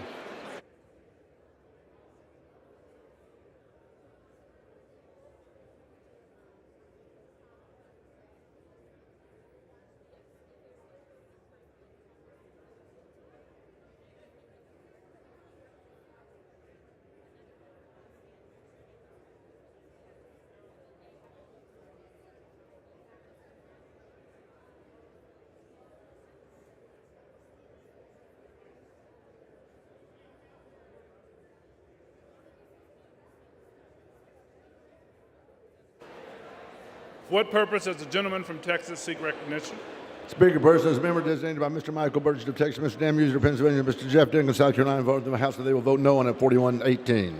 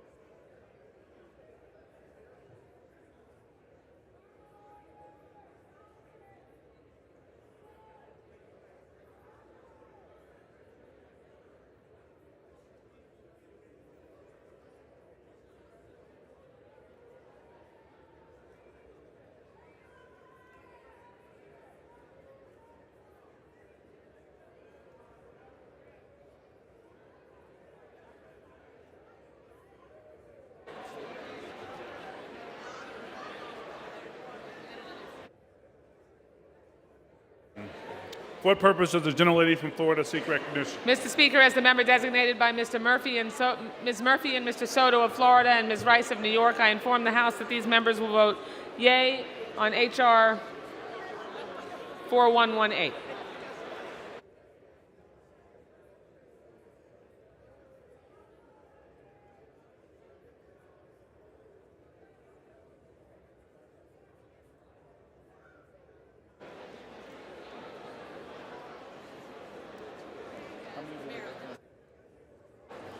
For what purpose does the gentleman from Maryland seek recognition?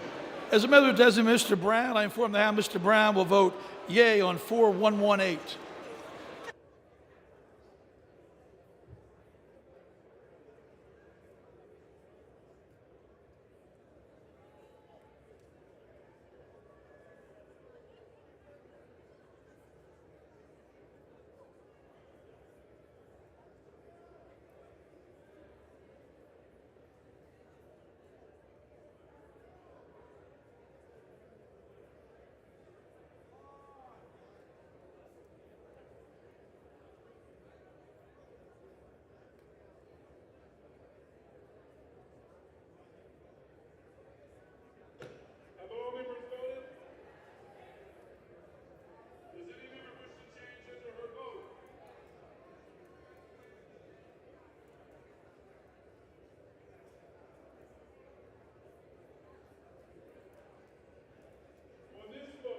The yeas are 220, the nays are 207. The bill is passed without objection. A motion to reconsider is laid on the table. Pursuant to Clause 8 of Rule 20, the unfinished business is the vote on the passage of H.R. 5768, on which the yeas and nays are recorded. The clerk will report the title of the bill. In calendar number 345, H.R. 5768, a bill to direct the Attorney General to establish a grant program to establish, create, and administer the violent incident clearance and technology investigative method and for other purposes. The question is on the passage of the bill. Members will record their votes by electronic device. This is a 5-minute vote.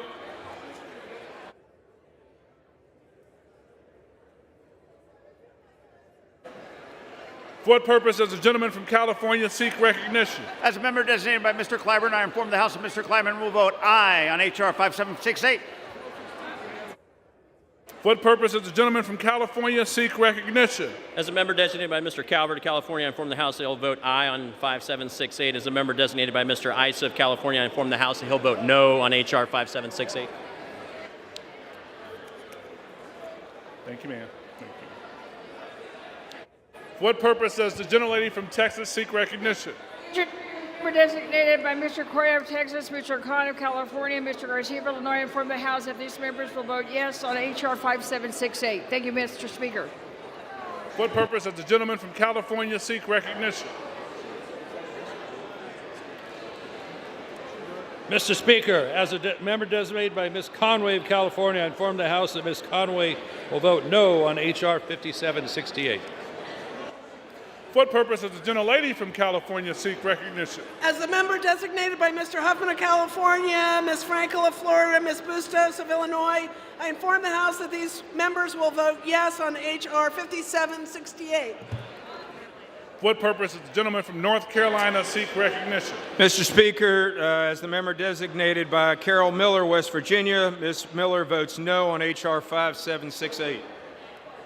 For what purpose does the gentlelady from Texas seek recognition?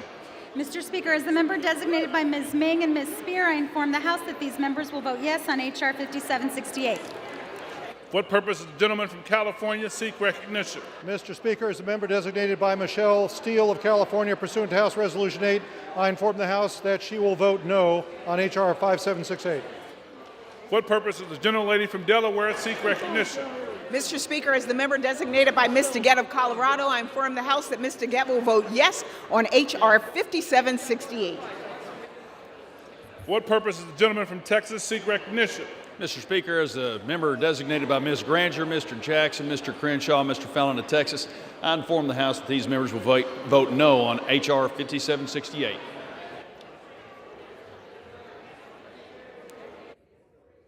What purpose does the gentleman from Maryland seek recognition? Mr. Speaker, I designate Mr. Brown. Inform the House Mr. Brown will vote yea on H.R. 5768.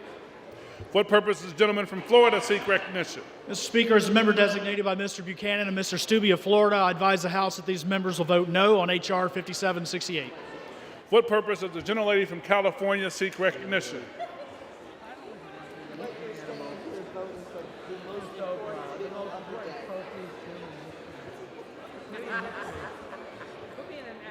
Yeah, okay. Mr. Speaker, as a member designated by Mr. Thompson, I inform the House that Mr. Thompson will vote yes on H.R. 5768. What purpose does the gentleman from Tennessee seek recognition? Mr. Speaker, as the member designated by Mr. LaHood of Illinois, I inform the House that Mr. LaHood will vote nay on H.R. 5768. What purpose does the gentleman from Michigan seek recognition? Mr. Speaker, as the member designated by Mr. Neal of Massachusetts, I inform the House that Mr. Neal will vote yes on H.R. 5768. What purpose does the gentleman from Ohio seek recognition? Mr. Speaker, as the member designated by Mr. Wenstrup of Ohio, I inform the House that Mr. Wenstrup will vote nay on H.R. 5768.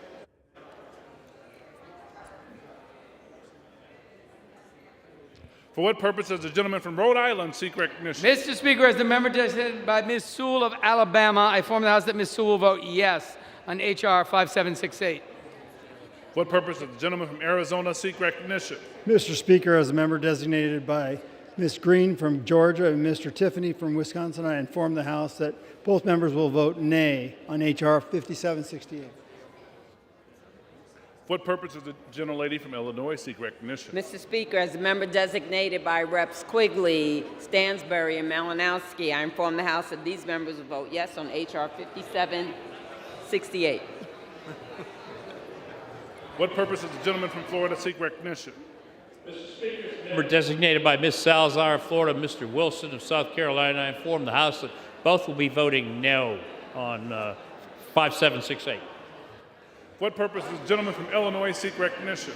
As the member designated by Mr. Bobby Rush of Illinois, I inform the House that Mr. Rush will vote yes on H.R. 5768. Gentleman from Florida seek recognition. Mr. Speaker, as the member designated by Mr. Waltz and Mr. Jimenez of the state of Florida, I inform the House that Mr. Waltz and Mr. Jimenez will vote nay on H.R. 5768. What purpose does the gentleman from Massachusetts seek recognition? Good afternoon, Mr. Speaker. As the member designated by the Honorable Mr. James Langevin of Rhode Island and pursuant to House Rule 8, I'd like to inform the House that Mr. Langevin will vote yes on final passage of H.R. 5768. Thank you. What purpose does the gentleman from Michigan seek recognition? Mr. Speaker, as the member designated by Representative Meyer from Michigan, Kinzinger from Illinois, and Katko from New York, announce that all three will be voting yes on H.R. 5768.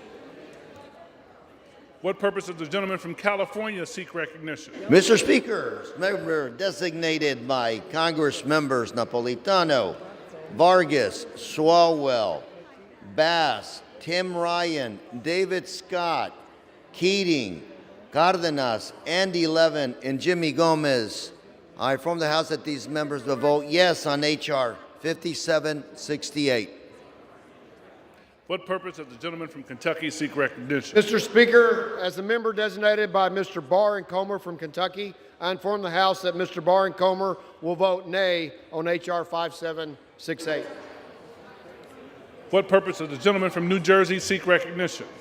Speaker, as the member designated by Ms. Ann Kirkpatrick, Ms. Linda Sanchez, Mr. Connor Lamb, Mr. Hank Johnson, Mr. Albio Series, Mr. Bill Pascrell, Mr. Peter Welch, Mr. Peter DeFazio, I inform the House that these members will vote yes on H.R. 5768.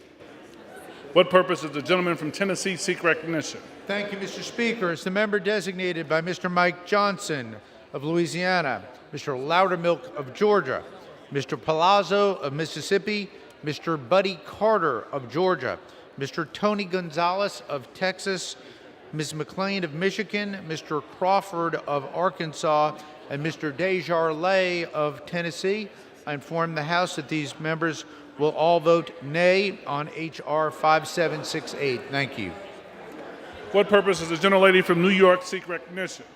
Member designated by Mr. Bowman, I inform the House that this member will vote yes on H.R. 5768. What purpose does the gentleman from Texas seek recognition? Mr. Speaker, as the member designated by Mr. Norman of South Carolina, I inform the House that Mr. Norman will vote nay on H.R. 5768. What purpose does the gentlelady from Florida seek recognition? Mr. Speaker, as the member designated by Mr. Soto and Ms. Murphy of Florida and Ms. Rice of New York, I inform the House that these members will vote yea on H.R. 5768. What purpose does the gentleman from New York seek recognition? Mr. Speaker, as a member designated by Mr. Joyce of Ohio and Mr. Letourneau of Kansas, I inform the House that Mr. Joyce will vote yea and Mr. Letourneau will vote nay on H.R. 5768. For what purpose does the gentleman from Virginia seek recognition? Mr. Speaker, as the member designated by Mr. Doyle of Pennsylvania and Mr. Kind of Wisconsin, I inform the House these members will vote aye on H.R. 5768. What purpose does the gentleman from Utah seek recognition? Mr. Speaker, a member designated by Ms. McBoris Rogers, Letlow, and Graves, I inform the House that these members will vote nay on H.R. 5768. And also, as member designated by Ms. Herrera Butler, I inform that she will vote yea on H.R. 5768. For what purpose does the gentlelady from Michigan seek recognition? Mr. Speaker, as a member designated by Mr. Larson of Connecticut, Ms. Lawrence of Michigan, Chair Bernice Johnson of Texas, Mr. Moulton of Massachusetts, and Ms. Dingle of Michigan, I inform the House that these members will vote yes on H.R. 5768. For what purpose does the gentleman from Pennsylvania seek recognition? As the member designated by Miller Meeks of Iowa, of Reschenthaler and Thompson of Pennsylvania, I inform the House that Miller Meeks will vote yes, and Mr. Thompson and Mr. Reschenthaler will vote no on H.R. 5768. For what purpose does the gentleman from Pennsylvania seek recognition? Thank you, Mr. Speaker. As the member designated by Ms. Lofgren of California, I inform the House that Ms. Lofgren will vote yes on H.R. 5768. For what purpose does the gentleman from Texas seek recognition? Mr. Speaker, as the member designated by Mr. McCall, Texas, I inform the House Mr. McCall will vote nay. H.R. 5768. For what purpose does the gentleman from Virginia seek recognition? Mr. Speaker, as member designated by Mr. Smith, Ms. Chu, Ms. Moore, Ms. Barragan, Ms. Newman, Mr. Blumenauer, Mr. DeSaulnier, Mr. Swazi, Mr. Doggett, and Mr. McEachin. Informing the House that these 10 members will vote yes on H.R. 5768. For what purpose does the gentleman from Utah seek recognition? Mr. Speaker, as a member designated for Mr. Owens from Utah, I inform the House that Mr. Owens will vote nay on H.R. 5768. For what purpose does the gentlelady from New York seek recognition? Mr. Speaker, as the member designated by Chairwoman Nydia Velasquez, I inform the House that Ms. Velasquez will vote yes on H.R. 5768. For what purpose does the gentleman from Indiana seek recognition? Mr. Speaker, as a member designated by Ms. Sparks of Indiana, I inform the House that Ms. Sparks will vote no on H.R. 5768. For what purpose does the gentleman from New York seek recognition? As the member designated by Mr. Jacobs of New York, pursuant to House Resolution 8, I inform the House Mr. Jacobs will vote yes on the passage of H.R. 5768. For what purpose does the gentleman from Indiana seek recognition? Speaker, as a member designated by Mr. Baird of Indiana and Mr. Gibbs of Ohio, I inform the House that Mr. Baird and Mr. Gibbs will vote nay on H.R. 5768. For what purpose does the gentleman from Pennsylvania seek recognition? Mr. Speaker, as a member designated by Al Lawson of Florida, I'd like to inform that he votes yes on 5768 final passage. What purpose does the gentleman from Texas seek recognition? Speaking person, as a member designated by Mr. Michael Burgess of the great state of Texas, Mr. Jeff Duncan of the great state of South Carolina, Mr. Demuth of the great state of Pennsylvania, I inform the House they will all vote no on 5768. What purpose does the gentleman from Texas seek recognition? We're designated by Mr. Nels of Texas. I inform the House that Mr. Nels will vote nay on H.R. 5768. What purpose does the gentleman from Colorado seek recognition? Mr. Speaker, as the member designated by Mr. Perlmutter, I inform the House and the distinguished speaker from the state of Indiana that he will vote yes on H.R. 5768. What purpose does the gentleman from South Carolina seek recognition? Mr. Speaker, as a member designated by Mr. Donalds, Mr. Cawthorn, Ms. Mace of Florida, North Carolina, South Carolina, I inform the House that Mr. Donalds, Cawthorn, Mace will vote nay on H.R. 5768.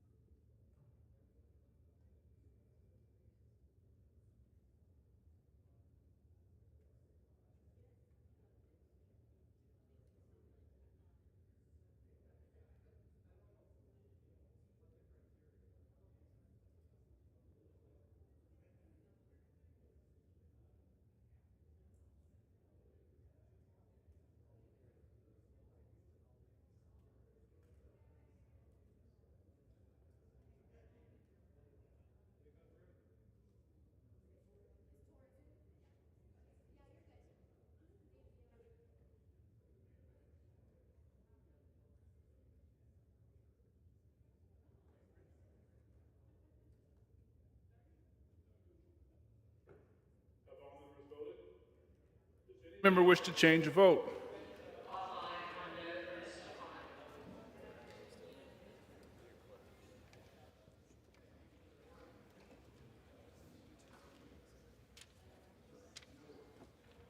On this vote, the yeas are 250, the nays are 178. The bill is passed. Without objection, a motion to reconsider is laid on the table. Without objection, the title is amended.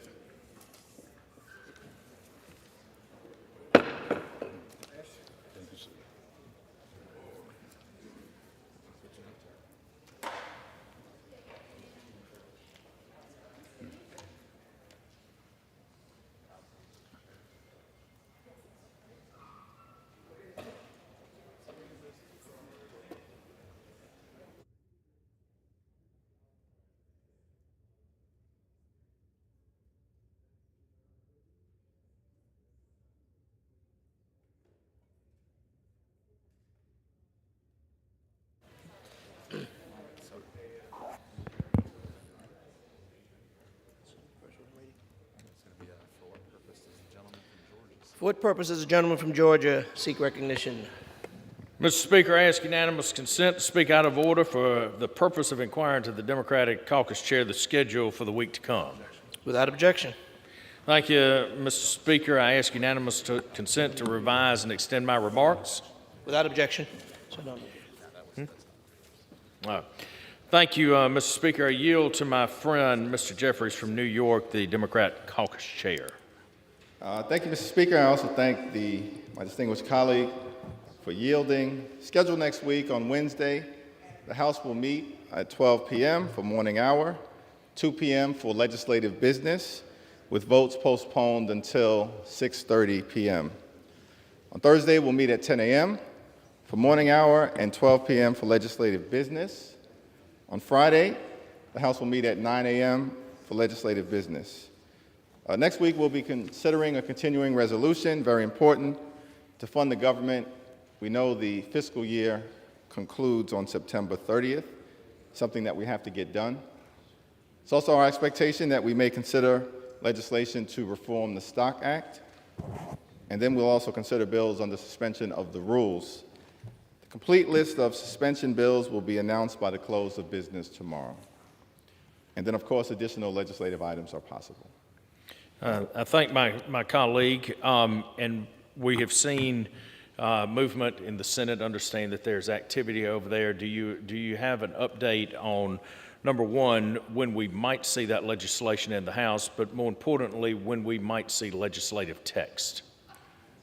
Well, the Senate has apparently moved for cloture on Tuesday. So one, it's our expectation that we're going to have an opportunity to vote to make sure that we fund the government beyond September 30th. In terms of legislative text, the negotiations are ongoing. I think everyone is working in good faith. We're thankful for the leadership on our side of Chairwoman Rosa DeLauro. We have a responsibility to make sure that we keep the government open, and we intend to keep that responsibility. Mr. Speaker, I'd like to ask my colleague if he is aware of any other additional authorizing text that may be attached to the continuing resolution. Well, there are ongoing negotiations in good faith.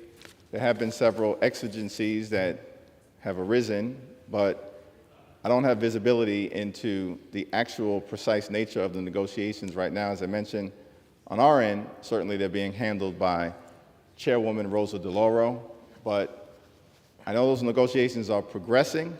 We expect that an agreement is going to be reached, hopefully in the next few days, and then, of course, you'll have an opportunity, as will all members, to review the legislative text. I thank the gentleman. One final thing. Leader Hoyer made an announcement this summer that we were going to try to close votes in a timely fashion. And as we've just seen, it is virtually impossible to do it with proxy voting because these 4 votes took almost 2 hours to complete. And given that the business community is getting back to normal, we're seeing workers return to work, we're seeing businesses return to normal operations. And given that the president proclaimed that the pandemic is over, do you also expect to end proxy voting next week when the current covered period ends? Well, that's a decision that ultimately will be made by the Speaker in consultation with other members of leadership, but being guided by the public health professionals.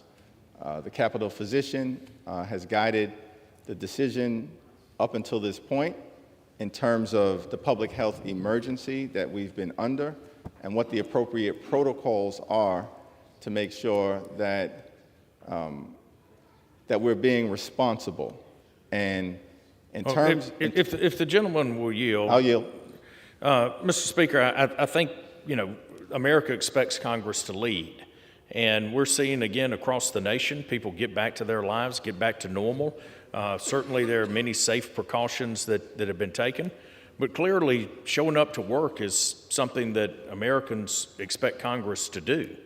And I just cannot think of a reason why members of this body, while we get on airplanes and fly back and forth to our districts every week, and while I see so many of our members on both sides of the aisle attending events and speaking at various functions, and certainly they are not campaigning remotely. I can't think of a reason why we wouldn't do away with proxy voting and show up here in the People's House in person.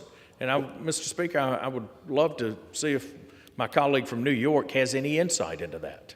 Yeah, well, I think the gentleman raises a very important observation that the American people expect us to lead, and I think during the 117th Congress, that's absolutely what has been done. We have led by passing the American Rescue Plan, saved the economy from perhaps collapsing into a recession, if not worse, put shots in arms, money in pockets, kids back in school.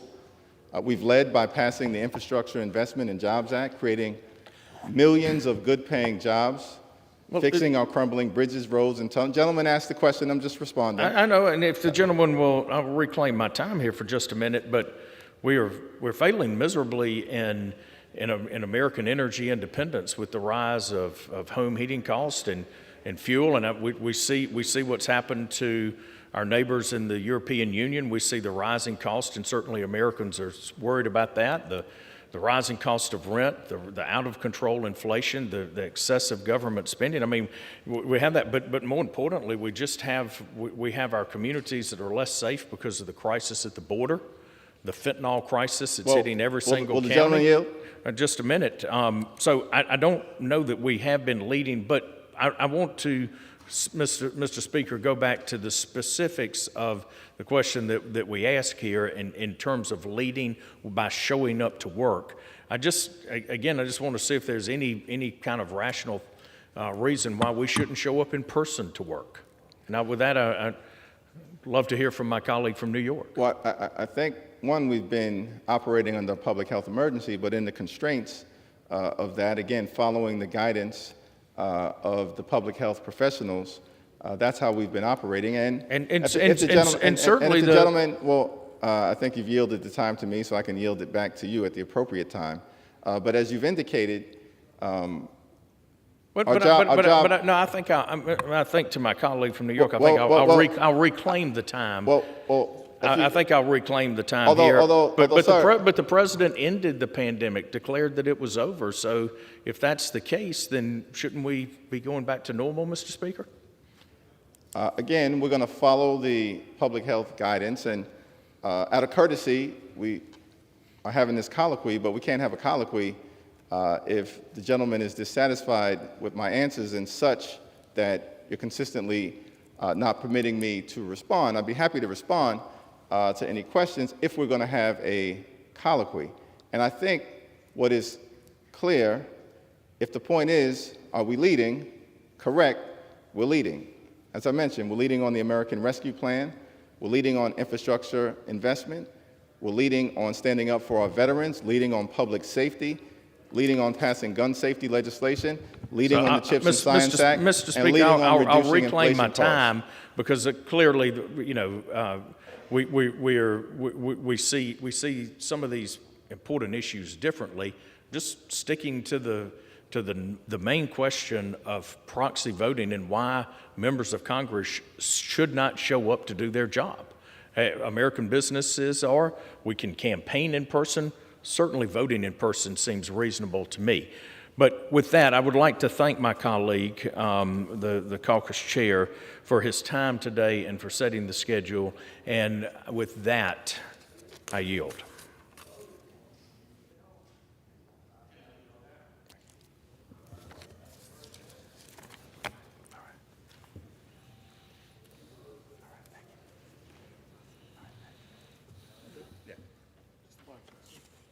What's that? The chair will now entertain a request for 1-minute speeches. For what purpose does the gentleman from New Jersey seek recognition?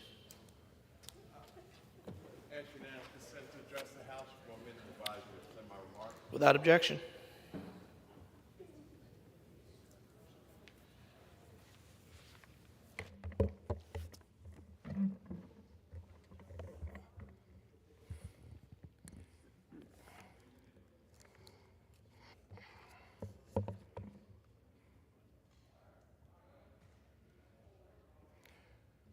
Mr. Speaker, I rise today to highlight the urgent need to address freight rail delays. Across the nation, manufacturers and farmers are finding it impossible to get their goods to market via rail. Rail service delays cause disruptions to flour and feed mills, livestock producers, power companies, and many other industries. To make freight rail a truly competitive and stable industry, we need to make sure that shippers can address these service disruptions without government intervention. I have introduced the Freight Rail Shipping Fair Market Act to establish a level playing field for freight rail. My subcommittee solicited feedback from shippers, the freight rail industry, and rail workers. I am committed to working with members from both parties, and I encourage all members to work with us to pass a bipartisan bill that will help freight railroads and their customers and the American consumers. And with that, Mr. Speaker, I yield back the balance of my time. For what purpose does the gentleman from Tennessee seek recognition? I ask unanimous consent to address the House for 1 minute and to revise and extend my remarks. Without objection. Mr. Speaker, I rise today to mark the 1-year anniversary of a tragedy that stunned our community in Collierville, Tennessee. On September 23, 2021, a gunman opened fire at the Kroger in Collierville, shooting 15 people and killing one woman, Olivia King. We will never forget the courage of the law enforcement officers, the firefighters, and the first responders who sprang into action. One example, in an extraordinary act, Collierville firefighters wore bulletproof vests and rushed into the grocery store along with police officers to save lives before the active shooter was neutralized. This quick response of our heroic first responders truly exemplifies the strength and resilience of the town of Collierville. We will forever be grateful to the men and women who protect and serve our communities each and every day. I am proud to say that today and always, we are Collierville strong. Thank you, Mr. Speaker, and I yield back. For what purpose does the gentleman from Hawaii seek recognition? Mr. Speaker, I ask unanimous consent to address the House for 1 minute and to revise and extend my remarks. Without objection. Mahalo, Mr. Speaker. Colleagues, I rise today to congratulate the Honolulu Little League on winning the 2022 Little League World Series. This is Hawaii's 4th Little League World Series, and it is a true privilege to represent the team, their coaches, the families, and fans. The Honolulu Little League played their first season in 1954 and is one of the oldest Little League teams in the state. This particular team's character and sportsmanship will be remembered long after their victory this year. Their enthusiasm and love for baseball is contagious, and all of Hawaii couldn't stop watching as they hit home runs, struck out batters, and invoked the mercy rule over their opponents. I extend special commendations to Coach Gerald Oda, the team's manager and coach. I would also like to congratulate the families of the players who have undoubtedly made their own sacrifices to provide this team with the opportunity to succeed. This team represents Hawaii's values of unity, of teamwork, and resilience. These Little Leaguers have become role models to our larger community, and I am sure the next generation of Little League world champions in Hawaii watch this team and will be inspired by them. I know I speak for all of Hawaii, Mr. Speaker, when I say how so very proud we are. Gentleman's Mahalo, time has expired. And I yield back. For what purpose does the gentlewoman from New York seek recognition? Mr. Speaker, asking if it's consent to address the House for 1 minute and to revise and extend my remarks. Without objection. Goodness me. Mr. Speaker, I rise today to recognize the First Baptist Church of Corona on its 100th anniversary. First Baptist is a bedrock of Corona Queens. It provides a food pantry, tax preparation, summer youth employment, and more. The church's service extends well beyond its congregation to all of Corona, one of the most diverse immigrant communities in the world. First Baptist is led by Pastor Patrick H. Young. Pastor Young's commitment to service is unfailing. And when Corona became the epicenter of the pandemic in early 2020, he and First Baptist community members stepped up the church's food distribution, serving hundreds of families each week. He also hosted multiple mobile testing and vaccination sites, and now the church seeks to start a medical clinic to help their community recover and thrive. Mr. Speaker, I ask our colleagues to join me in recognizing the First Baptist Church of Corona. In their century of service, they have modeled the true values of welcoming the stranger and loving thy neighbor. It is my privilege to represent them. Thank you.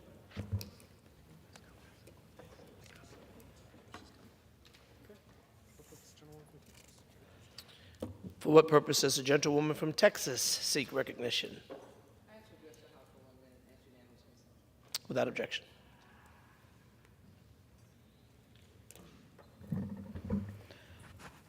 Mr. Speaker, as we stand here today, there are women approaching doctors and nurses with a medical condition. To no fault of their own, they need OBGYN services. In the state of Texas, with a horrific and antiquated and really vicious legislation, the doctors and nurses and medical professionals are made criminals.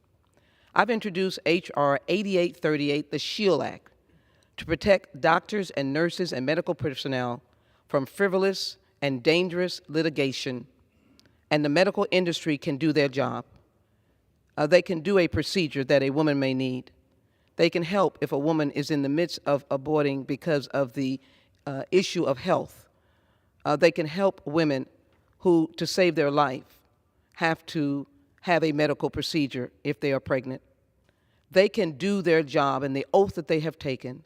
I'm sad to stand on the floor today in 2022 to note we live in a nation that would condemn the healers of our land, the ones who helped us in the pandemic, support the HR 8838, sign on, co-sponsor it, and let's protect the medical professional. I yield back. The chair lays before the House the following enrolled bills. H.R. 5577, an act to designate the facility of the United States Postal Service located at 3900 Crown Road Southwest in Atlanta, Georgia, as the John R. Lewis Post Office Building. Looks like somebody put, I gave you as 3895. Looks like somebody put the buck slips on. Just so you know. Okay. Mixed up. Oh, yeah. Under the Speaker's announced policy of January 4th, 2021, the gentleman from Texas, Mr. Gomert, is recognized for 60 minutes as a designee of the Minority Leader. Thank you, Mr. Speaker. At this time, I would like to yield such time as you may consume to my friend from Florida, Mr. Rutherford.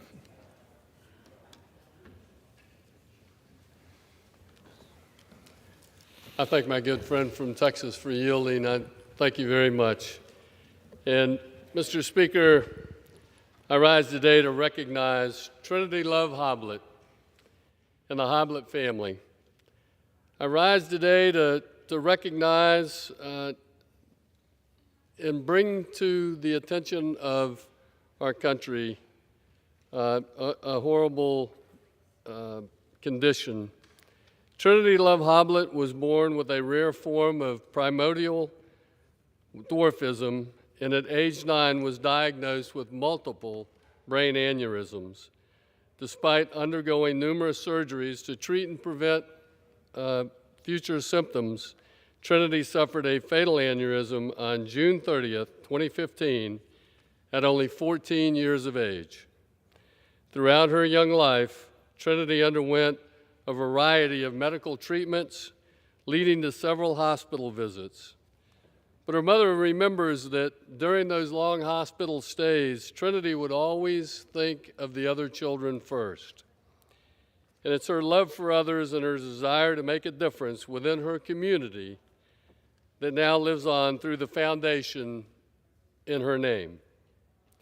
In 2016, Olivia and Phil Hoblet established the Trinity Love Hoblet Foundation located in Amelia Island, Florida.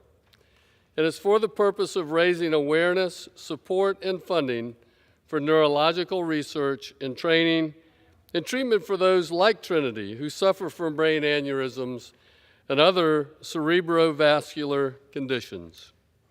Most recently, the foundation began research on determining if medical history and genetic markers increase a person's risk of developing these brain aneurysms. Brain aneurysms affect an estimated 30,000 Americans each year and can occur at any age and without any pre-existing conditions.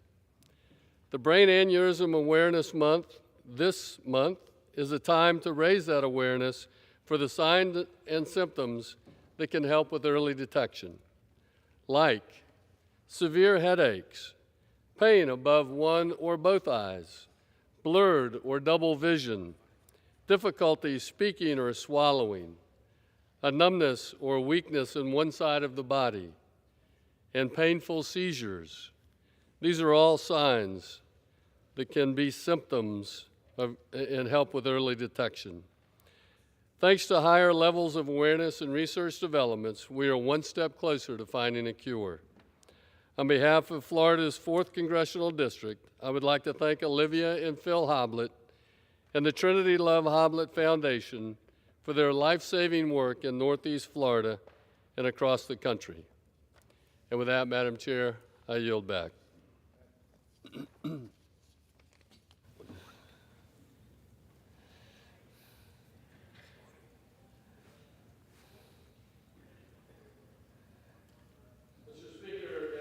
Inflation takes a toll on families throughout our nation and housing costs soar.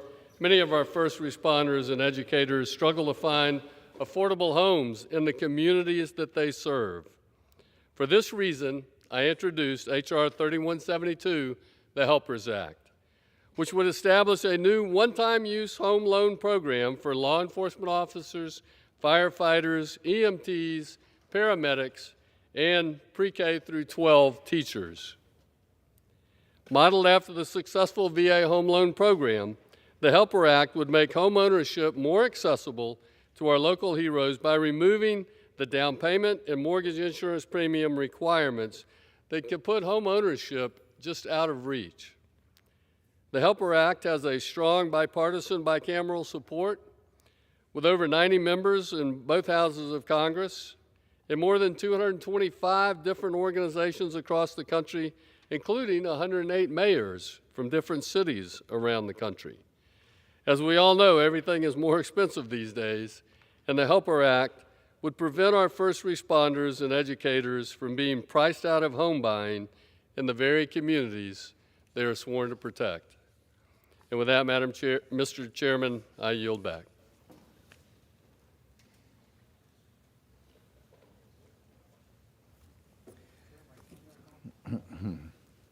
Thank my friend from Florida for those words and comfort that they will hopefully bring.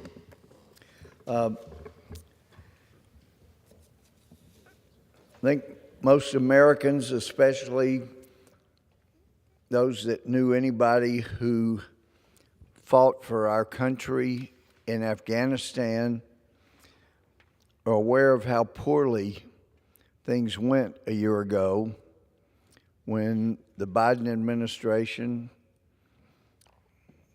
it appeared, tried to emulate the disastrous leaving of Vietnam, when so much was left behind, including our allies. Like in Vietnam, allies were left there, many of whom were killed. Of course, 13 of our servicemen were killed that never should have been and did not need to be if we had left properly. As some of our Northern Alliance allies, part of the Afghan people that fought for us and with us, beginning in October of 2001, about a month after 9/11, many died fighting for us and with us. We helped provide them weapons, and we had about 300 or so special operations people that were embedded with them, and they took the fight to the Taliban. And within 6 months, there was no organized Taliban left in Afghanistan. Some of them fled to Pakistan or other surrounding countries, but they'd been defeated. With the great help, General Dustin was the commander who was overall commander of the forces fighting, the Afghan forces fighting against the Taliban.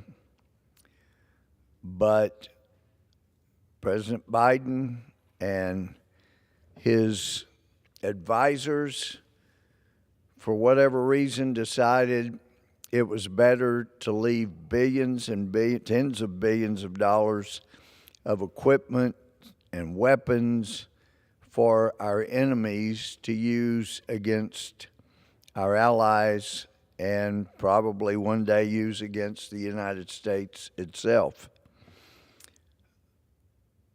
We saw this kind of disastrous exit from Vietnam.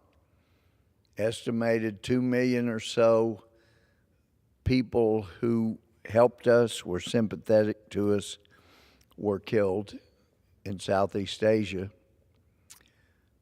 Just thought surely we'd never be that stupid and that calloused to allow allies to be harmed like that.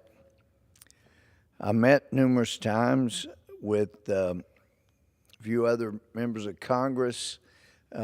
We met with some of our Northern Alliance allies.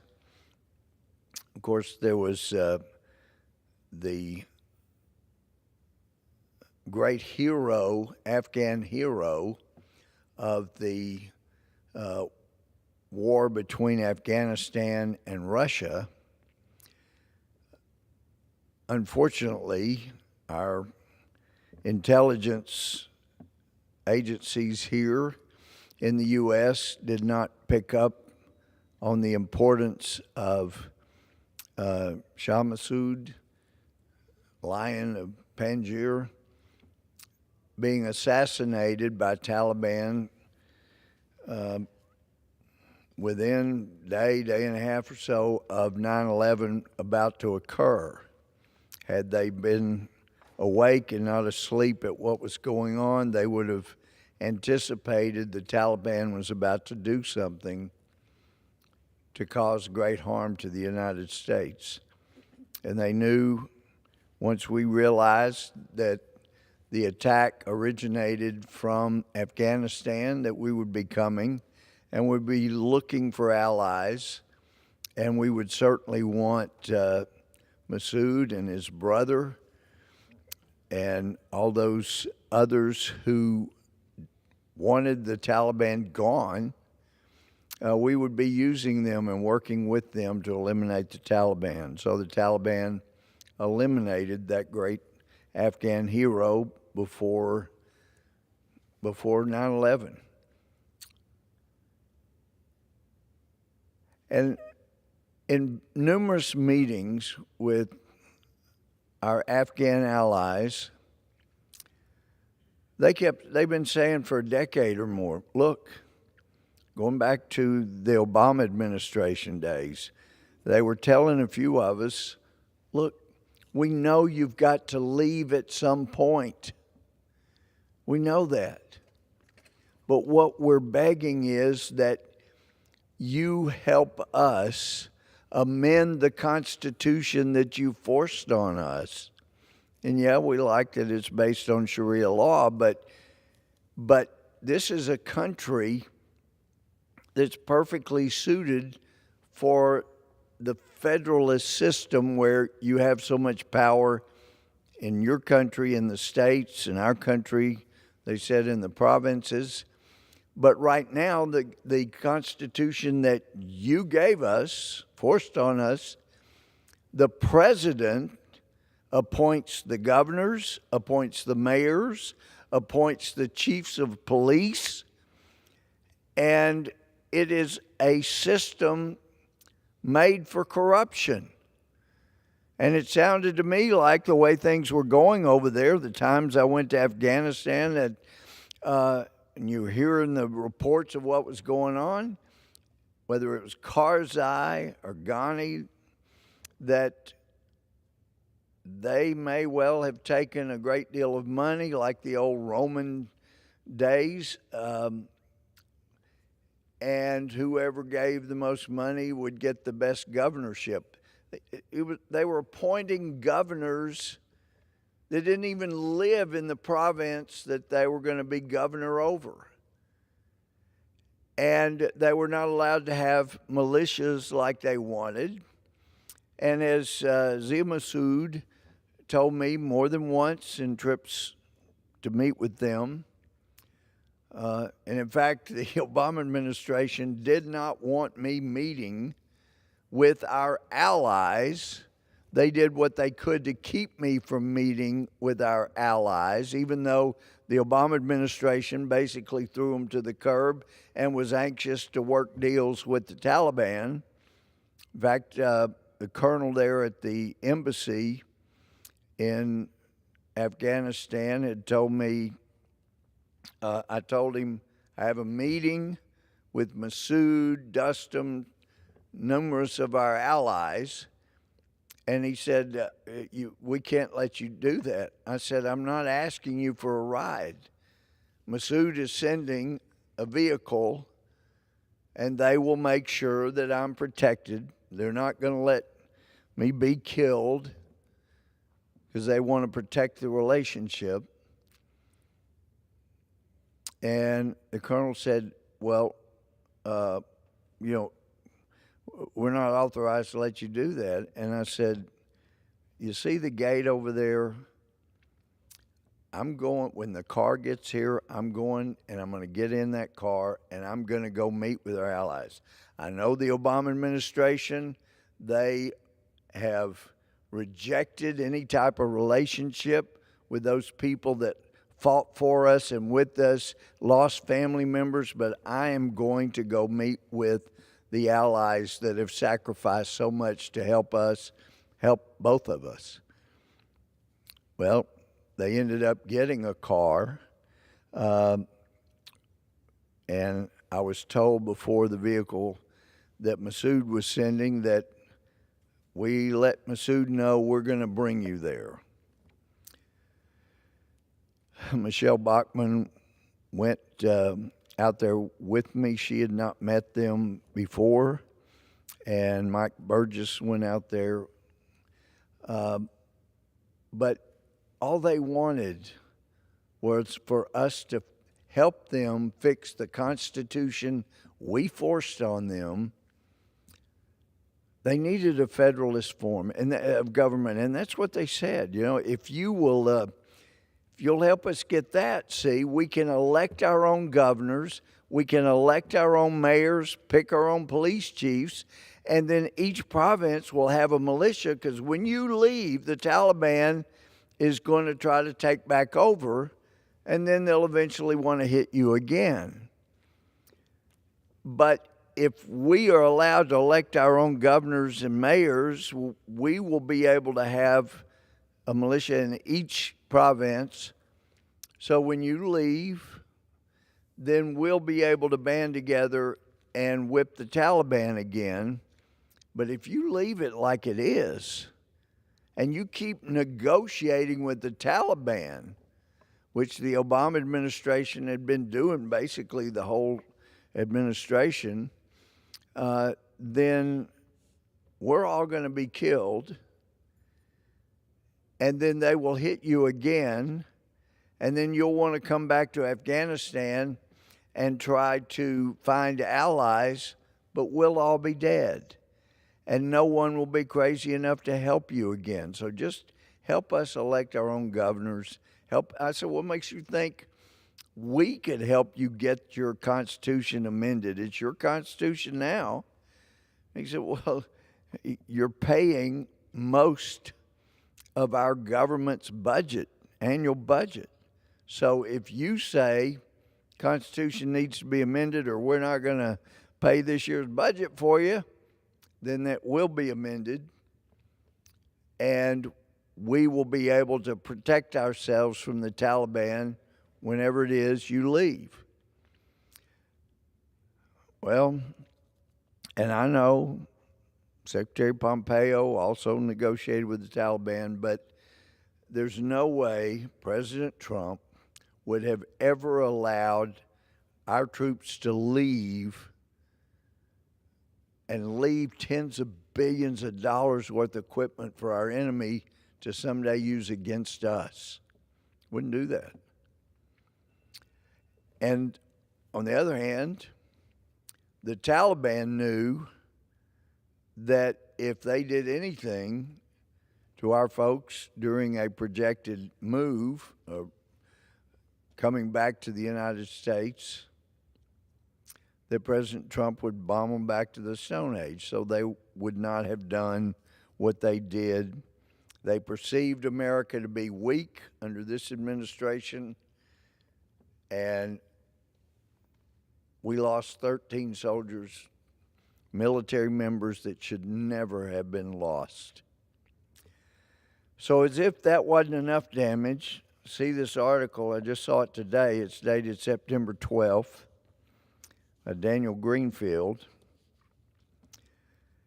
And it says, White House Democrats have a history of fighting against terror victims using suing Islamic terrorists. The Obama administration battled American terror victims who were suing the PLO. In 2015, after they won a $218 million judgment against the terror group, the PLO, Blinken, then only a deputy secretary of state, intervened, claiming that the lawsuit threatened, quote, several decades of U.S. foreign policy, unquote. But now, President Biden is fighting 9/11 victims, that's American victims, on behalf of the Taliban. We have this administration helping the Taliban fight in court against 9/11 victims. The rhetorical question arises to the Biden administration, whose side are you on? You're helping the Taliban. The article goes on, at stake are billions of dollars being held by the Afghan Central Bank Fund in the United States. A decade ago, 9/11 families sued the Taliban, Al-Qaeda, and Iran. The court found that the Islamic terrorists were responsible, and a judgment of $6 billion was handed down. That's for the 9/11 families. The verdict was described as symbolic at the time. CBS News commented that, quote, it would be near impossible to collect any damages, especially from the Taliban or Al-Qaeda, unquote. But that was before Biden turned over Afghanistan to the Taliban. Since Afghanistan has assets in this country, in the U.S., including $7 billion in bank funds, it's now entirely possible to collect that $6 billion money. Or it would be if the guy who let the Taliban take over wasn't also in the White House. Biden officially announced that he was splitting the $7 billion between the families of the victims and a trust fund to provide humanitarian aid for the people of Afghanistan. In other words, we're going to help the Taliban out to make the people of Afghanistan feel better about the Taliban being in charge. That's what's going on here. Biden officially announced that he was going to make that split. The $3.5 billion was placed in a separate trust that would be, quote, separate and distinct from the around $800 million the Biden administration has already spent on aid to Afghanistan. Officials admitted that the money could actually be used for matters other than humanitarian aid. In other words, it could be used to help the Taliban itself, the people that killed 3,000 or so Americans on 9/11, the worst attack on American soil in American history. And this administration is making sure they get billions of dollars. Article goes on, the media headlined it as, quote, Biden frees frozen Afghan billions for relief, common 9/11 victims, unquote. But a Biden official admitted that it was done to stop 9/11 families from getting access to the money. As a Lawfare blog post noted, quote, the administration, talking about the Biden administration's plan, would insulate nearly half of the Afghan assets at issue from these attachment efforts. What Biden actually did was take the money off the table for the 9/11 victims, and it gets worse. Secretary of State Blinken claimed that the administration, quote, will continue to support these victims and their families, recognizing the enduring pain they have suffered at the hands of terrorists, including those who operated from Afghanistan prior to the September 11 attacks.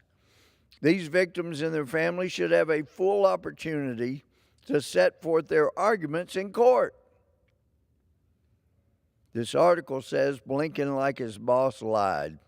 While the 9/11 families would have their claims, quote, heard in court, unquote, neither Biden nor Blinken mentioned that the administration would be advocating against these 9/11 victims. On the same day as Biden's executive order reserving $3.5 billion for the terrorists, his Justice Department filed a statement of interest in court arguing that the judgment for the victims of terrorism was too large and that actually turning over the money, the $3.5 billion to them, or all $7 billion to them, would interfere with the Biden administration's foreign policy in Afghanistan. Like we have a policy in Afghanistan? No. All the rare earth minerals, the things that could have paid us back for ridding the Afghan people of the Taliban, Well, not only were they allowed to come back and take over, but they made deals with China to let them have the rare earth minerals. In other words, this administration just exponentially magnified the loss in life, assets, money that they lost America. Now, a magistrate judge has repeated back most of the DOJ's arguments, ruling against the 9/11 families who were laying claim to the other half of the money. Judge Sarah Netburn's arguments closely mirror the contradictory positions of Biden and the DOJ, and they reveal the underlying corruption behind the ambiguous status of Afghanistan's central bank. Judge Netburn, like the Biden administration, contends that the Afghan bank enjoys sovereign immunity because the country itself was not sanctioned as a terrorist state. Only the Taliban was. And the Taliban, once again, control Afghanistan. That's irrelevant, according to the judge, because Biden hasn't recognized the reality that this is actually the case. Banks don't enjoy sovereign immunity, and neither do the Taliban. Judge Netburn and President Biden act as if there were some entity representing Afghanistan that's not the Taliban. That position might make sense if they were backing a resistance movement to the Taliban, but they're not. It was sad enough that this administration's mishandling of negotiating, we should have been negotiating with our allies to leave the country in their hand with an amended constitution. And instead, we left it in the hands of our enemies. And as some of our allies there have said, the day will come when the Taliban will hit America again. Next time, it will be harder. They've got more money. They've got tens of billions of American assets to utilize or sell and use the money. But the difference will be this time, after America loses thousands of lives at the hands of the Taliban, and America comes to Afghanistan seeking allies to help them defeat the Taliban, as we did in 2001 and 2, we'll all be dead, those of us who were America's allies, and no one will be stupid enough to trust the United States again. What a tragic, horrific blunder by this administration. Now, the exit was the blunder, but turning against the 9/11 victims' families, that's not a blunder. That's very intentional by this administration. Being much more helpful and sympathetic to the Taliban, who were terrorists that hit this country and have never apologized and will never apologize, instead of standing against them and making sure they never commit terrorist acts again, this administration wants to be sure they get billions of dollars, like the Obama administration was ensuring that Iran got, the largest state sponsor of terrorism. So I guess at least we can say that's a good thing. This administration, the Biden administration, is at least being consistent with the Obama administration. The Obama administration helped the Taliban. The Obama administration did not help the 9/11 families. And now the Biden administration is working against the 9/11 families. And they are helping, actually, they're helping the Taliban with more money than the Taliban has ever had. an amazing development. And if things don't get turned around soon, where we have wiser administration next time, have Republicans in the majority come January, that helps get back to being or using more common sense, then this will be an horrific chapter in the book Rise and Fall of the United States of America, and how we helped our enemy ultimately destroy ourselves because of some misguided, harebrained idea that you could give your enemy billions of dollars, give them tens of billions of dollars of military equipment and weapons, and think you were going to come out just fine on the other side. I want to address some energy issues. This article from NPR, August 25th, reports that California is poised to set a 2035 deadline for all new cars, trucks, and SUVs sold in the state to be powered by electricity or hydrogen, an ambitious step that will reshape the U.S. car market by speeding the transition to more climate-friendly vehicles.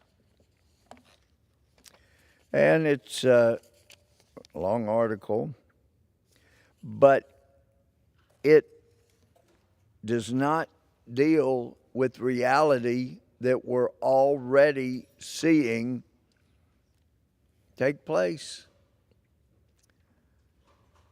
As this administration and people in some states are demanding to get rid of all fossil fuel immediately, quickly, China will continue to open hundreds of coal-powered plants.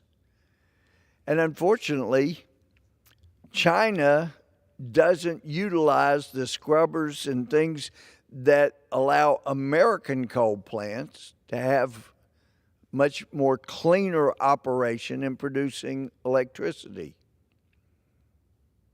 And in fact, I've heard experts say, people with whom we've consulted, there will be so much pollution coming from China that even if the U.S. totally eliminated every single coal plant, the air would not be improved because of all of the pollution that will be coming our way from China. And as my good friend, I think Thomas Massey has more patents than anybody in the House or Senate, but Thomas Massey has pointed out, even though he got an MIT education, he's a brilliant guy, and he's pointed out that actually plugging in one electric vehicle is about the equivalent of plugging in 17 refrigerators. And this administration wants everybody to start buying electric vehicles so everybody has electric vehicles, and the sooner the better. But the fact is, if even half of the cars that run on fossil fuel now were replaced immediately with electric vehicles, well, first of all, we'd end up causing no telling how many children around the world to be used as slave labor, more than are being used right now, in order to gather the lithium, mine the lithium and the things that are needed to produce electric cars. And we won't even bother to talk about right now the massive problem in dealing with that many batteries, with all that lithium, and what will be done with all of that. We don't know. We're just going headlong into trying to have all electric vehicles. You can't make an electric vehicle right now not one that's any good unless you use fossil fuel. And you got to have natural gas as feedstock to make so many of the products that are used in the vehicles. I guess you could do like Fred Flintstone and have one made out of stone and wood, but why would this administration want to take us back to the Stone Age? It seems some of these policies are determined to do that. In fact, here's an article from the Epoch Times. States to ban gas-powered cars despite electric vehicles' human and environmental cost. It's written by Katie Spence, September 12th, and she points out to some of these hidden costs that I've been alluding to. She says, according to the politicians like Newsom and President Joe Biden, electric vehicles, or EVs, are zero emission because they use lithium-ion batteries consisting of lithium, cobalt, graphite, and other materials instead of gas. Thus, starting in 2035, California will ban gas-powered vehicle sales, while several other states plan to follow suit, citing that as a goal and, quote, critical milestone in our climate fight, unquote. Additionally, according to a statement from President Biden, banning gas-powered vehicles will save consumers money, cut pollution, boost public health, advance environmental justice, and tackle the climate crisis. John Hatter, director of the Great Basin Resource Watch, disagrees, pointing out to the Epoch Times that industrial nations might benefit from the transition to electric vehicles, but it's at the expense of all others. This expansion of lithium mining will have immediate consequences for frontline communities that are taking the hit. For example, Copiapo, the capital of Chile's Atacama region, is the location of one of the world's largest known lithium reserves. We used to have a river before. This is in quotes. We used to have a river before that now don't exist. There isn't a drop of water. Elena Rivera Cardosa, president of the indigenous Cola community in the capital commune, told the National Resources Defense Council. She added that all of Chile's water is disappearing because of the local lithium mine. Quote, in all of Chile, there are rivers and lakes that have disappeared, all because a company has a lot more right to water than we do as human beings or citizens of Chile. In collaboration with Cardoso's statement, the Institute for Energy Research reports that 65% of the area's very limited water sources are consumed by mining activities. That's displacing indigenous communities who have called the Atacama home for more than 6,000 years, because farmers and ranchers have cracked, dry soil and no choice but to abandon their ancestral settlements, according to the UN Conference on Trade and Development. Now, that's so interesting, but where's the compassion? We are so determined to have electric vehicles so that we can say to the world, we're cleaning up the world, when we're not cleaning up the world. We're making the world a disastrous place so that liberals here, woke in America, can think that all is right with the world when actually they've put children into slave labor by creating this market, causing countries to dry up like Chile. It is rather tragic, and people that mean well and think they're doing great need to understand the damage they're doing to the planet and to people that don't live in Martha's Vineyard. Another issue that is particularly troublesome, you know, we've had a bipartisan effort in this body to work, to fight, to stop genital mutilation.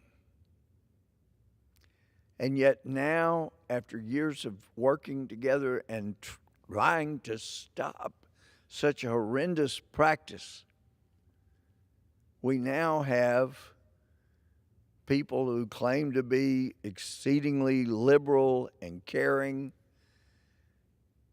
and they are pushing to have little children's genitalia mutilated, cut off, eliminated, have those children take puberty blockers that will likely stunt their growth, make them infertile, and destroy the wonder that would have been their lives without the so-called caring people pushing them to destroy their bodies. And according to the most extensive study ever done by people who've been through sex change surgery, the Swedish Institute followed people that have been through sex change surgery, followed them for 30 years. And what was the most disturbing to me result of that 30-year study was that if you have sex change surgery, you're 20 times more likely to kill yourself, to take your own life. We had a press conference. Marjorie Taylor Greene has a bill that would stop this kind of outrageous abuse of children. And see, my background, I've been a prosecutor, been a litigator, I've been a felony judge, chief justice before coming to Congress. And I'm quite familiar with the laws of Texas, federal law. Most states have very similar laws because we've advanced so as a people that we had understood that children need to grow up in innocence. It's so much more productive. Some have felt that it may well be that Americans have been the most ingenious and most productive in creating new inventions, that our patent system, before it got screwed up in recent years by Congress, encouraged individual inventors come up with new things. But I've read indications that some people believe it's because we encourage children use their imagination in growing up, and they have developed more imagination. But now we've got some people that think they're do-gooders, but they encourage genital mutilation of a child that can never be fixed. Or you can do a transition back, but it's so devastating. It's horrific. And that's supposed to be an advanced civilization doing this to children? The studies, and Dr. Paul McHugh, that was the head of psychiatry at Johns Hopkins, which is the first hospital in America to do sex change surgeries back in the 60s, he points out that it is child abuse to give puberty blockers because of the adverse effects on the body to do gender mutilation. I mean, I presided over criminal felony trials. Even if someone underage, a child, a minor, consents, the laws have made clear we recognize they're not mentally, judgmentally mature enough to give consent for anybody to do anything with their private areas. And so if an adult takes advantage of their immaturity, yeah, I've sent lots of people to prison. People have been sent to prison all over America. And the huge majority of Americans agree that it was the right thing to do when they sexually abuse a child, even if the child consented, because we know they're not mature enough to give legitimate consent. And yet we have adults who should be mature enough to say, you're not going to touch this child's body. They have to become of age, of majority, and make their own informed decision, give their own informed consent. No one else should ever be able to do that in their place, because these kids are the ones that have to live with these bodies the rest of their lives, even though they're 20 times more likely to kill themselves because of what the adult gave consent for them to do. I'm hoping at some point there will be laws in every state and here through Congress that we will do as we've done with sexual assault of a child laws, where most states, if not all that I'm aware of, we say we're going to extend the statute of limitations to a certain number of years past the time when they become adults, so that if any adult gave permission for someone to have perfectly functioning organs removed, changed, puberty blockers, and the child later feels that was an assault, then let them sue within those extra years of statute of limitations. I think it'd be a good idea to do something like that. Adults should not have the right to consent to destroying, harming a child's body, and especially when it makes 20 times more likely they will take their own life because of what some adult did on behalf of the child. Well, we had a young lady named Chloe Cole. She's a beautiful person. She's 18.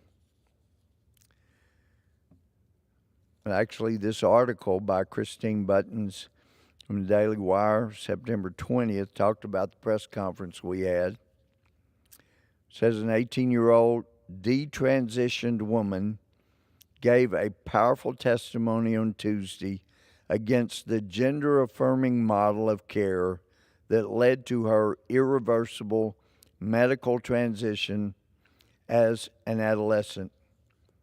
Chloe Cole spoke at a press conference in front of the Capitol in support of Representative Marjorie Taylor Greene's new bill, the Protect Children's Innocence Act, that aims to shield minors from assessing the permanent body and life-altering medical treatments that they may later come to regret. Chloe said, quote, "How do we get to the point where nearly every pediatric institution in the country considers it best practice to remove the healthy breast tissue of children while administering drugs typically used to chemically castrate high-risk sex offenders. Cole said of the widespread acceptance of radical gender theory in medicine driving gender-affirming care, which effectively puts children in the driver's seat to dictate the terms of their own sex change. Quote, I believe Americans deserve to know the truth about this radical and perverse ideology marketed as necessary and life-saving health care, unquote, said Chloe Cole. Cole opened her speech with a chilling statistic. She said, quote, over the past decade, there has been as high as a 4,000% increase in children being referred to so-called gender clinics across the United States. I was one of these children, unquote. A recent UCLA survey found that the number of trans-identified teens has doubled in the last 5 years to about 300,000 in the United States, while the rates of adults identifying as transgender have remained the same. According to the Gender Mapping Project, only a handful of pediatric gender clinics existed in the United States a decade ago. Now over 200 have spawned to meet the growing demand of adolescents who identify as transgender seeking medical transition. I read an article that former head of psychiatry at Johns Hopkins had written, pointing out that right at 80% of children, boys and girls, who identify or seem to have gender dysphoria, is what it's now called in the Diagnostic Statistics Manual 5. Dysphoria, if you look it up, means confusion, sort of antonym to euphoria. And people are encouraging people to become more and more gender confused.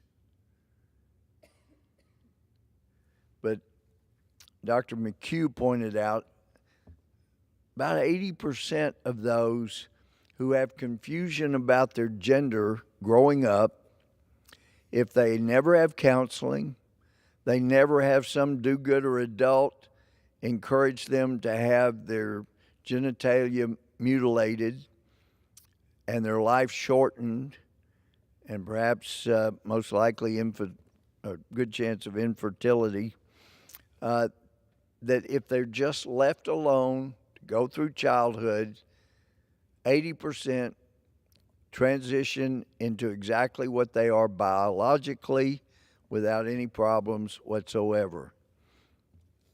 And yet we have people in this country that want to create laws against anybody allowing a child to go through childhood and then adjust and not have the physical horrors that these surgeries cause. I was deeply moved by Chloe Cole. She's a beautiful person. She was very unfortunate in having people think they knew better and encouraging her to take steps that she should not have taken, as she will tell you now. We're supposed to be the ones that are mature and help children avoid going through horrors, and yet we've even got states passing laws. Don't you dare help this child. let's help the child go through genital mutilation, even though it'll be his or her body. But as Dr. McHugh has pointed out, and studies have pointed out, you can go through sex change surgery or gender reassignment surgery, if you want to call it, whatever you want to call it. But DNA-wise, biologically, you're still the same gender you were before the surgery. And your DNA will remain the same. Now, who knows? I read a Swedish study this year about the mRNA vaccines. And it was interesting. It said there's radiation at the point of the injection and more radiation found in the liver after the vaccination with the mRNA vaccines. But the study documented they have found that the mRNA ends up going to the liver and rewriting the body's DNA for them. We don't know where all that's going to end up, but it certainly doesn't appear to be going a good direction. And I've got no problem with people continuing to give the vaccinations and the boosters. I think that's fine, so long as the wonderful doctrine that we developed making health care better than it's been in the history of the world, called informed consent.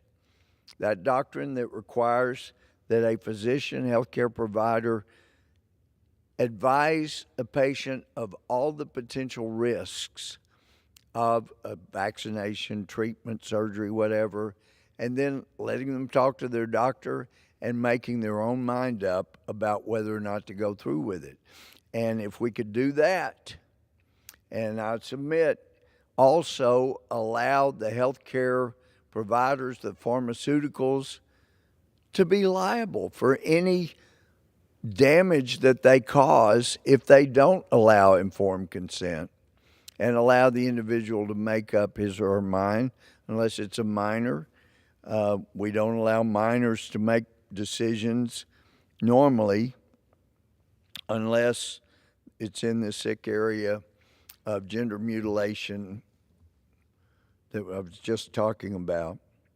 But yeah, if pharmaceuticals are that excited about continuing to make tens of billions of dollars providing vaccines, great. Just stand good for whatever damages you cause. Sure seems like that'd be the right thing to do. And I won't have time to get to it, but this article from Jennifer Margulis and Joe Wang, Epoch Times, September 10th, headline, unethical and up to 98 times worse than the disease. Top scientists published paradigm-shifting study about COVID-19 vaccinations, and points out the boosters for young people may cause 18 to 98 actual serious adverse events for each COVID-19 infection-related hospitalization theoretically prevented.